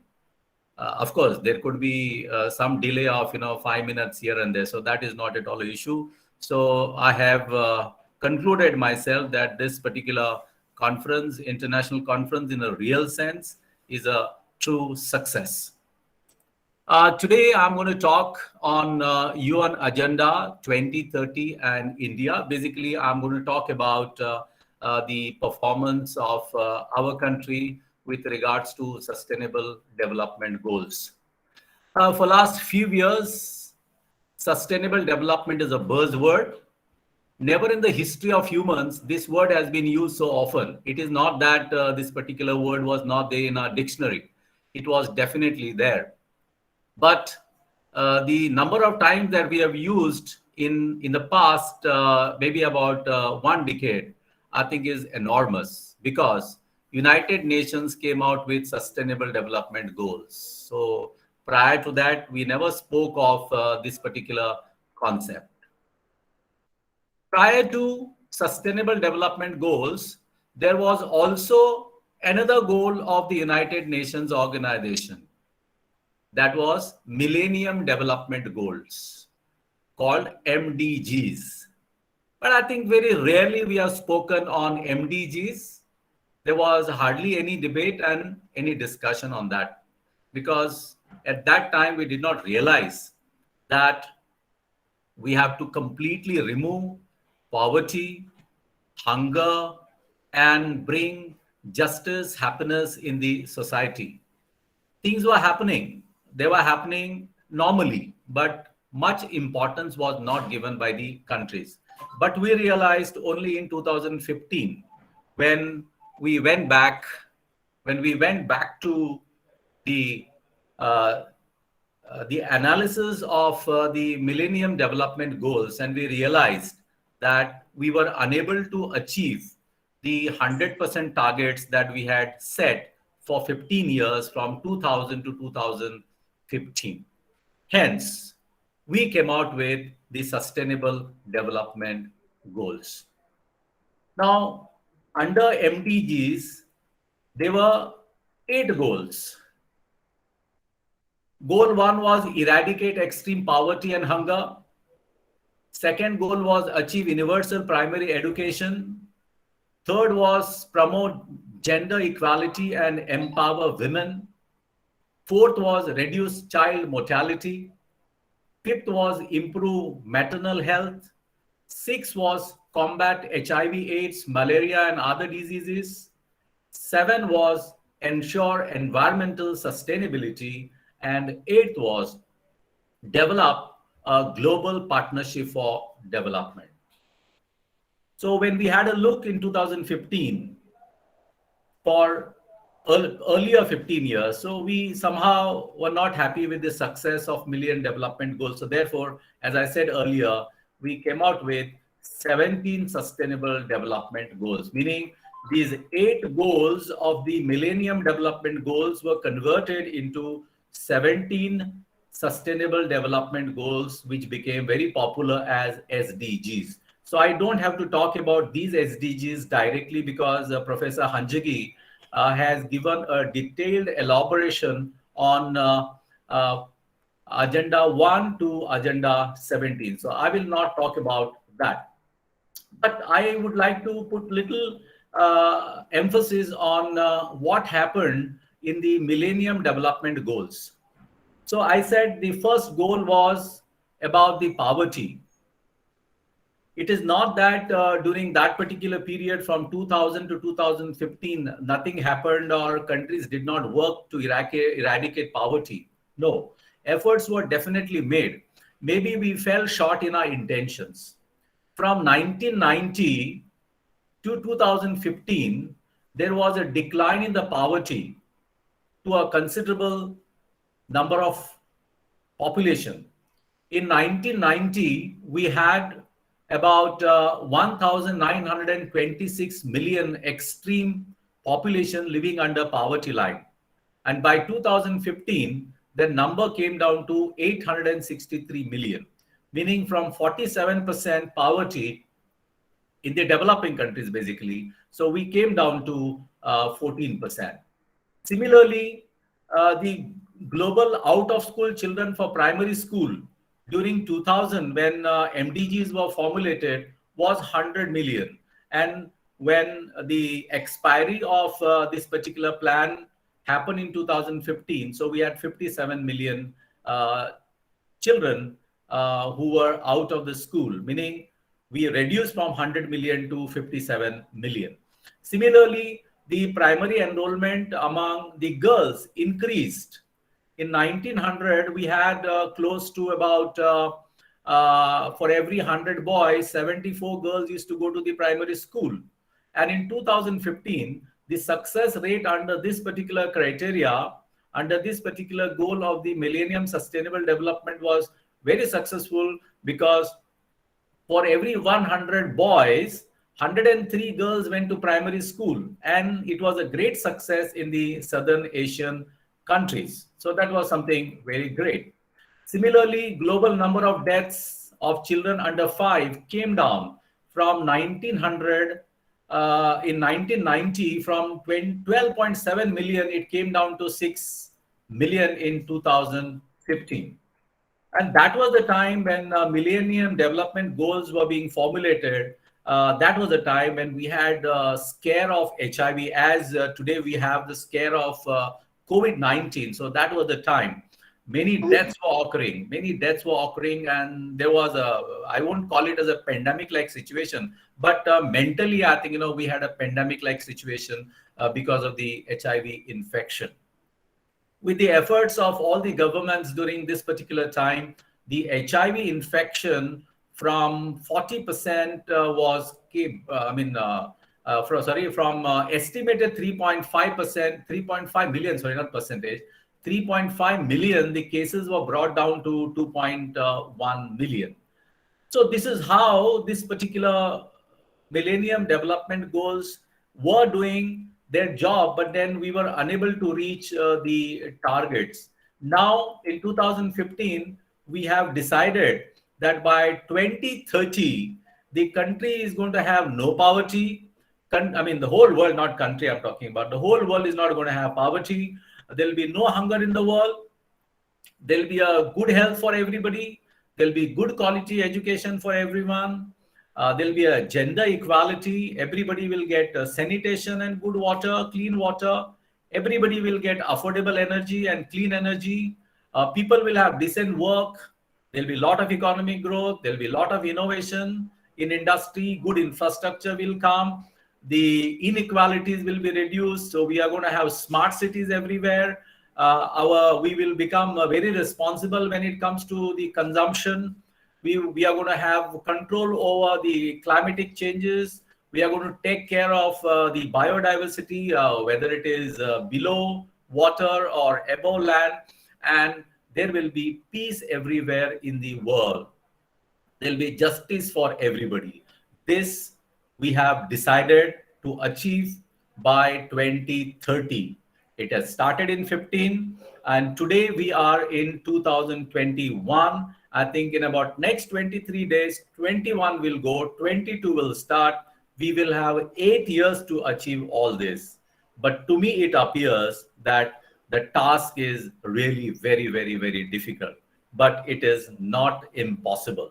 Our job has been made little complicated by COVID-19 because now more and more number of people have gone into the clutches of poverty. There is a hunger. The number has increased of the poor people. So I think we are going to get little beating from the present pandemic situation. So now again, there is a problem of the new virus. We don't know how this virus is going to behave. There's also, apprehension that we might go for lockdowns, but I think, we will not think of going for lockdowns because in last 2 years, we have learned how to deal with COVID-19. I think things will be okay. But the target in front of us is really, really very, very difficult. But now what is very important is look at what is happening in India with regards to the 17 Sustainable Development Goals. To tell you, India, is a very diversified country, highly diversified country, geographically, geologically, and biodiversity-wise. Similarly, our cultural diversity is also there, the way we think, the way we behave, and the way we react to particular situations. So we are actually, a very diversified country. I always say India is a museum of the world because in our country, we have everything. We have the tallest mountain, we have the youngest mountain, we have the oldest mountain, we have the deserts, we have the Himalayas, we have the Alpines, we have the coast, we have the islands, we have 2 hotspots in the world. I mean, we have everything in our country. So therefore, there is a little problem when it comes to the economic development. Areas which are smaller, areas that are having geographic uniformity may not have much problem with regards to their, so to say, developmental issues. But we have, because we have so much of diversity, and every diversity will have problem. Now, with regards to the no poverty, some of the southern states and northeastern states are doing very well. So under SGD1, that is no poverty, Tamil Nadu has performed very well in last few years under the aegis of Sustainable Development Goals. We have done a very, very good job. Out of 100 points, Tamil Nadu scores 72.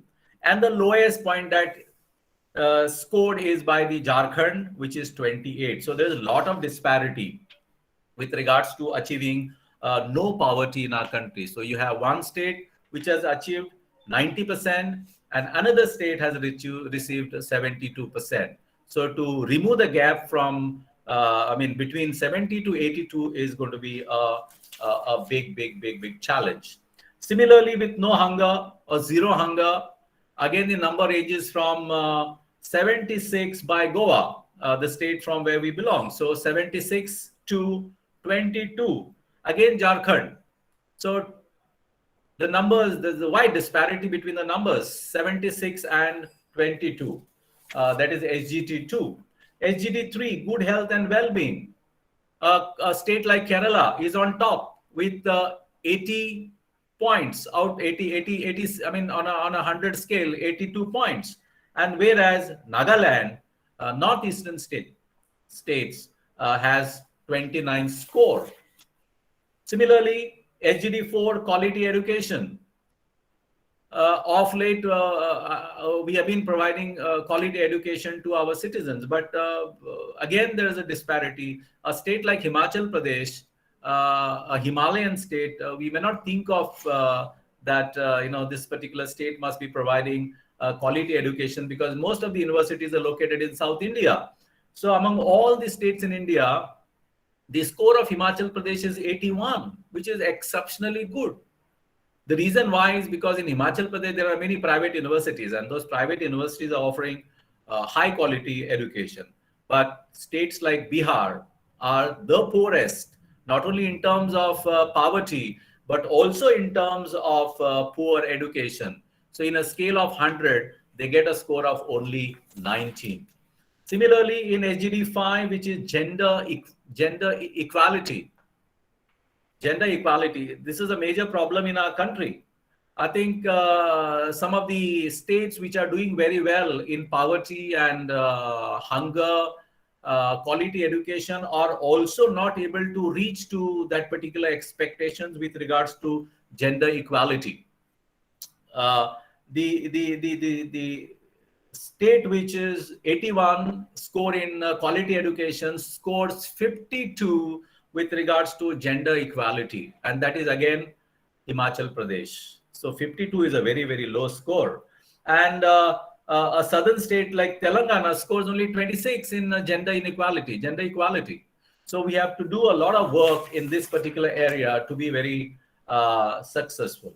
But clean water, I think of late we have been doing excellent job in clean water because the lowest score that state like Tripura has is 69 and Andhra Pradesh has 96, meaning in Andhra Pradesh, almost everybody is getting clean drinking water. So our success rate in SGD 6 is really very, very good.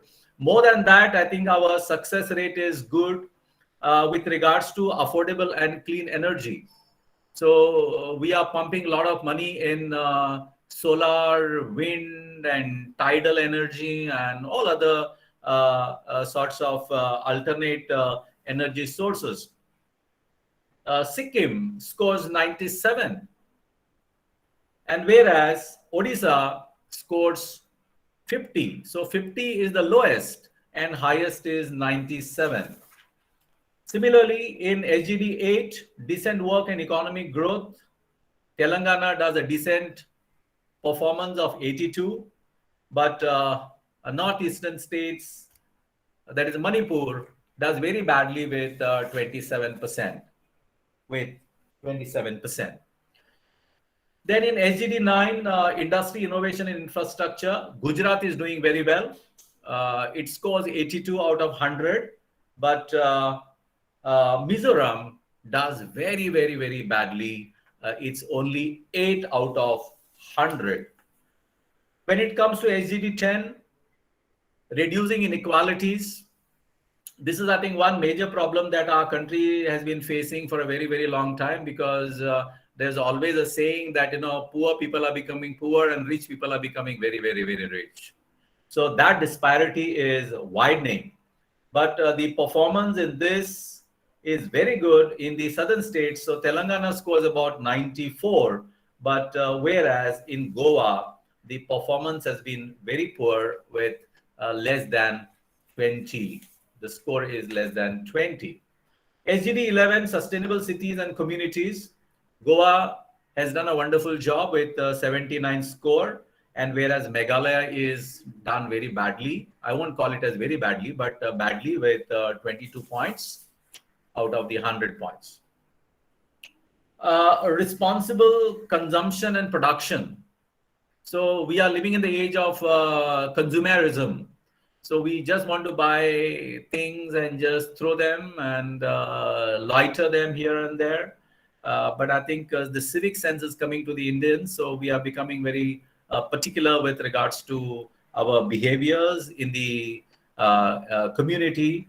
So in this area, our performance is improving.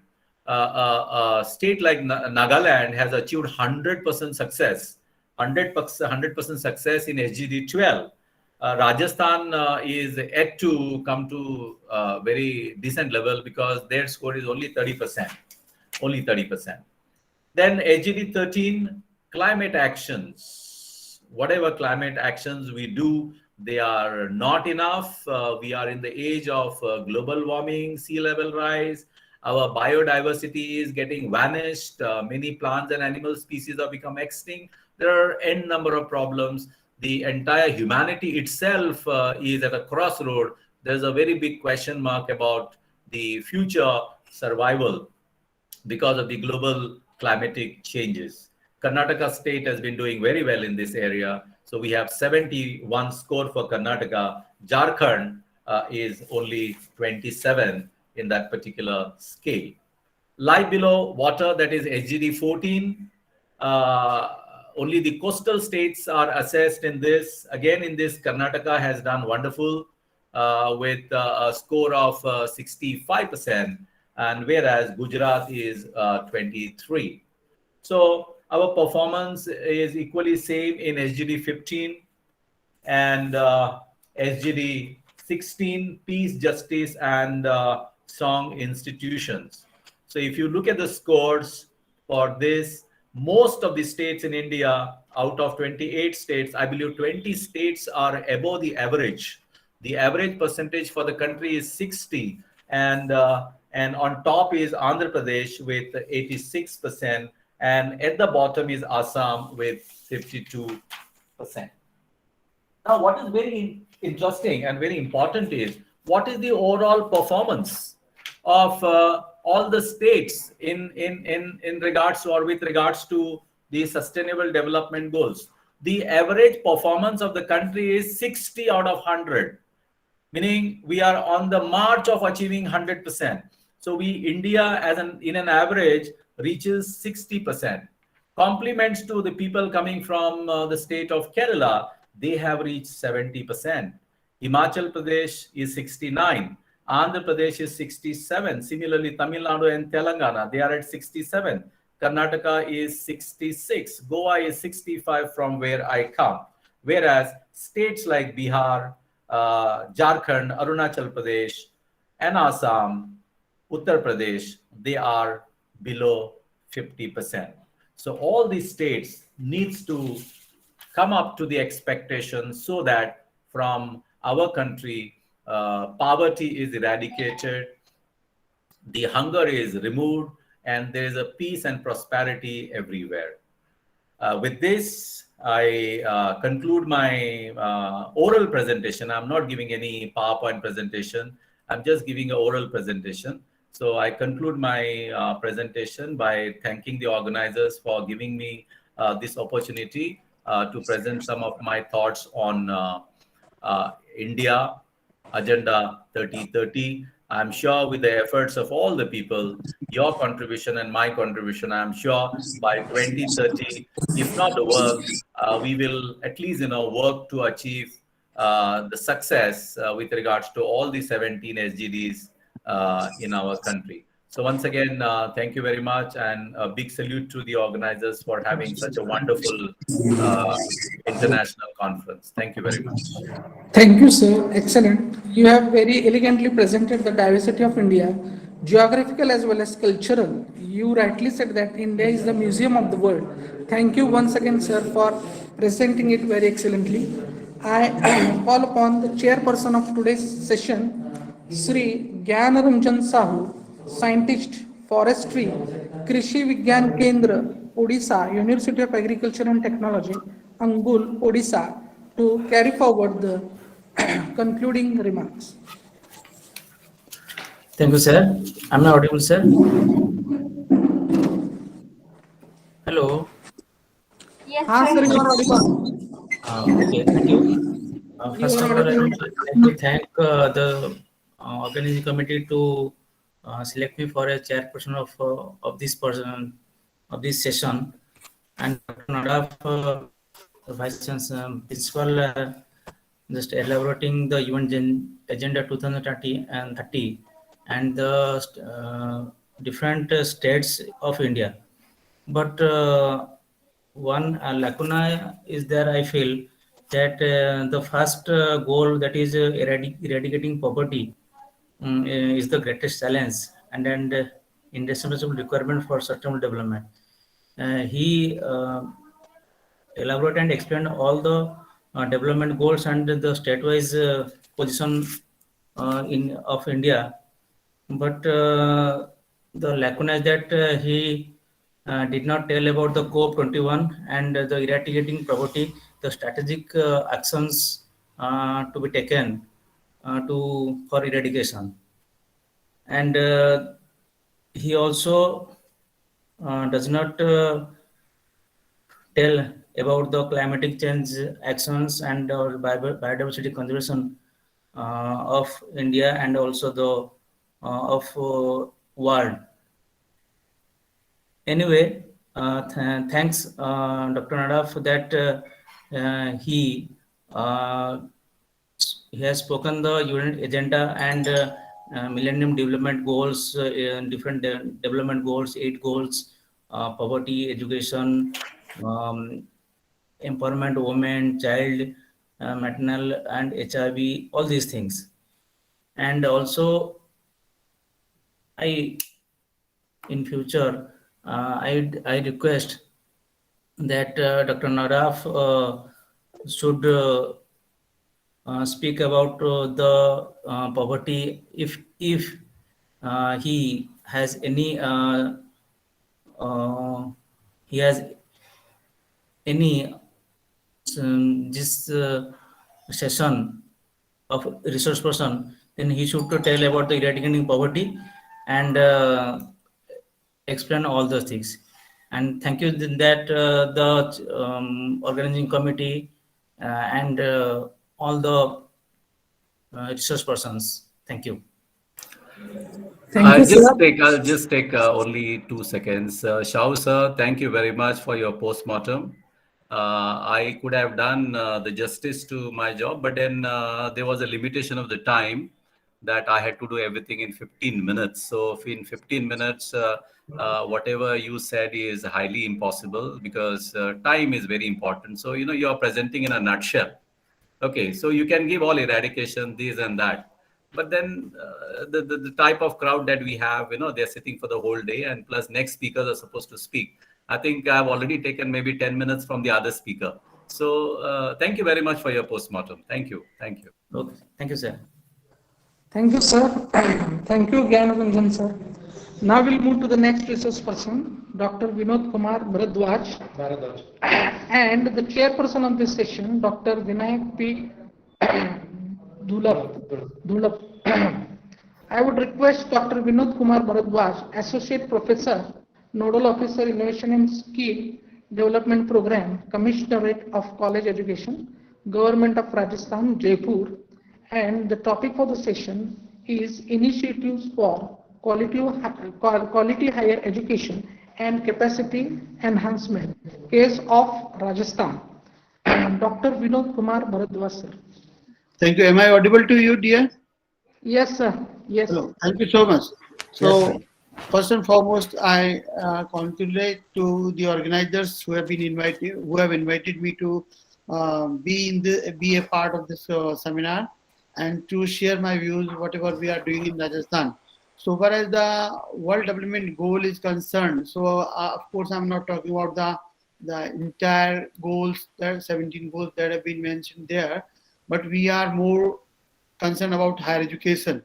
So the part of my deliberation today is the initiatives for quality higher education and capacity enhancement, case of Rajasthan. And what I'm going to share here is that certainly we are practicing in the state and we are more focusing on quality, how to improvise the quality and how to initiate some programs for the student welfare.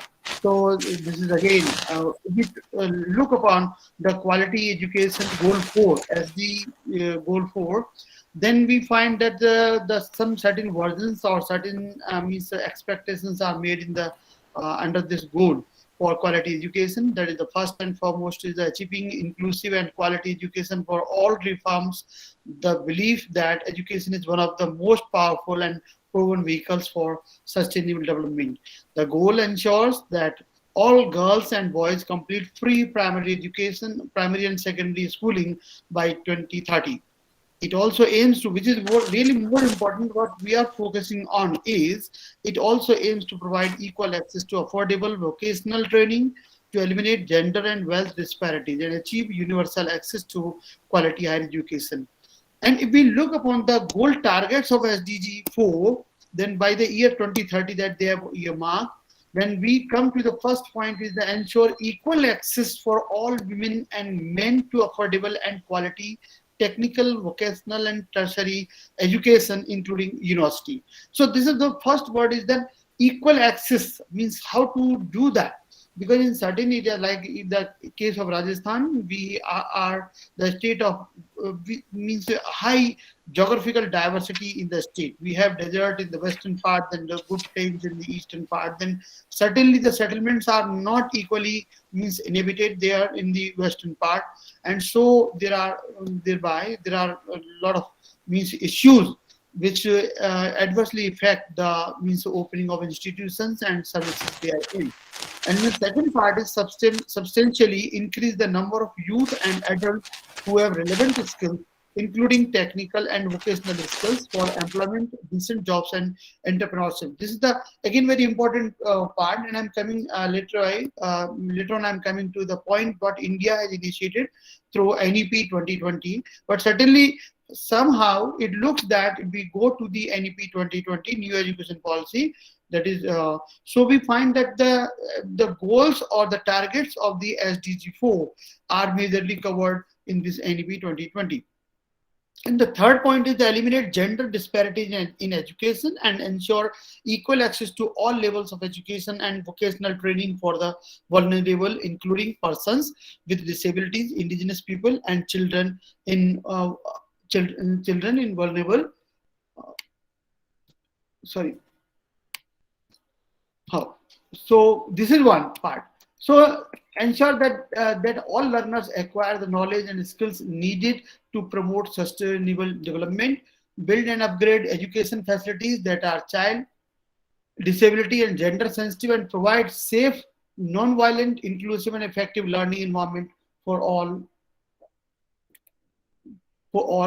Substantially expand globally the number of scholarships available for developing countries for enrollment in higher education. And last one is the substantially increase the supply of qualified teachers, including through international cooperation for teacher training in developing countries. So these are some targets which have been mentioned in SDG 4. Now, if we look upon, see, if we are just going through the idealistic situations, then certainly there are a number of things to say. But if we come to the apparent challenges to achieve these goals or these targets, then certainly there are these things. Challenges vary from country to country, or even within country, there are states to states. There are different challenges. So apparent challenges before the collegiate education or higher education are: one is the poor infrastructure in the higher educational institutions across country. I'm talking about across country in India. So poor infrastructure is a major challenge, and it may be the case in even other countries as well, which are developing or poor developed countries. Lack of resources, both HR, human resource, and physical resources. Inadequate quality of education, obsolete curriculum, especially in public sector and public sector universities. Then there no mechanism to measure effective delivery except annual or semester-based examination, because whatever is being imparted, so there is no mechanism how we are going to measure. I think slides are not getting changed, so we are just seeing that.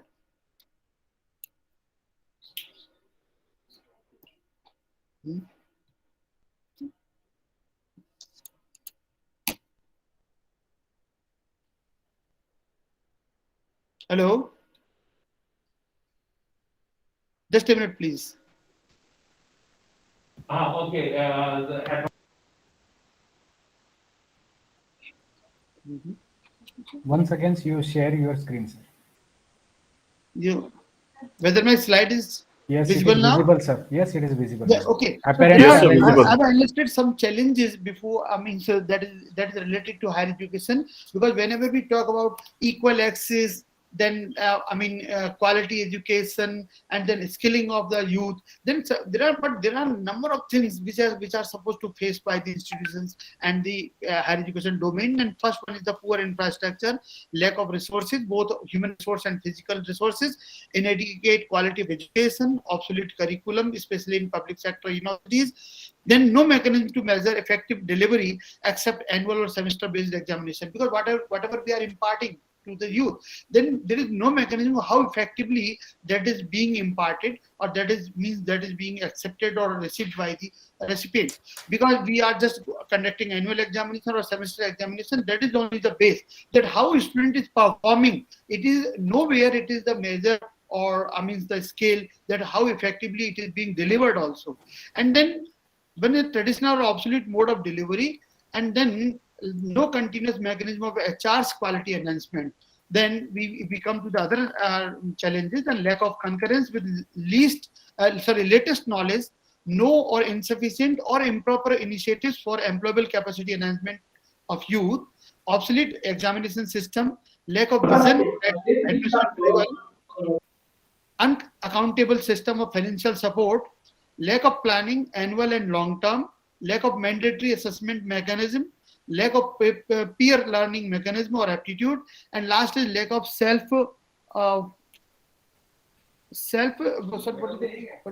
hello. Please, sir, next slides. You show the next slide. So these are the, as a result, what is happening there? GER has become prime concern as poor inclination of youth towards higher education. Girls' enrollment is still lower than boys in 17 states or union territories, including West Bengal, Orissa, and Gujarat. Because this is the report 2019-20 AISSE report. Unskilled and unemployed youth we are adding every year. Mushrooming of higher education institutions due to no quality check measures, especially with business mindset, dilemma of higher education development. India's initiatives through NEP, if we look upon the NEP, then certainly I would like to point out only few points, only just few points from that. Restructuring institutional setup. NEP, New Education Policy 2020, talks about the 3-layer or 3-strata of educational institutions, universities and colleges and autonomous bodies. Then administrative responsibilities, curriculum redesigning, no discipline barrier, employable skilling to youth, teachers' quality and welfare, capacity building of HR, behavioral learning, and basic infrastructure. These are some points which have been talked in the NEP 2020, and NEP 2020 is focusing and guiding the states to take care of these issues. Then certainly, I just come to my point, which is a case of Rajasthan. Rajasthan state has taken some initiatives to assure quality education and some other points. So let me say, we have 7 areas to focus on in higher education, and the first is the efficiency. Efficiency in terms of both institutional and individual efficiency we are talking about here. Then environment, as it is talked in the SDG 4 and also in the NEP 2020. We are also concerned about safe, secure, fearless and healthy environment to our youth, which is coming to the institutions and preferably to the girls as well. Then enhancement, we are talking about the capacity and knowledge enhancement among our teachers, capacity building among our students as well, and capacity building in our institutions also. Then effectiveness, delivery and disciplines. So we are trying how to change the curriculum, number one. So it is a regular dialogue from the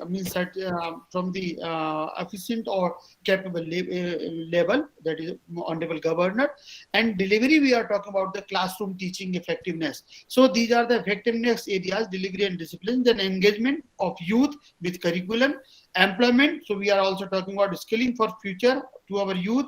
Then economic assistance to poor and deprived people. These are the 7 E areas we have identified in our state to focus and act upon. So programs to ensure resources, because when we are talking about the resources, lack of resources, this is a major challenge even in Rajasthan. So we have started one program, that is a RACE. RACE is the program, Resource Assistance and College with Excellence program. And what is the motto behind that? We have created district level committees, and they are looking into the problems of the colleges lying within the district. They are regularly meeting at an interval of 2 months. They are discussing their problems, and most of the problems are resolved at district level only without getting any involvement from the commissionerate or the government. So this is one RACE program is wonderfully working in the state. Basically, the idea behind RACE is to redistribute or reallocate the resources. If one college has no computer, but other colleges have 50 computers, so better 2 or 5 computers are given or they are transferred temporarily to the colleges where is no computer. So this kind of redistribution of resources is taking place through this program.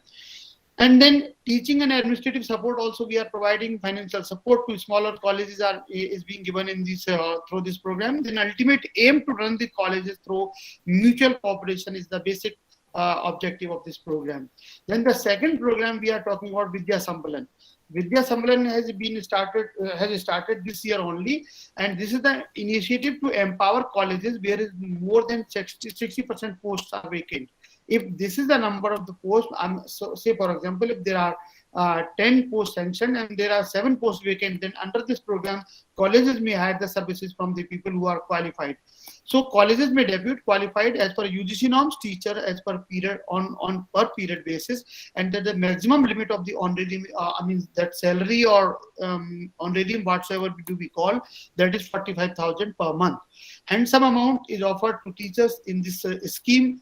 Then more than 622 teachers have been deployed so far in 222 colleges. We have 371 colleges in Rajasthan, government colleges. Out of that, 220 colleges are being benefited by Vidya Sambalan Yojana. It is a temporary arrangement of teachers in the state. So this is somehow we are aiming to strengthen teaching practices there in the college.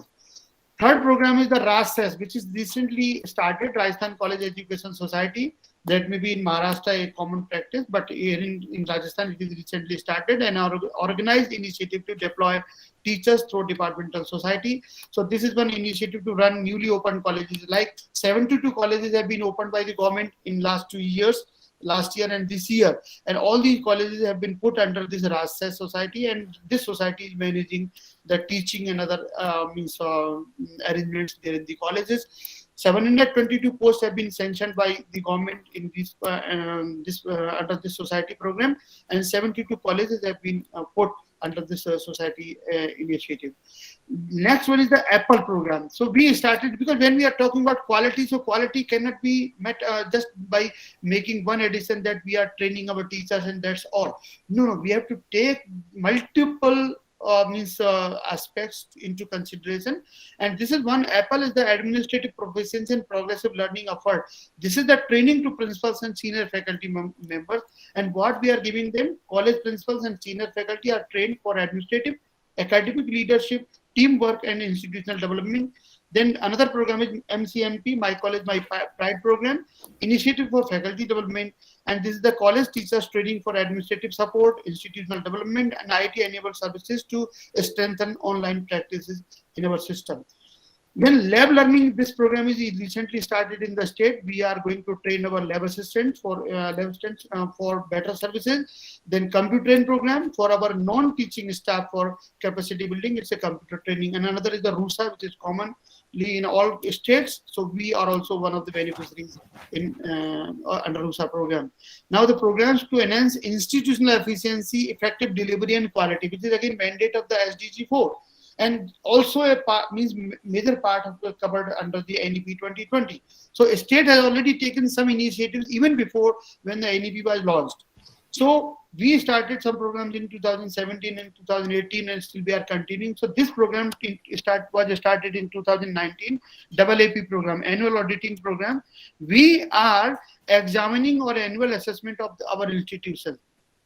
An initiative to ensure annual assessment and planning. What is happening? Every college is examined annually.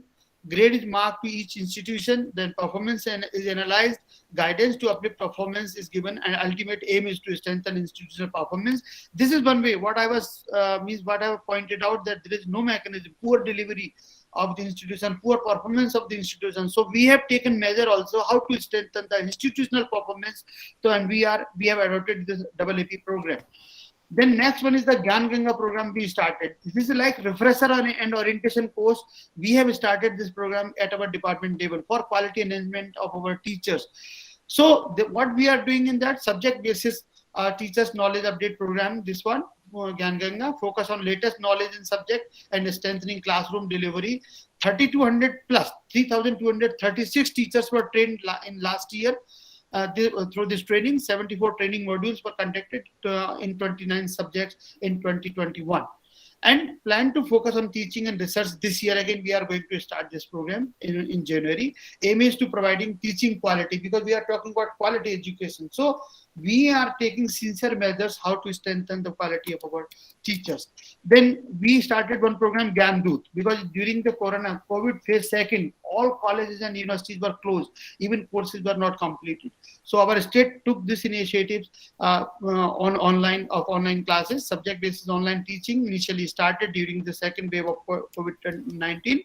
online live classes in 22 subjects we conducted, and these are online live classes, means teachers were teaching and students were very much connected through the online sessions, benefited youth successfully with the viewership of more than 4.4 lakhs, and 50,000 plus direct registered beneficiaries were connected in this program.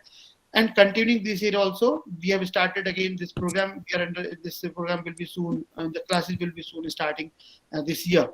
Ultimately, we are supporting the quality and continuity of the classes.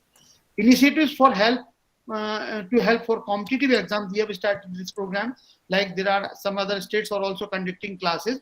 So we in Rajasthan are also conducting Gyan Sudha program. This is one can see on YouTube also. Our videos are there, our channel is there. Dedicated YouTube channel for Gyan Sudha. And online live sessions by exam experts, then topic-wise offline videos by subject expert. More than 33,000 registered beneficiaries are there connected with us, and more than 3.3 lakh viewers are with us.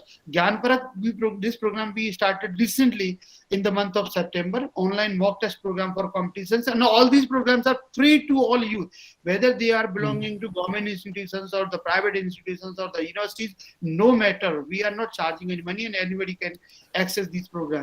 The last one is the programs to assure safe, healthy and secure environment. What is again the major mandate of the SDG4. So this is GEM and Girls Empowerment and Mentoring Program. This is an initiative to assure safe, secure, healthy and fearless environment in colleges. Particularly to girls we are talking about. Female faculty is trained as master trainer, then motivation to mentor students, both boys and girls, then asked to organize youth capacity building programs, interface with successful persons, health awareness camps and workshops to girls particularly we are talking about, legal and social safety measures and awareness programs we are conducting under this GEM program in our colleges. CARE program we are going to start soon because it is approved. Conduct awareness and responsible ethics. This is for boys particularly. Let the male students be aware about equal, healthy, respectful behavior with female co-learners. Another program is RHYME, which is the health awareness program we have started in 2019. So these are some programs our state is conducting in collegiate domain. Program to employability enhancement. So 3 programs our state is conducting. For this is one MMYKY Mukhyamantri Yuva Kaushal Yojana. It is in collaboration with Rajasthan State Rajasthan Skill Development Corporation. Like Maharashtra Skill Corporation is there. So we do have RSLDC here. This MMYKY is being conducted in association with the RSLDC. Then SEED program, it is budget announcement by the Honorable CM, skill enhancement and employability training. Under this program, we conducted in 50 plus colleges skill programs, more than 6,000 students were benefited, and skilling and placement initiatives we are taking through the colleges. And last one is the MOOC. MOOC is the program where in association with IIIT Quota, we have started some online skill courses and more than 20,000 students are registered, and more than 20,000 students have already been registered, issued the certificates in one program. There are 5 programs, and this is the last slide. It's called schemes for economic support to the youth which are economically poor or caste basis as per the government guidelines. Scholarship provisions are there. Free scooty distribution is being done in our state to girls, awards, then fee relaxation. These are the 4 major plans we practice in our states for economic support to our students. And what is happening ultimately, we are happy to say that in our domain, we have gained girls enrollment as 51.79% in collegiate domain here in Rajasthan, particularly in PG, but in PG courses, in collegiate domain, we have 69% plus enrollment of girls, only 31% are boys. So this is one achievement, how Rajasthan is doing and how Rajasthan is performing, and to assure quality education, environment, safe and healthy environment, and good learning practices on quality management of our teachers, and also institutional development we are talking about. Thank you very much to give me this opportunity and to share my views.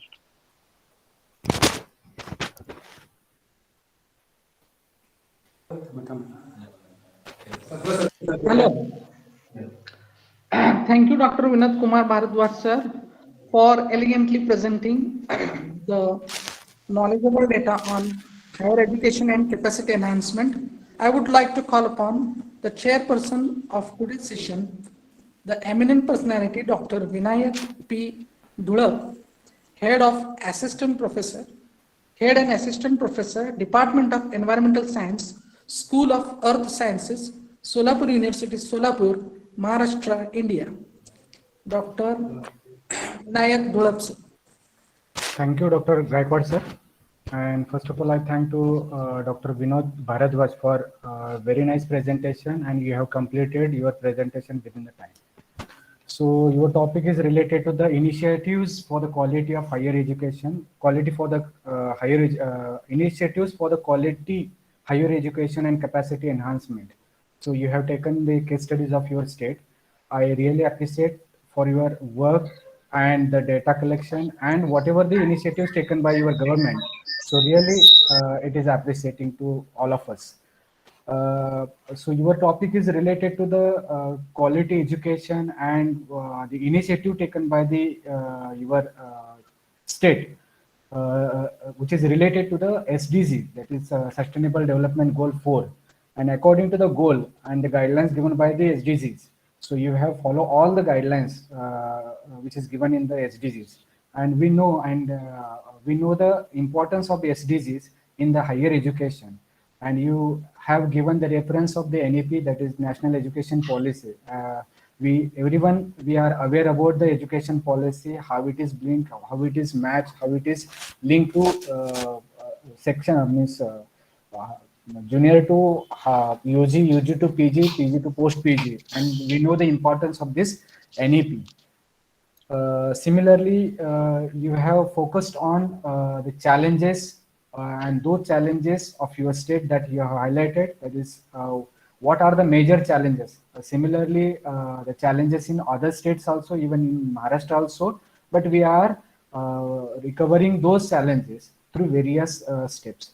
So you also given the highlights on the ISC report, even though you have highlighted the 7E areas where you have mostly work on that 7E areas related to the efficiency, education efficiency, enhancement, environment, then effectiveness, then education delivery, disciplines, so on. So all those are very, very important areas of the 7Es, which can be innovative to everyone, and all those areas are very important in the way of what the education policy as well as overall education systems. Similarly, you have given the ideas and the initiatives taken by your state related to the what are the initiatives. So you have given the list of the programs which has been practiced in your state, and those areas or those programs are very, very innovative point of view, or all those are the very important programs which can be implemented in other states also and other nations also. So those programs you can publish your work so that that information can get to your publication. So I appreciate your presentation, but we are not getting your presentation through your slide share. If your presentation share to all the participants so that you can everybody can get the knowledge from your presentation.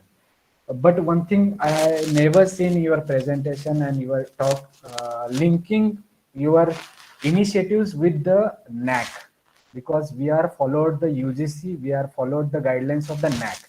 So there should be linking between the NAC. What are the suggestions given by the, or what suggestions given the NAC?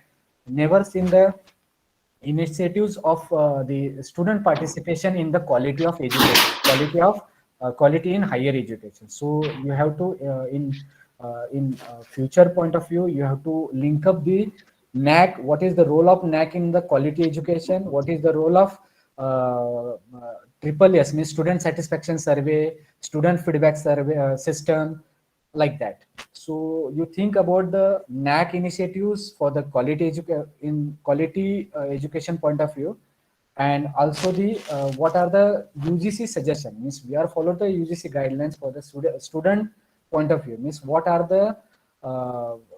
the qualities should be in that way. Okay. So overall, the presentations given by the Vinod Kumar has really appreciating to all of us, and it is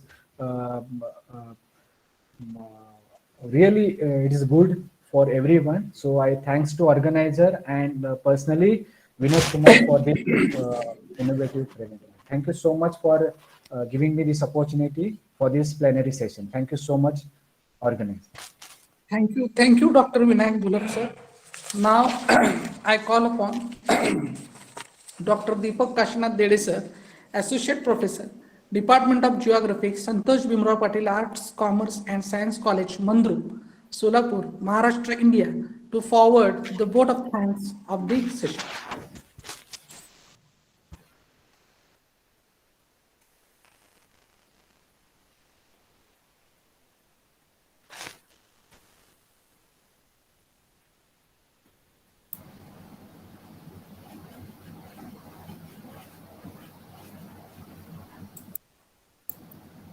Can't hear.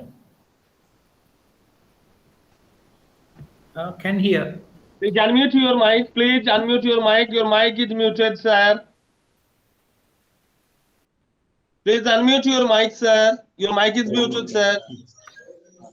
Sorry, sir. Sorry, sir. After this vote of thanks, national anthem of Sri Lanka and India will be played. Please remember, everyone. Respected, eminent and dynamic person.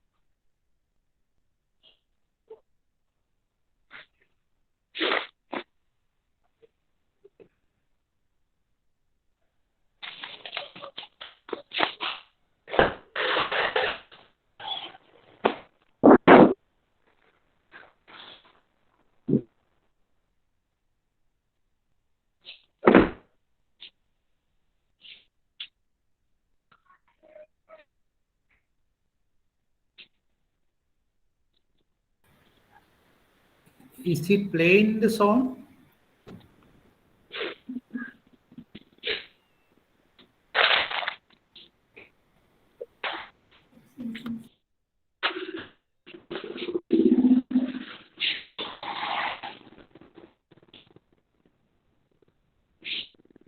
Hello. Hello, sir. Am I audible? Audible on that? Yes, now it's okay, I think. Hello, sir. Am I audible? Hello. Yes, sir. You are audible. Okay. Yes, you are audible. Dr. Praveen Saptarshi, sir, Chairman, Pangaea Geographical Association, India. I also thank to Dr. D.D. Gatade, sir, D.P. Bhosle College, Koregaon, Satara. I also thank to Dr. A.G. Amar Singhe, Head of Department, Geography, Kelaniya University, Sri Lanka.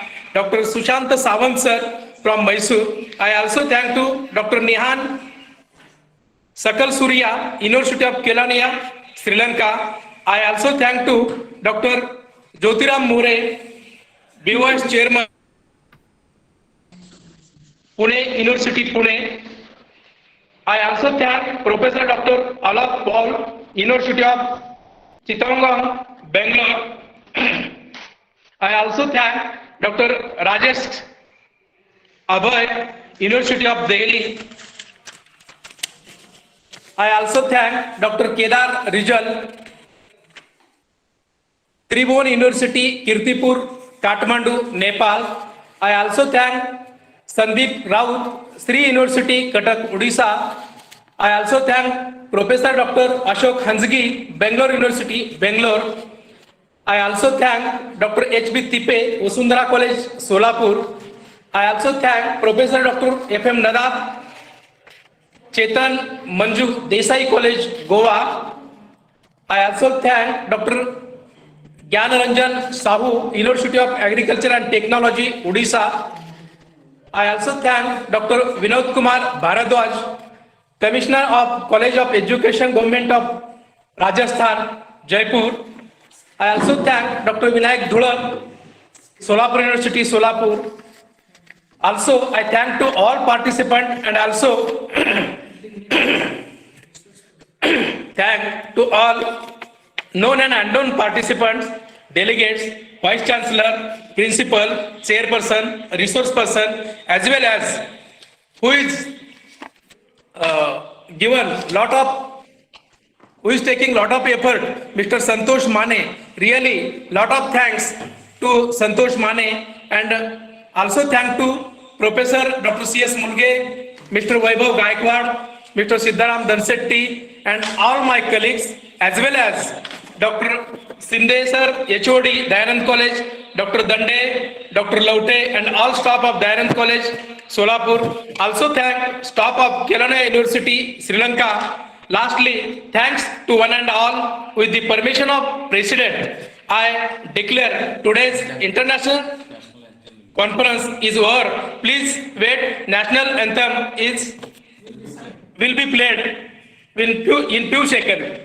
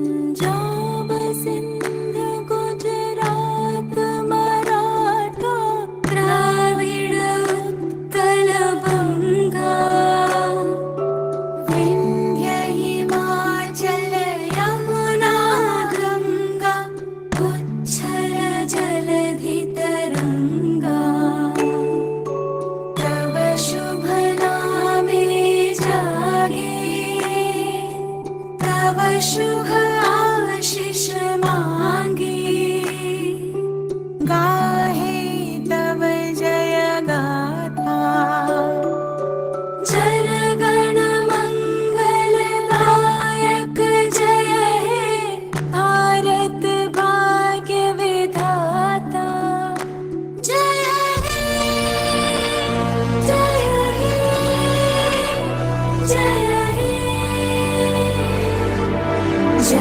जय जय जय हे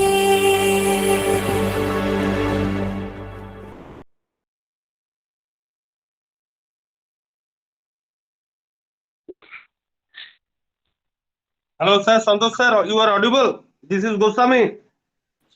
Yes, sir. Yes. Sir, as the time is low, so it is my earnest request to you, please include this video into your YouTube. It's my earnest request to you, sir. Yes, sir. Thank you, sir.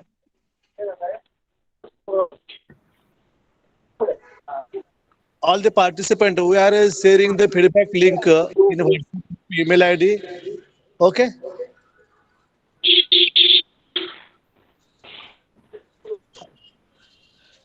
Hello, sir. Amar sir. Marvin sir. Hello. Santosh sir, thank you so much. Thank you, sir. Thank you, sir. The next Santosh sir, thank you very much for giving us this opportunity, wonderful opportunity. Okay, sir. Thank you, thank you. You are welcome, always welcome, sir. Yes, thank you.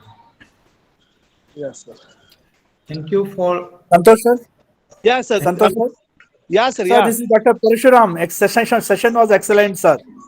Okay, thank you, sir. Parshuram, sir. Thank you. Thank you, sir. Thank you. Thank you very much, sir.